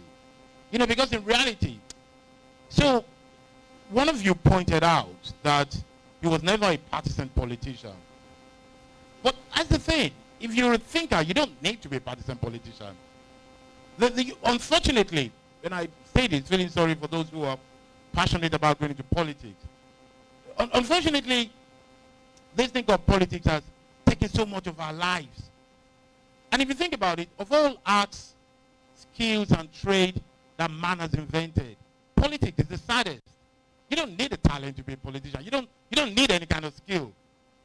What you just need is like me, and people like you. They vote for you, maybe a bit of thuggery, or if you can buy votes. I mean, I think, for example, so who are politicians? There are people who have failed in the arts and in religion, and they go and do that. It's not even big. So if you have content, you can even transcend politics. And that is something that Wole Soyinka did. So whether I was meeting with the Biafran leader or the Nigerian government or the people, it was based on the man. But the man has also learned not to be alone. And you talk about the private confraternity. It is important to know that the private confraternity was born way before his incursion into the world. But, then again, we can form societies. But if we go back to universities and we form societies for very silly things, then that's your business. I'm not even going to, tell you not to. Go and join cult if you want. Ruin your life if you so desire. I'm not even going to say, oh, be careful, don't do that. Go, please go ahead. I have an idea that we should, these things they say, they place a bottle and they write poison, then they say do not drink.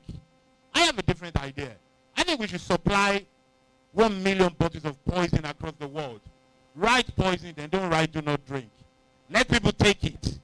The next day, let's vote. Let's see who is left. Some people don't deserve to be alive. It's as simple as that. If after everything you've been told at home, after everything that's been written about it, you go to university and you still go and join cult, you get what you deserve. No tears for that. But if young people can actually come together to say, let us form a society, whatever we want to call it, where membership is by merit, and the merit is intellectual, not physical force. And we pride ourselves for doing the right thing. And the right thing starts from simply us cleaning our neighborhood, just because we're there. To give ourselves some kind of purpose of what to do to make a difference. Somebody once accused me, I diverse, but it's a Wole Soyinka, let's say, a very long time ago, to say, oh, I belong to one society, and therefore I'm a bad person. And I said to them, ask him why he could not belong to it. Because his GPA was low. He wouldn't have been admitted. It's as simple as that. And I said to them, those of us who belong to the society, 9 out of 10 graduated in first class. So you want to check my fraternity again? Don't die it. And I said it to a thing that's going to employ me. Don't do that. Now, here's the thing. I go to Ishara. We're talking about it here, but allow me to just move. There is a part in which Wole Soyinka said that They told him he should be careful. Not even the king of his town can do that. And he laughed to himself that they don't know that once you're a professor, you can actually do it. I think we need to discover that about ourselves, to position in ourselves a place where we do not depend on the mercies of others, but on our hard work, on our creativity to be who we are. Wole Soyinka is that teacher and mentor that teaches such. Thank you very much. Oh, thank you very much, sir. Yes, sir. So, because he has a lot to do, so that will be the end for this session. We're going on for the exhibition right now. Ola, are you here? So please, it's going to lead us to the exhibition where we're going to see different artifacts, bowls. So this is the session whereby everybody, if our hands is not busy, if our mouth is not busy,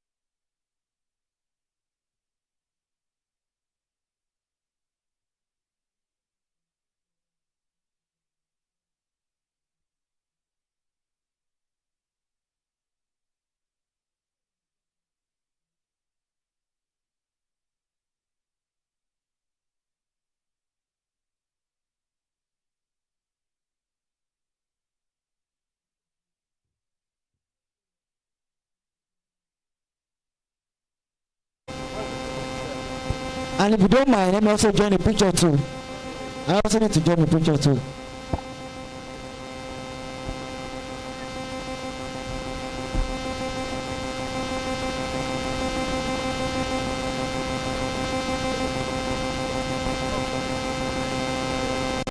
Alright, so it is time for the exhibition. Please let's follow Mr. Olamoposi for the exhibition.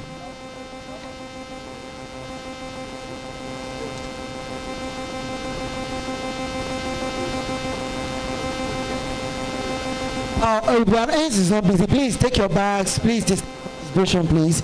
Mr. Olamoposi is here waiting for everyone. Please, please, if your hands, your mouth, your leg is not busy, it is time for the exhibition. Please, this way.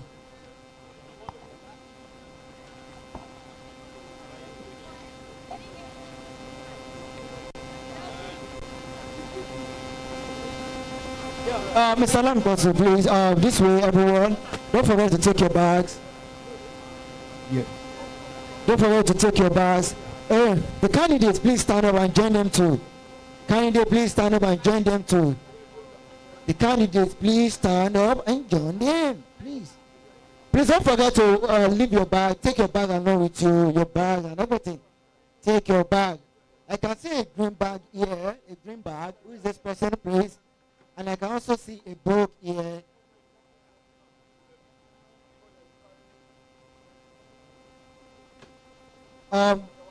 Please this way, this way, this way, this way. This way,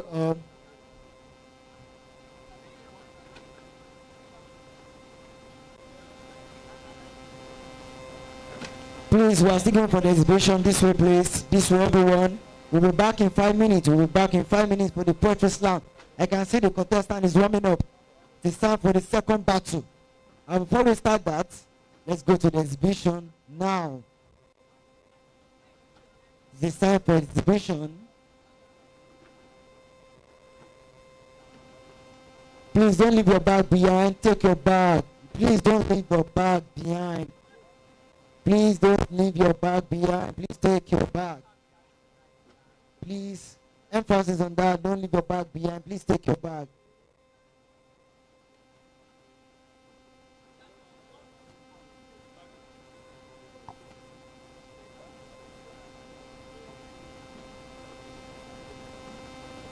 So, in 5 minutes we'll be back for the poetry slam. Please don't forget to get a book. Get a book. Buy something. It is there.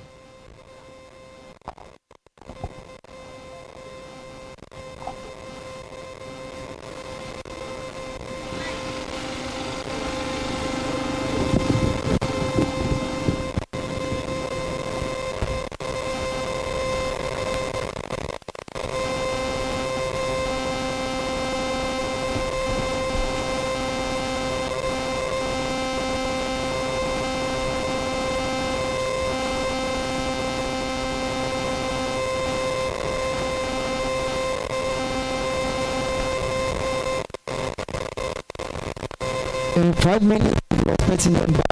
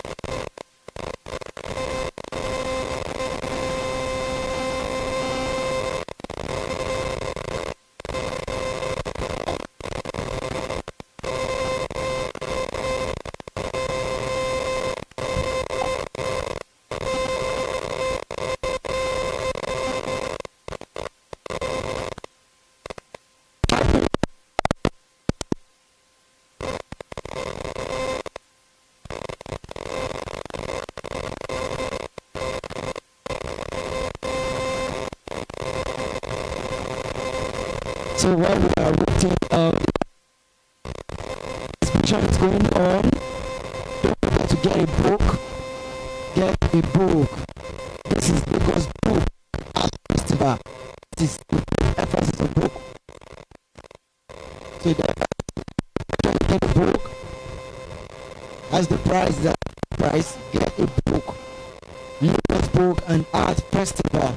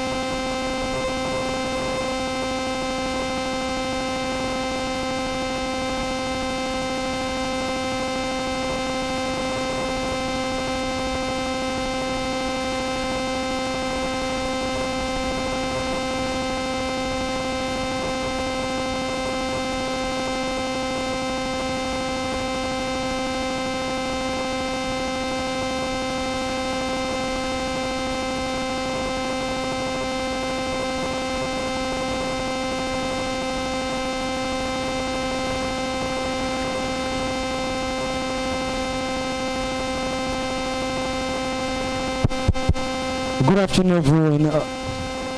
So, as we await the people, especially in the last season, who want to take their food now, the next 5 minutes, we're going to Lasso and junior student. Lasso and junior student, it is time to take your food and come back to the stage now while we start the poetry slam.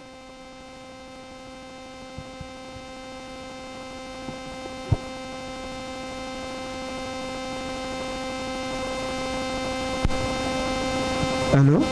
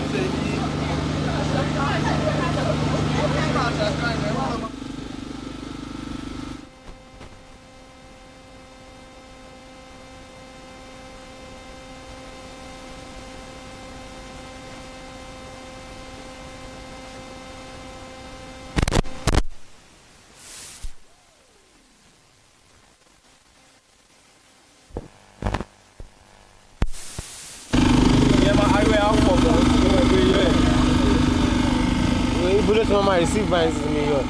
Microphone and the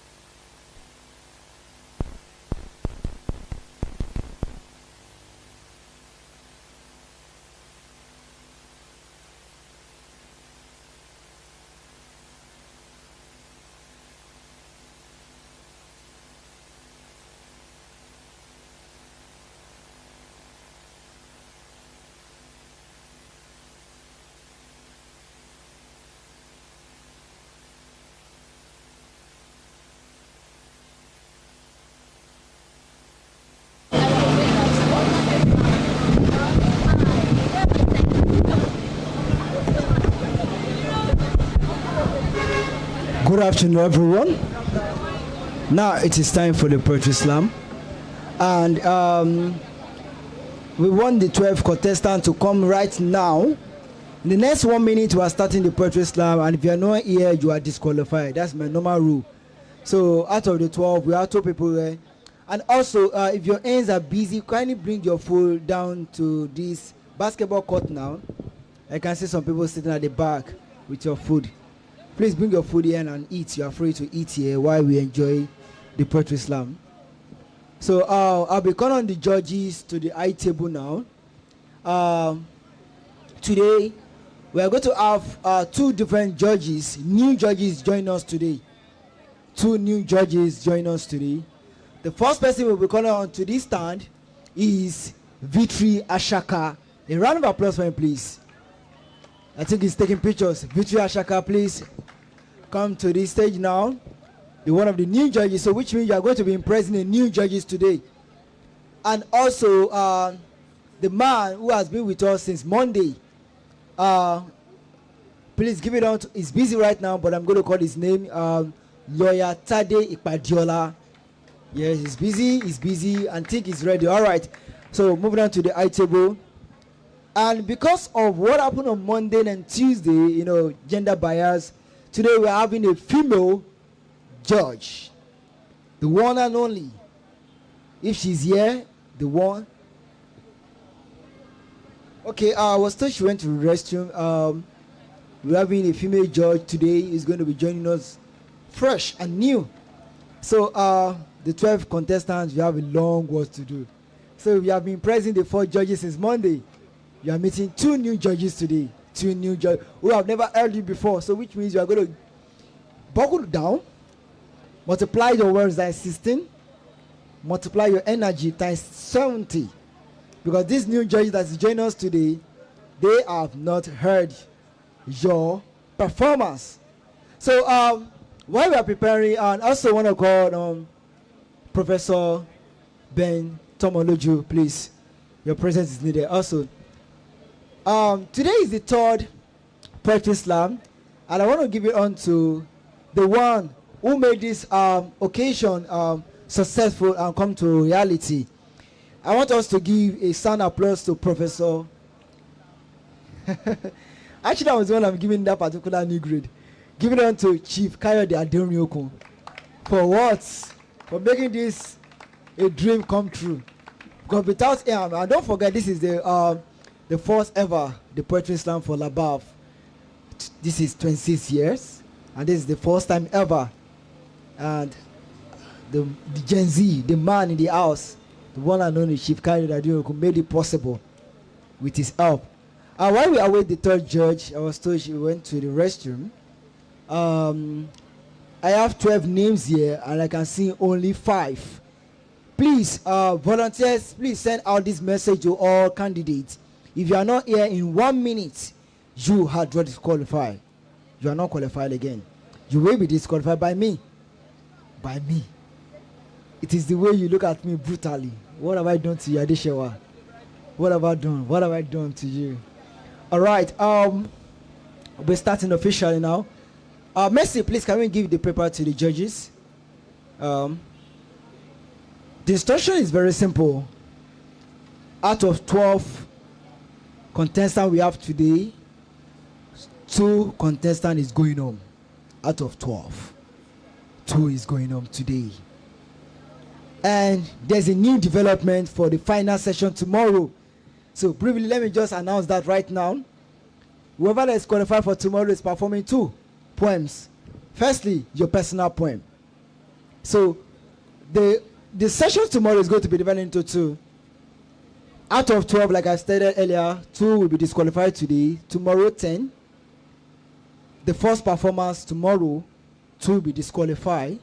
The remaining candidates will now discuss or perform their poem based on these themes. Is that taken? Is that understood? Should I take it again? All right, so today we have 12 contestants for this poetry slam. 2 will be disqualified today. While tomorrow we'll be having 2 sessions. 10 tomorrow. You're going to perform your personal poem. Your personal poem. So still your own poem. then 2 will disqualify. The final 8 will contest for this grand prize by performing a poem that resonates with this theme titled Hope and Human Spirit. I think that is taken. All right. All right. Giving on to our special guest for today.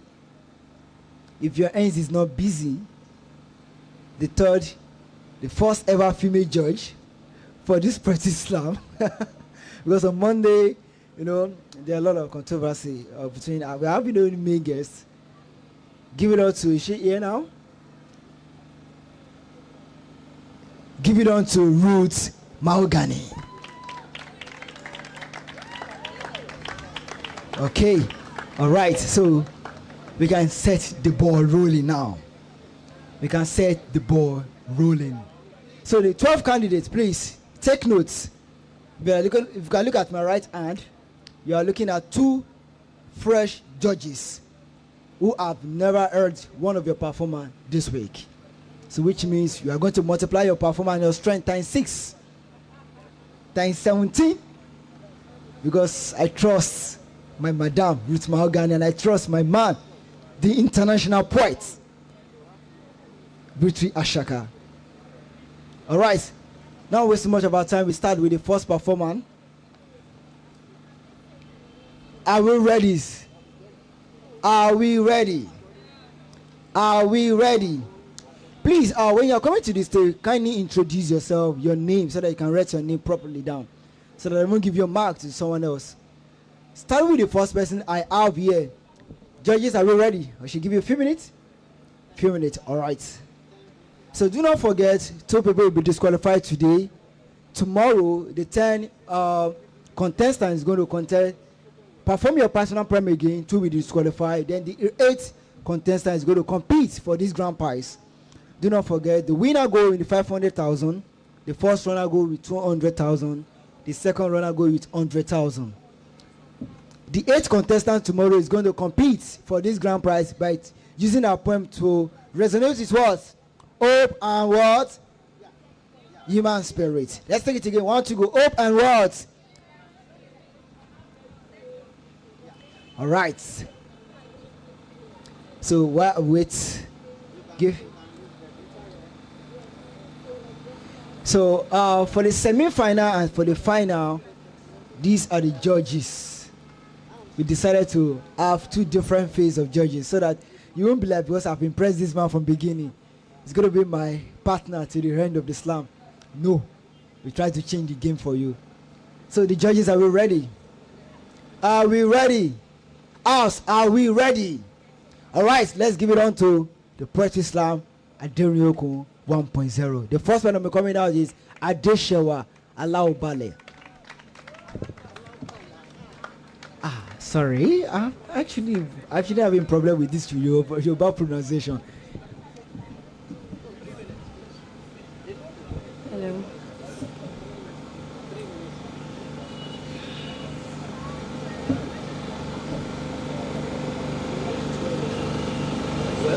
Hello. Hello, yes.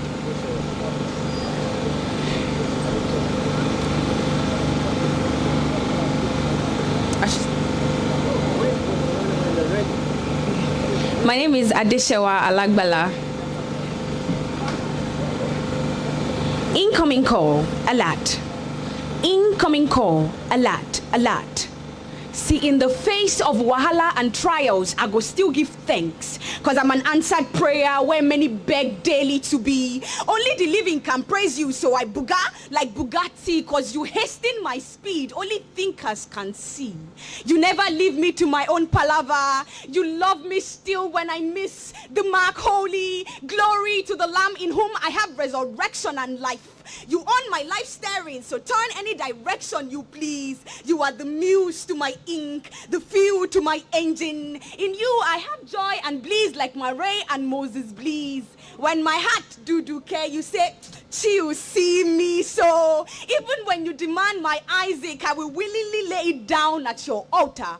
Because you are the sweetener to life, Alomo bitters. One whose math, wisest of mathematicians, can't solve, because 1 + 1 + 1 in him is actually equals to 1. He leaves the 99 to find me who is 1. Papa where they pamper. You know they wait till Christmas before he give me amper. His favor no they do ojuju calabar. His mercy cleanses every of my lagbaja. He didn't throw me his fish away with the bad water.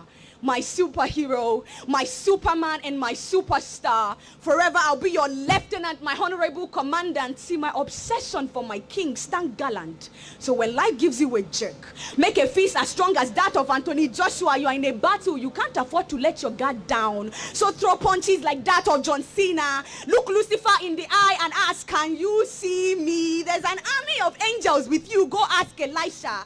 You are surrounded by chariot of fire. Your enemies go see, but with blind eyes, only thinkers can think. See, I know sometimes life can be tougher than stubborn pomo. So many pain, no painkiller can cure, but give the reaction, even shock absorber can absorb. So to depression, here is my declaration. Grung, grung, grung. The number you dialed is permanently switched off. On gratitude, I'm drunk. Every time I breathe, I'm reminded he's faithful. Every day I'm up, gee, I'm grateful.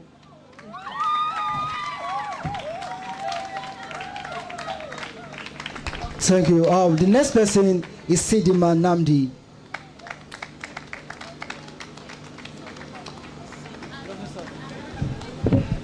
Good evening. It's Sidima Namdi. Thank you. Hello, babe. Don't end this thing with us. No, I love you. You know I love you. I love you. I love you. Oops. What to do? How to spell the end in our little language I've just unlearned. How to say the it's not you, it's me speech without sounding too breakfast-ish. How to say that I just do not know how to love. It's really not him, I'm just pieces of a mirror. Scattered across the dried hard floor, naked yet full. They say broken bones are much easier to fix than broken dreams, but if you touch the sky high enough, you find a little space hidden here, a little warmth broken there for a heart rebuilding on its way to mending. Well, I am done waiting for the finish line, done delving my chest underwater, pebbling the bubbles to shore my body to this space I call home. See, I have decided to love again. Start with me, practice forgiveness. He who first love next, because he who first loves first can still love last. And even though this version of the universe calls healing only physical, the road to healing is not linear. I do not come to this body by chance, so I will never break another soul till I'm out. And if I must release the cries of my inner child to feel whole again, tomorrow I become a woman capable of loving, capable of rebuilding. So listen, you're a sponge. The entire world is your canvas, with its intergalactic nature of creativity crumpling upon itself, twisting around itself to form the giant of Africa as your paintbrush, to form a masterpiece and give it to your palms as a gift. See, in your palms is history. The past, present, and future. The heroes written before, all lined up around your fist, all wrapped up in that power you hold within your fist that can either make you or break you. And if they break you, it's because you let the voice of self now take you.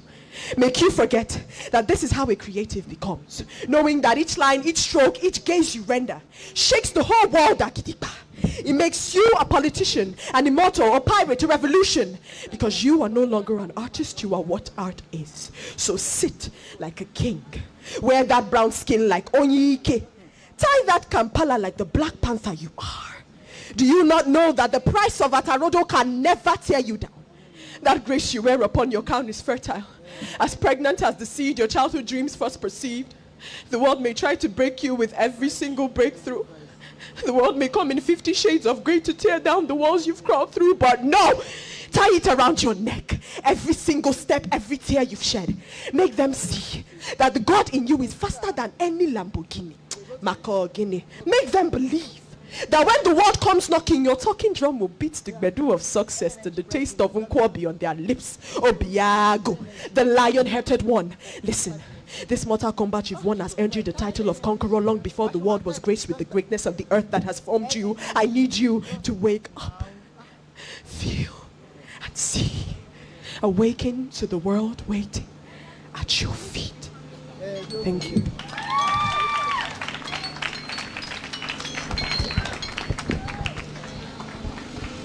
That is brilliant. quick one, please. We want to recognize one of the big personalities in our midst, the person of Mr. Olubumi Familoni. A round of applause for him. He's actually the winner of LLNG Prize winner. And the title of his book is The Road Does Not End. And which also resonates with the theme of Labaf. Hope is a stubborn thing. All right. So give it out again to Mr. Olufumi Familoni, please. Please. Thank you. Moving on to the next person, we have Ibrahim Oladele.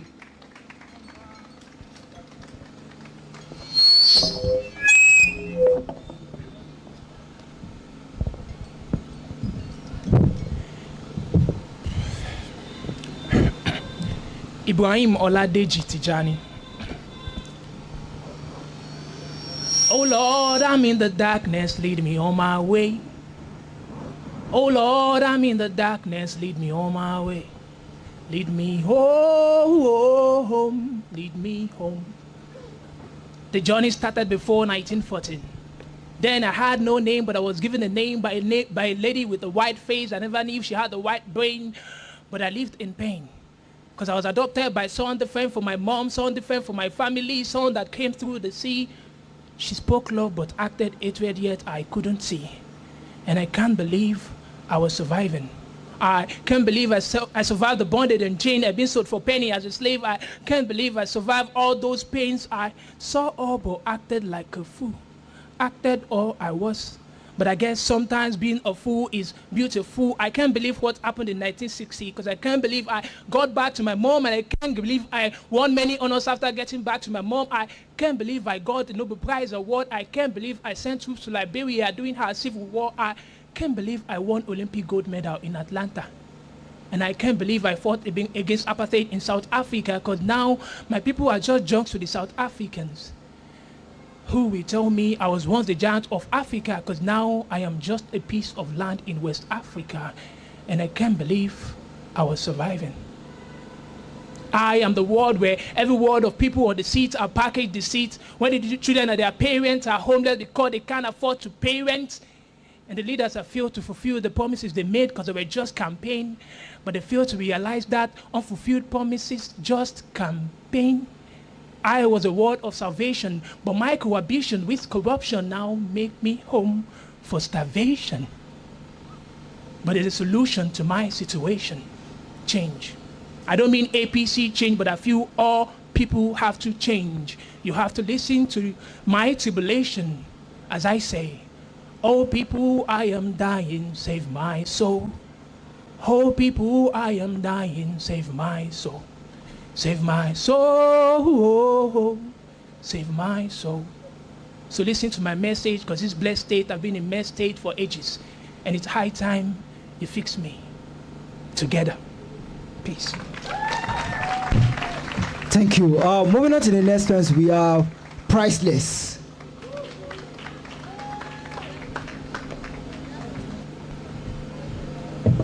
Hello everyone, my name is Priceless Onyebuna. My mother named me Abiodun. On the Sunday I was born, it was all merriment and joy. They called it Ojo Odun. They say a child is a gift from God, so they partied all day, booze, food, and an endless supply of rhythm and blues. It was truly an elaborate day. Bami Alabi named me Ashabi. Bearing me in his arms, tender skin glistening with the finest of oil, a true daughter of the soil, he declared, Wadi Omoluabi. A pride to family and society, I would grow up to fulfill destiny, and they all chorused, Ami, end of ceremony. But Ashabi was only Omoluabi if she was all submissive and homely. So when the boys were dressed for school, Ashabi was to learn to pound fufu. A girl's place is in her husband's bed and not amongst learned men. Education for girls is much of an inconvenience, and an educated woman is truly incompetent. So while my heart longed for liberation and my mind begged for formal education, my family plotted my destruction. It came in form of a man neck deep in tradition, while my breast, weren't yet the size of eggs, I was the object of his wanton fantasy. He'd gloat after my body lustfully, and my dear Bami was willing to sell me off like property. All for a bottle of wine and a few currencies. I was sold into early matrimony. He was given Judas Iscariot, except I was no Jesus, and this was my reality. So as an Omoluabi, I wasn't supposed to scream.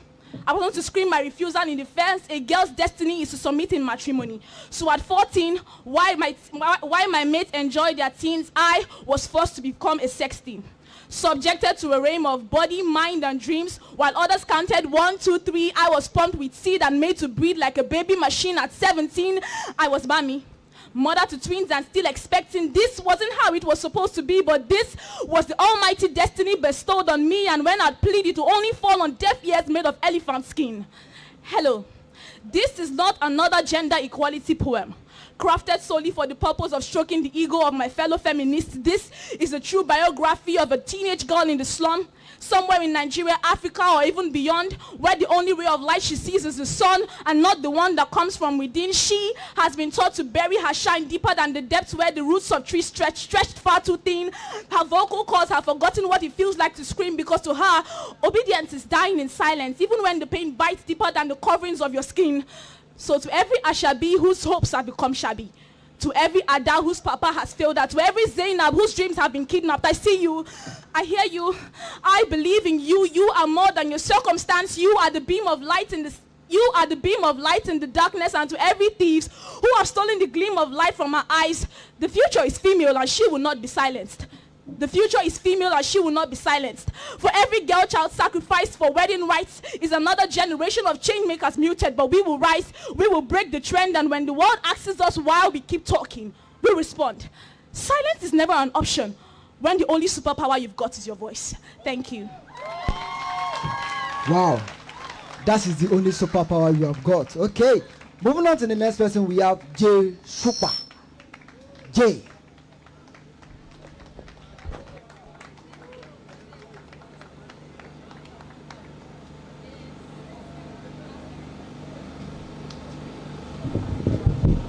My name is Jay Sukpa.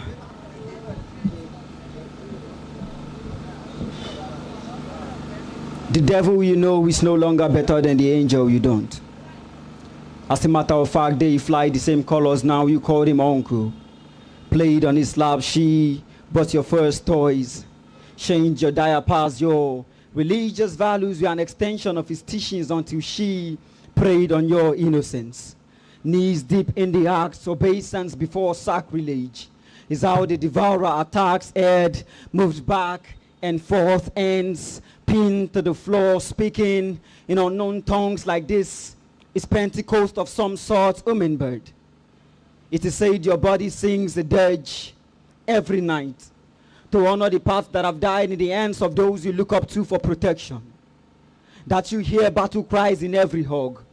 Your hormones take defensive positions as though the invaders coming to steal what remains of your virtue. That you have been through hell enough to know the devil doesn't go to and fro seeking whom to devour. That sometimes he is the centerpiece of your family's portrait.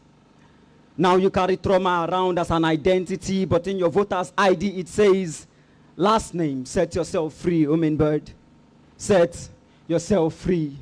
Wriggle your way out this cage, hummingbird. I promise it's okay to bleach, to shed this fear you coat yourself with. You are not an angel with clipped wings. You may have made yourself into a cross. It's why the world thinks itself Golgotha. So stop blaming you for another man's sins. That is society's job to do, dear society. Your experts say 1 in 4 girls live with the tendency of abuse before they turn 18. I have 4 sisters.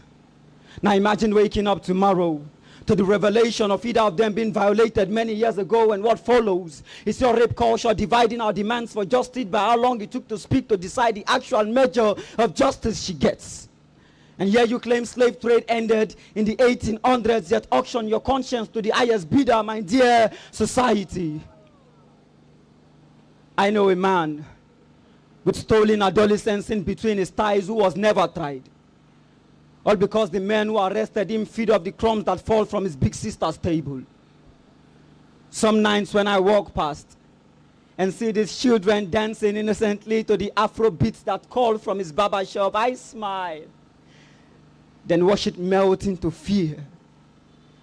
Then I wonder which amongst his little nieces will be his next victim. Thank you. Moving on to Joy Zion. Joy.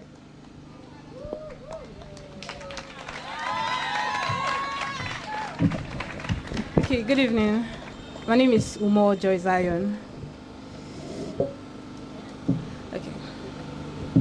Nigeria, a land of riches and diversities, established in the most fertile soil, green, white, green, a flag with purpose, my motherland. Of course I love my country. Or do I? I do, for it is a perfect land. Just take away the bribery, the money laundry, and make the people's choice actually their choice. Just take away the unjust shooting and killing of the beloved citizens, expressing their freedom of right as they must. Just take away the bias favorism that dwells deeply in our everyday life. Oh yes, for the government is not all to be blamed for our loss. Just take away the weakness in our national greed and make the eagle placed on our coat of arms extend its purpose, their strength. Besides, God said, let there be light. Why disobey that to that length?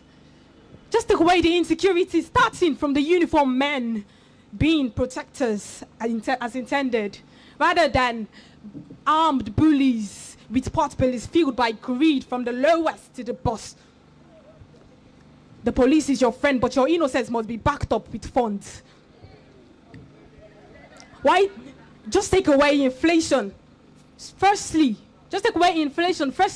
by returning the fuel subsidy on one that Gary Agosok can no longer be referred to as a poor man's cry. For true Gary, water don't pass Gary. Democratic government with no democracy. The source suffers while the benefactors prosper. What idiosyncrasy? The people work and suffer each and every day with little rewards and so are tagged lazy. The rich get richer.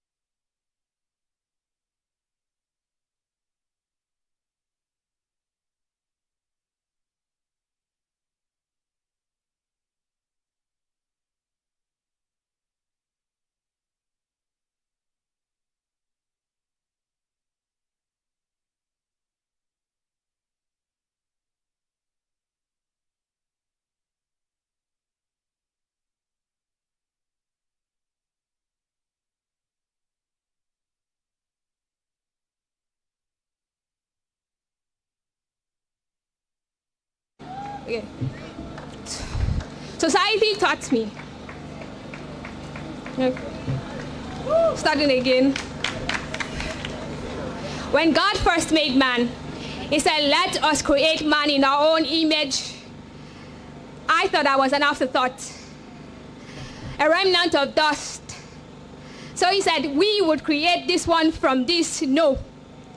This is not a figment of my imagination. This is what society has taught me. Society taught me that I am an afterthought. Society taught me that Thank you.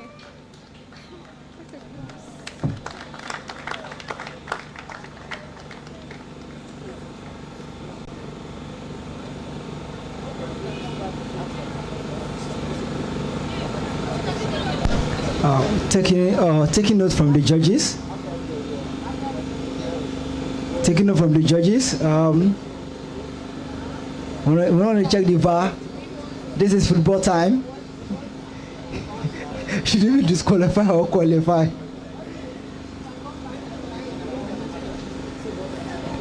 Before I move on to the next phase, I'm waiting for the judges.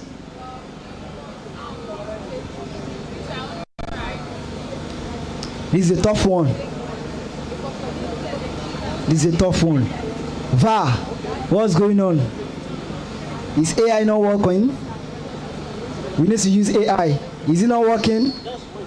Okay.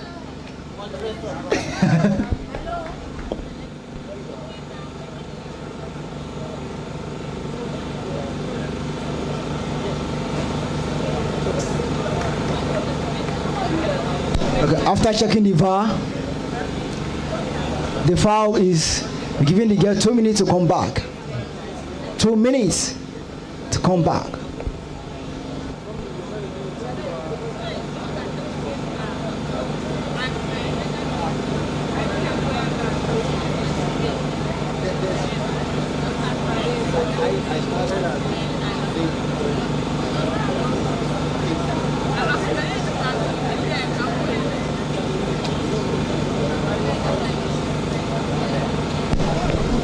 This is why we have VAR and Hey High. Thanks to the VAR and Hey High. 2 minutes. 2 minutes.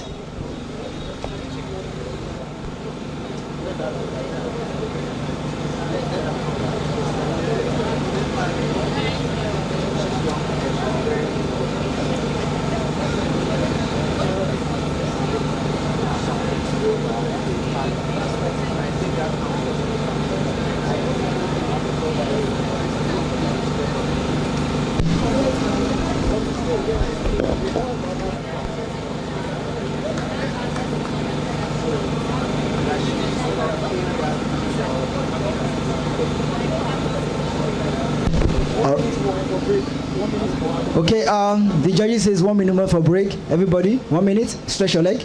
Stretch your leg. Stretch your leg. Stretch your leg. Please don't crack your neck. In the name of God, I'm not there. Just stretch your leg. 1 minute for break.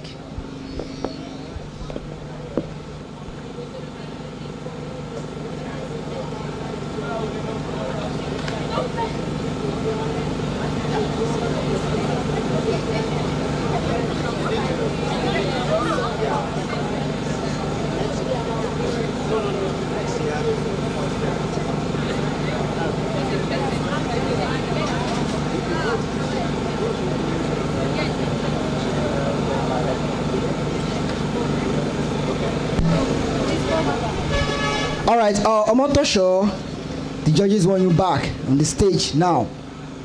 Are you ready? Give it out to Omotosho, please.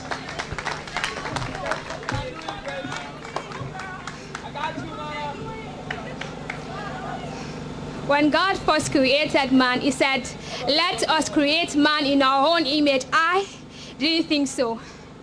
I thought I was an afterthought, a remnant of dust. So God said, we can make this one from this. No, these are not self-inflicted thoughts. These are thoughts that society has taught me to think about myself.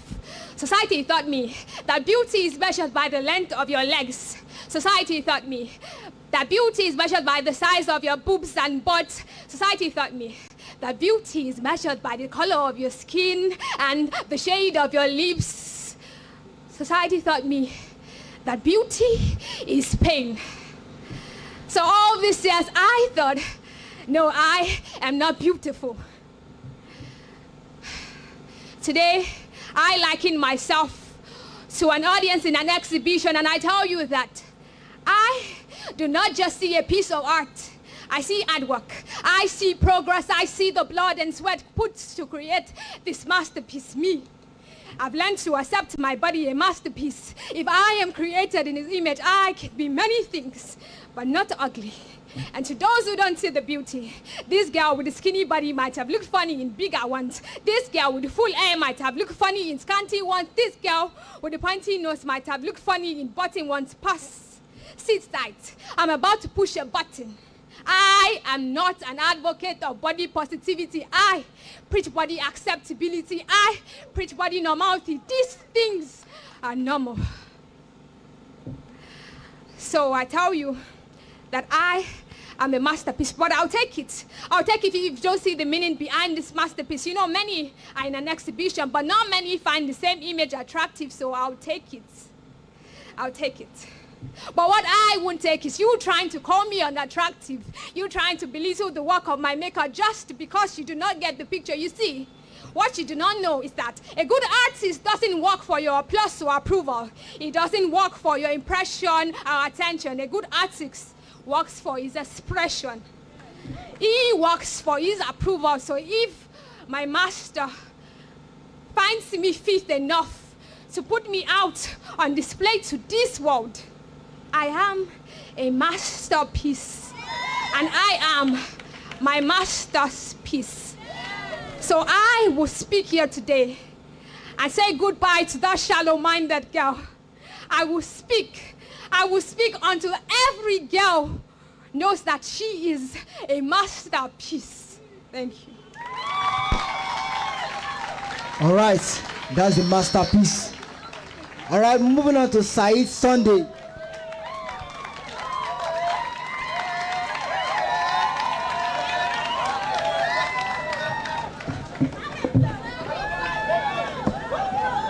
Said Sunday. Women. There are 5 things you should know when you say you are a woman.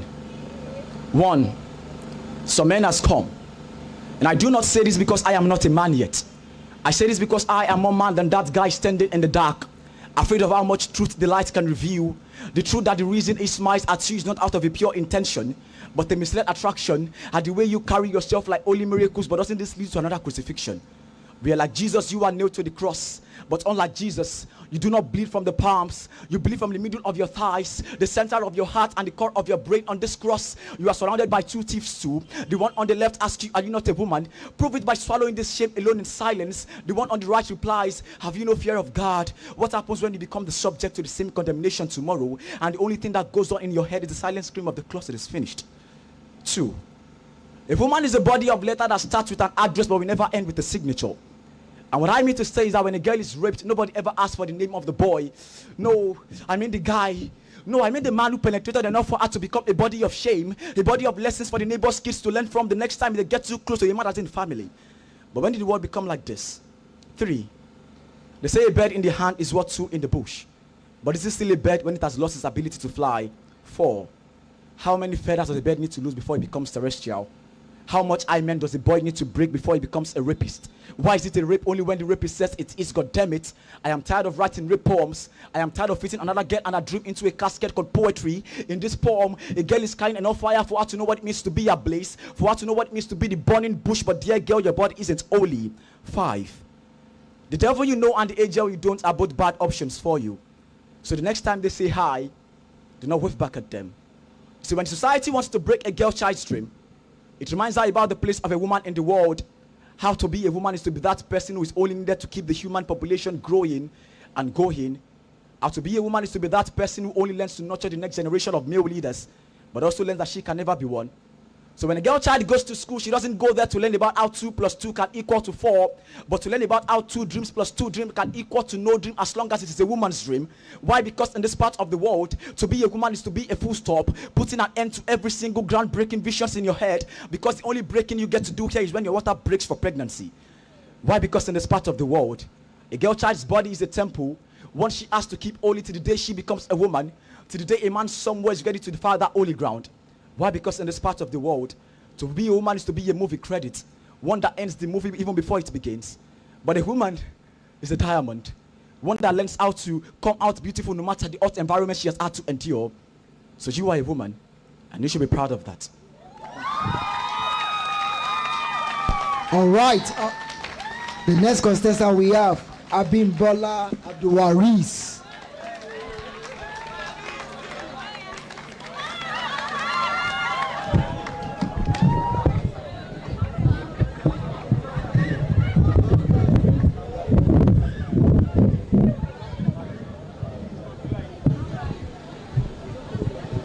I am Abimbola Abdulwaris.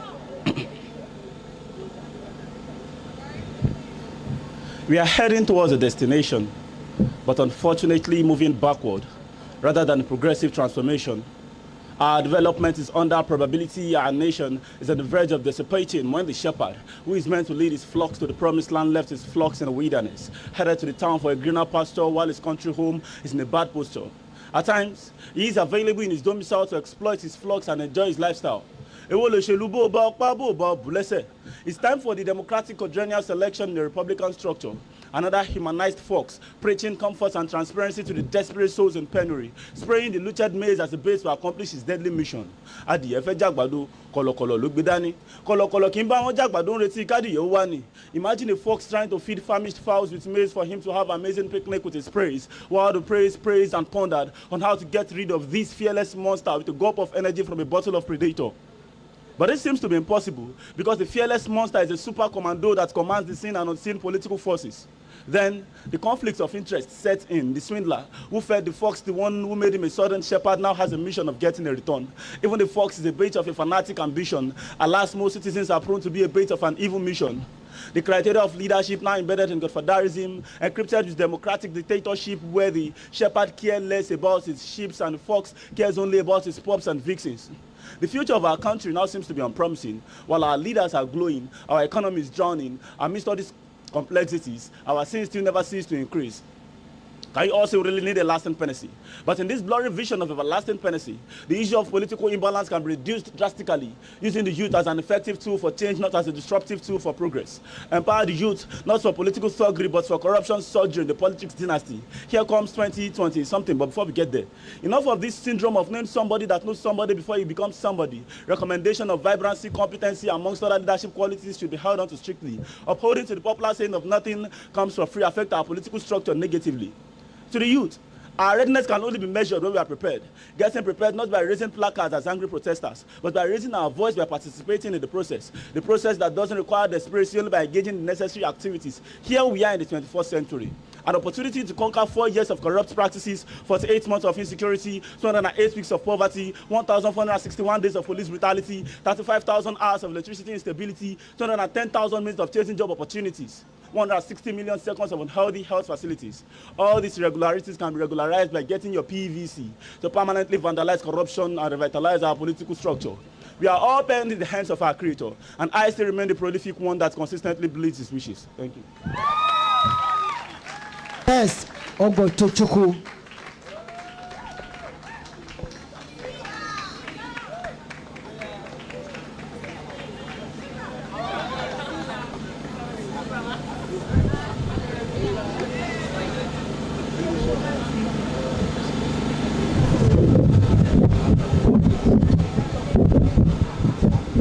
It's okay.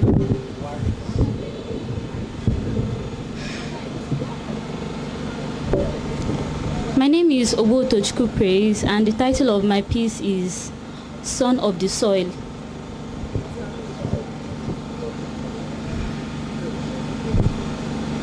The perk of being an African child is that you get to be protected by 2 gods. One with a capital letter G and the other with a small letter G. You see, your ancestors sold themselves to slavery so they could be released to a slavery pro-max. Religion and westernization, all in the disguise of colonialization. Wait, let me talk. You see, your black skin makes you feel embarrassed because you want a white one. Even your hair, your fine kinky hair, embarrasses you. You see the bone straight, you want them. Wait, let me finish. Mercedes-Benz or Legacy-Benz, which one do you prefer? Tattoo or tribal marks, which do you prefer? Fools. You don't even know how to speak your native language, yet you worship English. Chelugodi, I am not yet done with you. Ebube from Enugu, he died from coronavirus while running away from malaria. I am Idemili. I am the snake that you worship. I am the healer to your pain. You left me for a foreign god. My little children, I am not here to banter words with you. I have gone past that stage. My little children, I am talking to you as a wise mother. The fact that your first name is Richard or Gerald does not mean that I am not your last name. I am Nwobodo. You are Nwobodo. You are the son of the soil, and you are going nowhere. Thank you.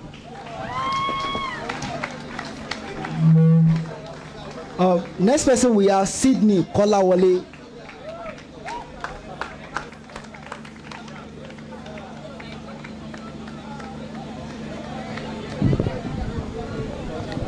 Okay, my name is Sydney.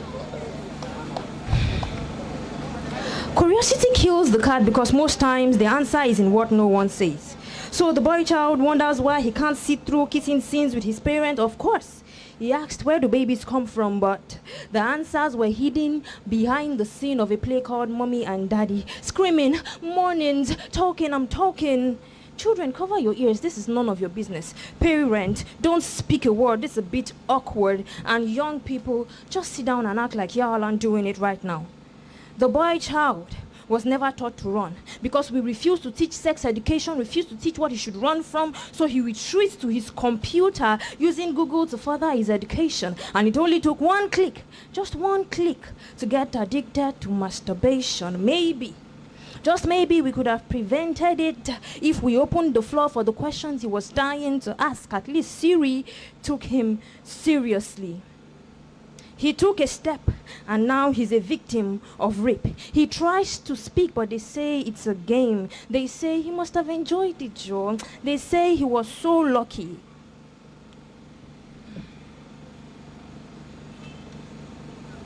They say he was so lucky. They say, do not speak about it. They say, do not make a sin. Boys stay clean. Boys are tough. Boys don't get hurt. Boys don't get. Boys don't. Boys should hold their breath. Boys should bury their hurt. Boys should swallow their words.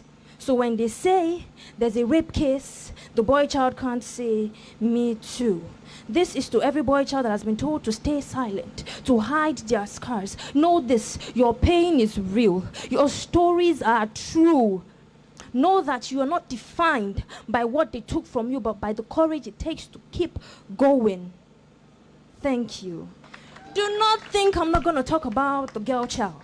The girl child was unable to picture a good father. You can call it too much exposure, but the portraits she had in her head were images of a disfigured father figure. God said, obey thy mother and thy father. But the girl child was only able to obey half the statement because the other half, who was supposed to get his title from God the Father, turns cruel, touching her in places so wrong, so tight, yet he hits the spot every damn time. The girl child tried to stay away from men like her father. The more she got herself involved with men like her father, an uncle, a friend, a pastor, a brother, a teacher. Out of respect, she couldn't talk back. She couldn't fight back, yet they bent her back to back. The same cycle of stories over and over again. This is to every girl child. Don't let them ask you, why did you go to his house? Don't let them ask you, what were you wearing? Because even skirts as long as the book of Psalms are not long enough to protect you from harm. Yes, I know. I know that darkness might have tried to take away your light, but know this, you will shine brighter than the memories of that night. And this time, I'm serious. Lastly, we have Michael Adeyemi.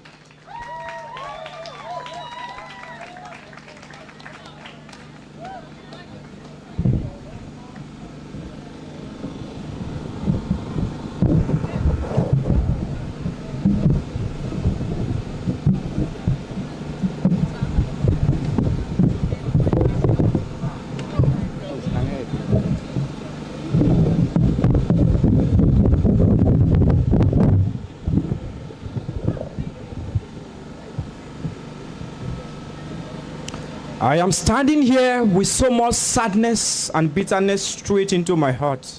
Audience, listen to my outpouring of deep master detector of faith. It can warm, eating people up to the bone. It can make one come alive or take a life from someone. It is called word. Today marks the 5th year since I lost my friend Daniel. Daniel was born into a dissected family. Unfortunately for him, he never grew to know his mother. History has it that it was a treason she committed in her husband's house. Therefore, father sent mother packing, leaving a young brother to suffer from a father who went further to hate his own son for the mistake of the mother. But Daniel had no choice but to love his father because he had no another. Daniel would do everything to make his father proud, but his feedback always left him depressed. But Daniel never gave up. Maybe my achievements were not big enough. Maybe I have to work harder with the hope in my human spirit to make my father prouder, that he would one day see me as a really don that has passed all his donwo. Ladies and gentlemen, lo and behold, that was Daniel. On the final year, he got 9 straight A's in the university. Yes, I got it. Out of excitement, Daniel picked up his phone, ready to break the announcement to his father. Hello, father. Guess what? I got 9 straight A's in my final year results. Please tell me you are proud of me. And then the father replied, okay, and hung up the call. Did you hear that word? Okay. Okay was the word that broke Daniel's heart into pieces. Like a chronic disease, like a war zone void of peace. A dagger that pierced through his heart to his bone marrow, causing internal bleeding and excruciating pain. Okay, did all that. Daniel told me, Michael, if the only person I care so much about in this world think that I'm useless, you tell me why you think that I'm useful. Within a twinkle of an eye, Daniel transformed from being a don to dullard, to drunkard, to drug addict, hanging around with the wrong crowd. As if that was not enough, on the 5th afternoon, I received a call that Daniel was in the emergency room. My heart started beating fast as if it would break out of my ribs. Hot sweat beaded all over my face as I quickly zoomed up to see my friend. I prayed this should not be his doom. I entered the room and I saw the machine go. Beep, beep, beep. Then I saw doctors with deliberator trying to bring Daniel back to life. Clap! Clap! All to no avail. Daniel died due to drug overdose. I looked by my side and I saw his father crying and wailing in his own premium tears, calling towards Daniel, Daniel, I love you, come back to life, I will do right by you, you are great. Those words were too late. If they had come earlier, maybe Daniel won't be late. That memory became indelible in my head. Although, yes, do you know that the 4 letters in your word are the 4 pillars that holds another person's word? If they are well said and articulated, they can break or make, they can nullify or rectify, they can burn a purpose or burn a purpose. The evil word will let out of a buccal cavity, often kill faster than a bullet, pierce faster than a machete, destroy faster than a rocket. So the next time if you don't have anything good to say to people, please shut your mouth up. Thank you. And that's a wrap. So we're giving the judges a few minutes to come to conclusion. The judges to come to conclusion.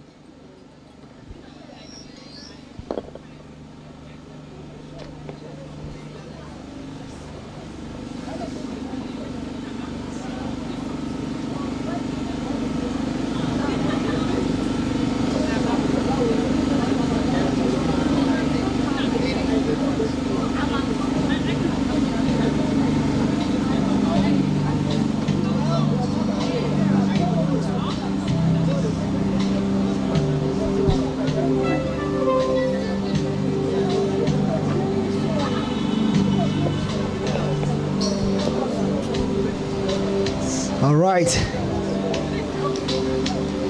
You know, the saddest thing on earth is to await someone to come with your faith. And when it's beyond the person's faith, you'll be like, is this yes or no? It's just like when they paste your final 2nd semester results. And imagine you are an English student taking critical writing year 2. And, or probably a course like practical criticism, and the lecturer said the result is ready, and then you have this brutal class rep who just keep posting some information. It is ready, it is ready, and everyone started calling, please drop this result, because it is either you have A, B, C, D, or carry over. And that is what we are waiting for right now. For 2 people to walk home out of this contest. Now, waiting for 2 people to walk home out of this contest. While we go for the final edition tomorrow, where someone will be going home just like a dream. Someone will be going home with a cash prize of 500,000. The 500,000. It goes beyond the money. The recognition is there.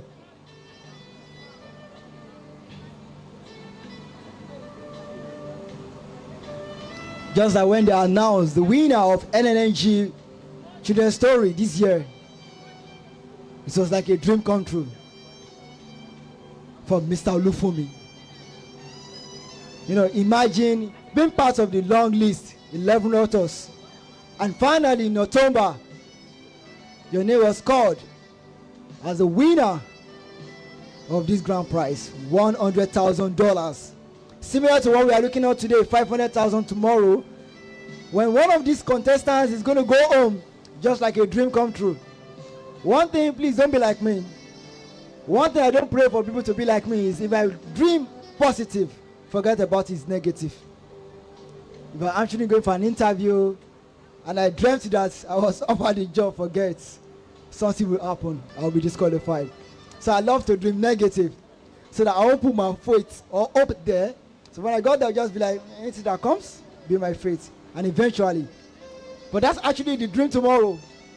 Less than 24 hours. Less than 24 hours. Because tomorrow is going to be very short and brief.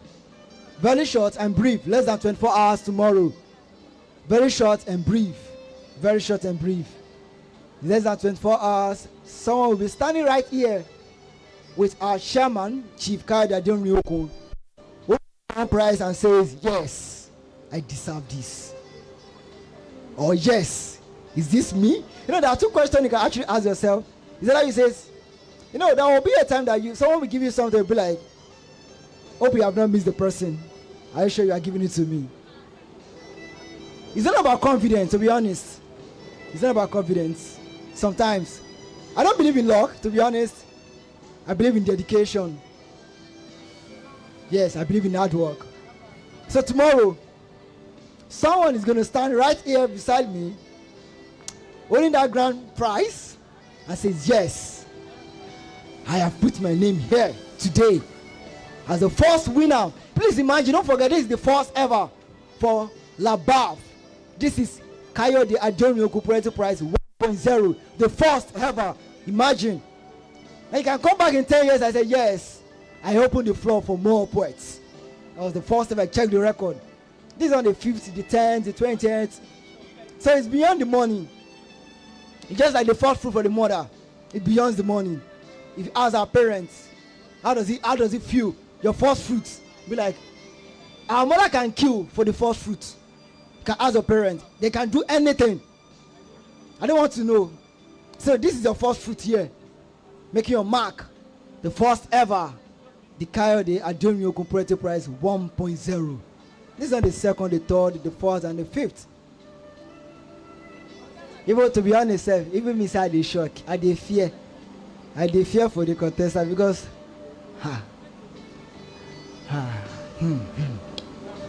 DJ, that song is not good. Oh.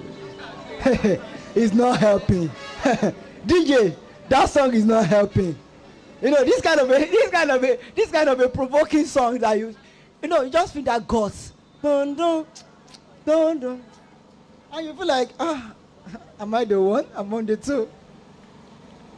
DJ, let's give us something. Let's give us something that will take their mind off these the results. Don't give them a shake, don't give them, just give them something that will take their mind off. Because today 2 people is walking home. While the remaining 10 is contested tomorrow. DJ. Hey. Are we ready? Are we ready?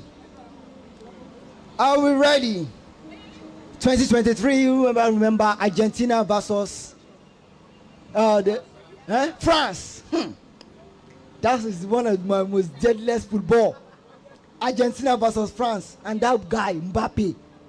Just imagine 2-0 down, just 2-0 down. Everyone was jubilating for Argentina, and I think 75 minutes. He started 75 minutes, and before you know it, 2-1, Mbappe, 2-2, Mbappe. Messi equalized 3-2, and that guy did it again, 3-3. To be honest, that was the first time everybody forget that we are Nigerians. To be honest, I actually support Argentina. So then I was like, Messi, Messi, Messi. Oh, I think we had a little different.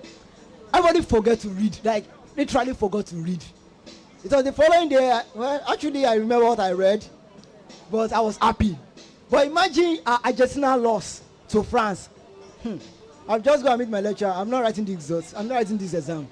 I don't know what you're going to do. Just give me my hay. Because that day, judges, this is tricky. Just 2 people, and it's very tricky. Just imagine. So please, imagine from the 12, judges want to disqualify 2. And it's taking the judges 15 minutes. Now what's going to happen tomorrow? Okay, I just want to predict. Okay, this is it. It's not good to actually predict the bad luck of someone. I would like say you should predict the 2 people that will be disqualified. But that's not a good thing. Okay, if you can predict the 10 people, the 10 people, the 10, is that 10? Please go to the comment section of Labaf 1 right now. Right now, and put the names of the 10 people that would qualify to the final stage. 10 people right now. Labaf 1 on TikTok and Instagram. On the comment section right now. Predict the 10 names. 10 names. This is taking time. It seems we are going to use AI. We don't want to use human again. AI. Where's AI? 2 people. Please take note of one thing today. If your name is mentioned among the 2 people that disqualify, don't take it as a setback. To be honest, don't take it as a setback. Don't take it as a setback. Do you want me to tell a story about myself? A brief story about myself while the judge is still coming to conclusion. Okay, I wrote a 16 pages article for an international man. Okay, it's ready. Okay, I should consider my story. So I wrote that article. Ready? All right. So ready to give me the 10 names.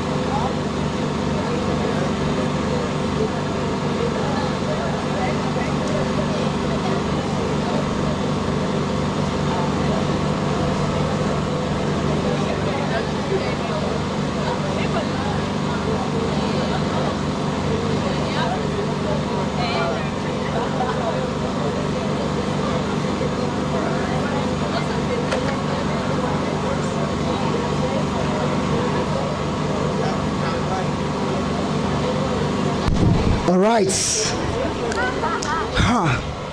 This is hard. So what I'm going to do right now, I'm going to call the 10 names of the people that make it to the final stage to come out here. While we are going to applaud them. Is that taken? Is that taken? Let's go. 1, 2, 1, 2. The first person on the list here we have Adeshewa Alagbala, right? Alagbala, yeah, good. Please just stand outside there. The second person makes it to the list. He's Sidima Namdi. The third person into the list we have Ibrahim Oladeji Tijani. We have the first person, Priceless. The fifth, we have Jay Shupa. The sixth, we have Joy Zion. The seventh, we have Said Sunday. The eighth, we have Abimbola Adwariz. The ninth, we have Sydney Kolawole. And the final, I have the final and the last, Michael Adeyemi. All right, these are the 10 that's going over the final list. Tomorrow, see you guys tomorrow. Please bow, please bow, please bow, please bow, please bow. Thank you. All right, let's move directly to the Green Festival, the Green Garden, for the next event. Right now, that is the closing for today's Poetry Slam. We'll meet final tomorrow. Please come back tomorrow.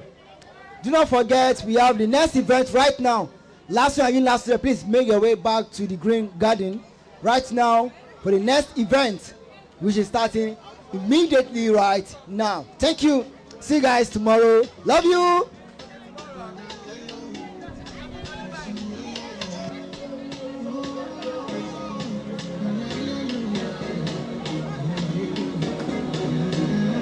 Now, important note, please take note of this.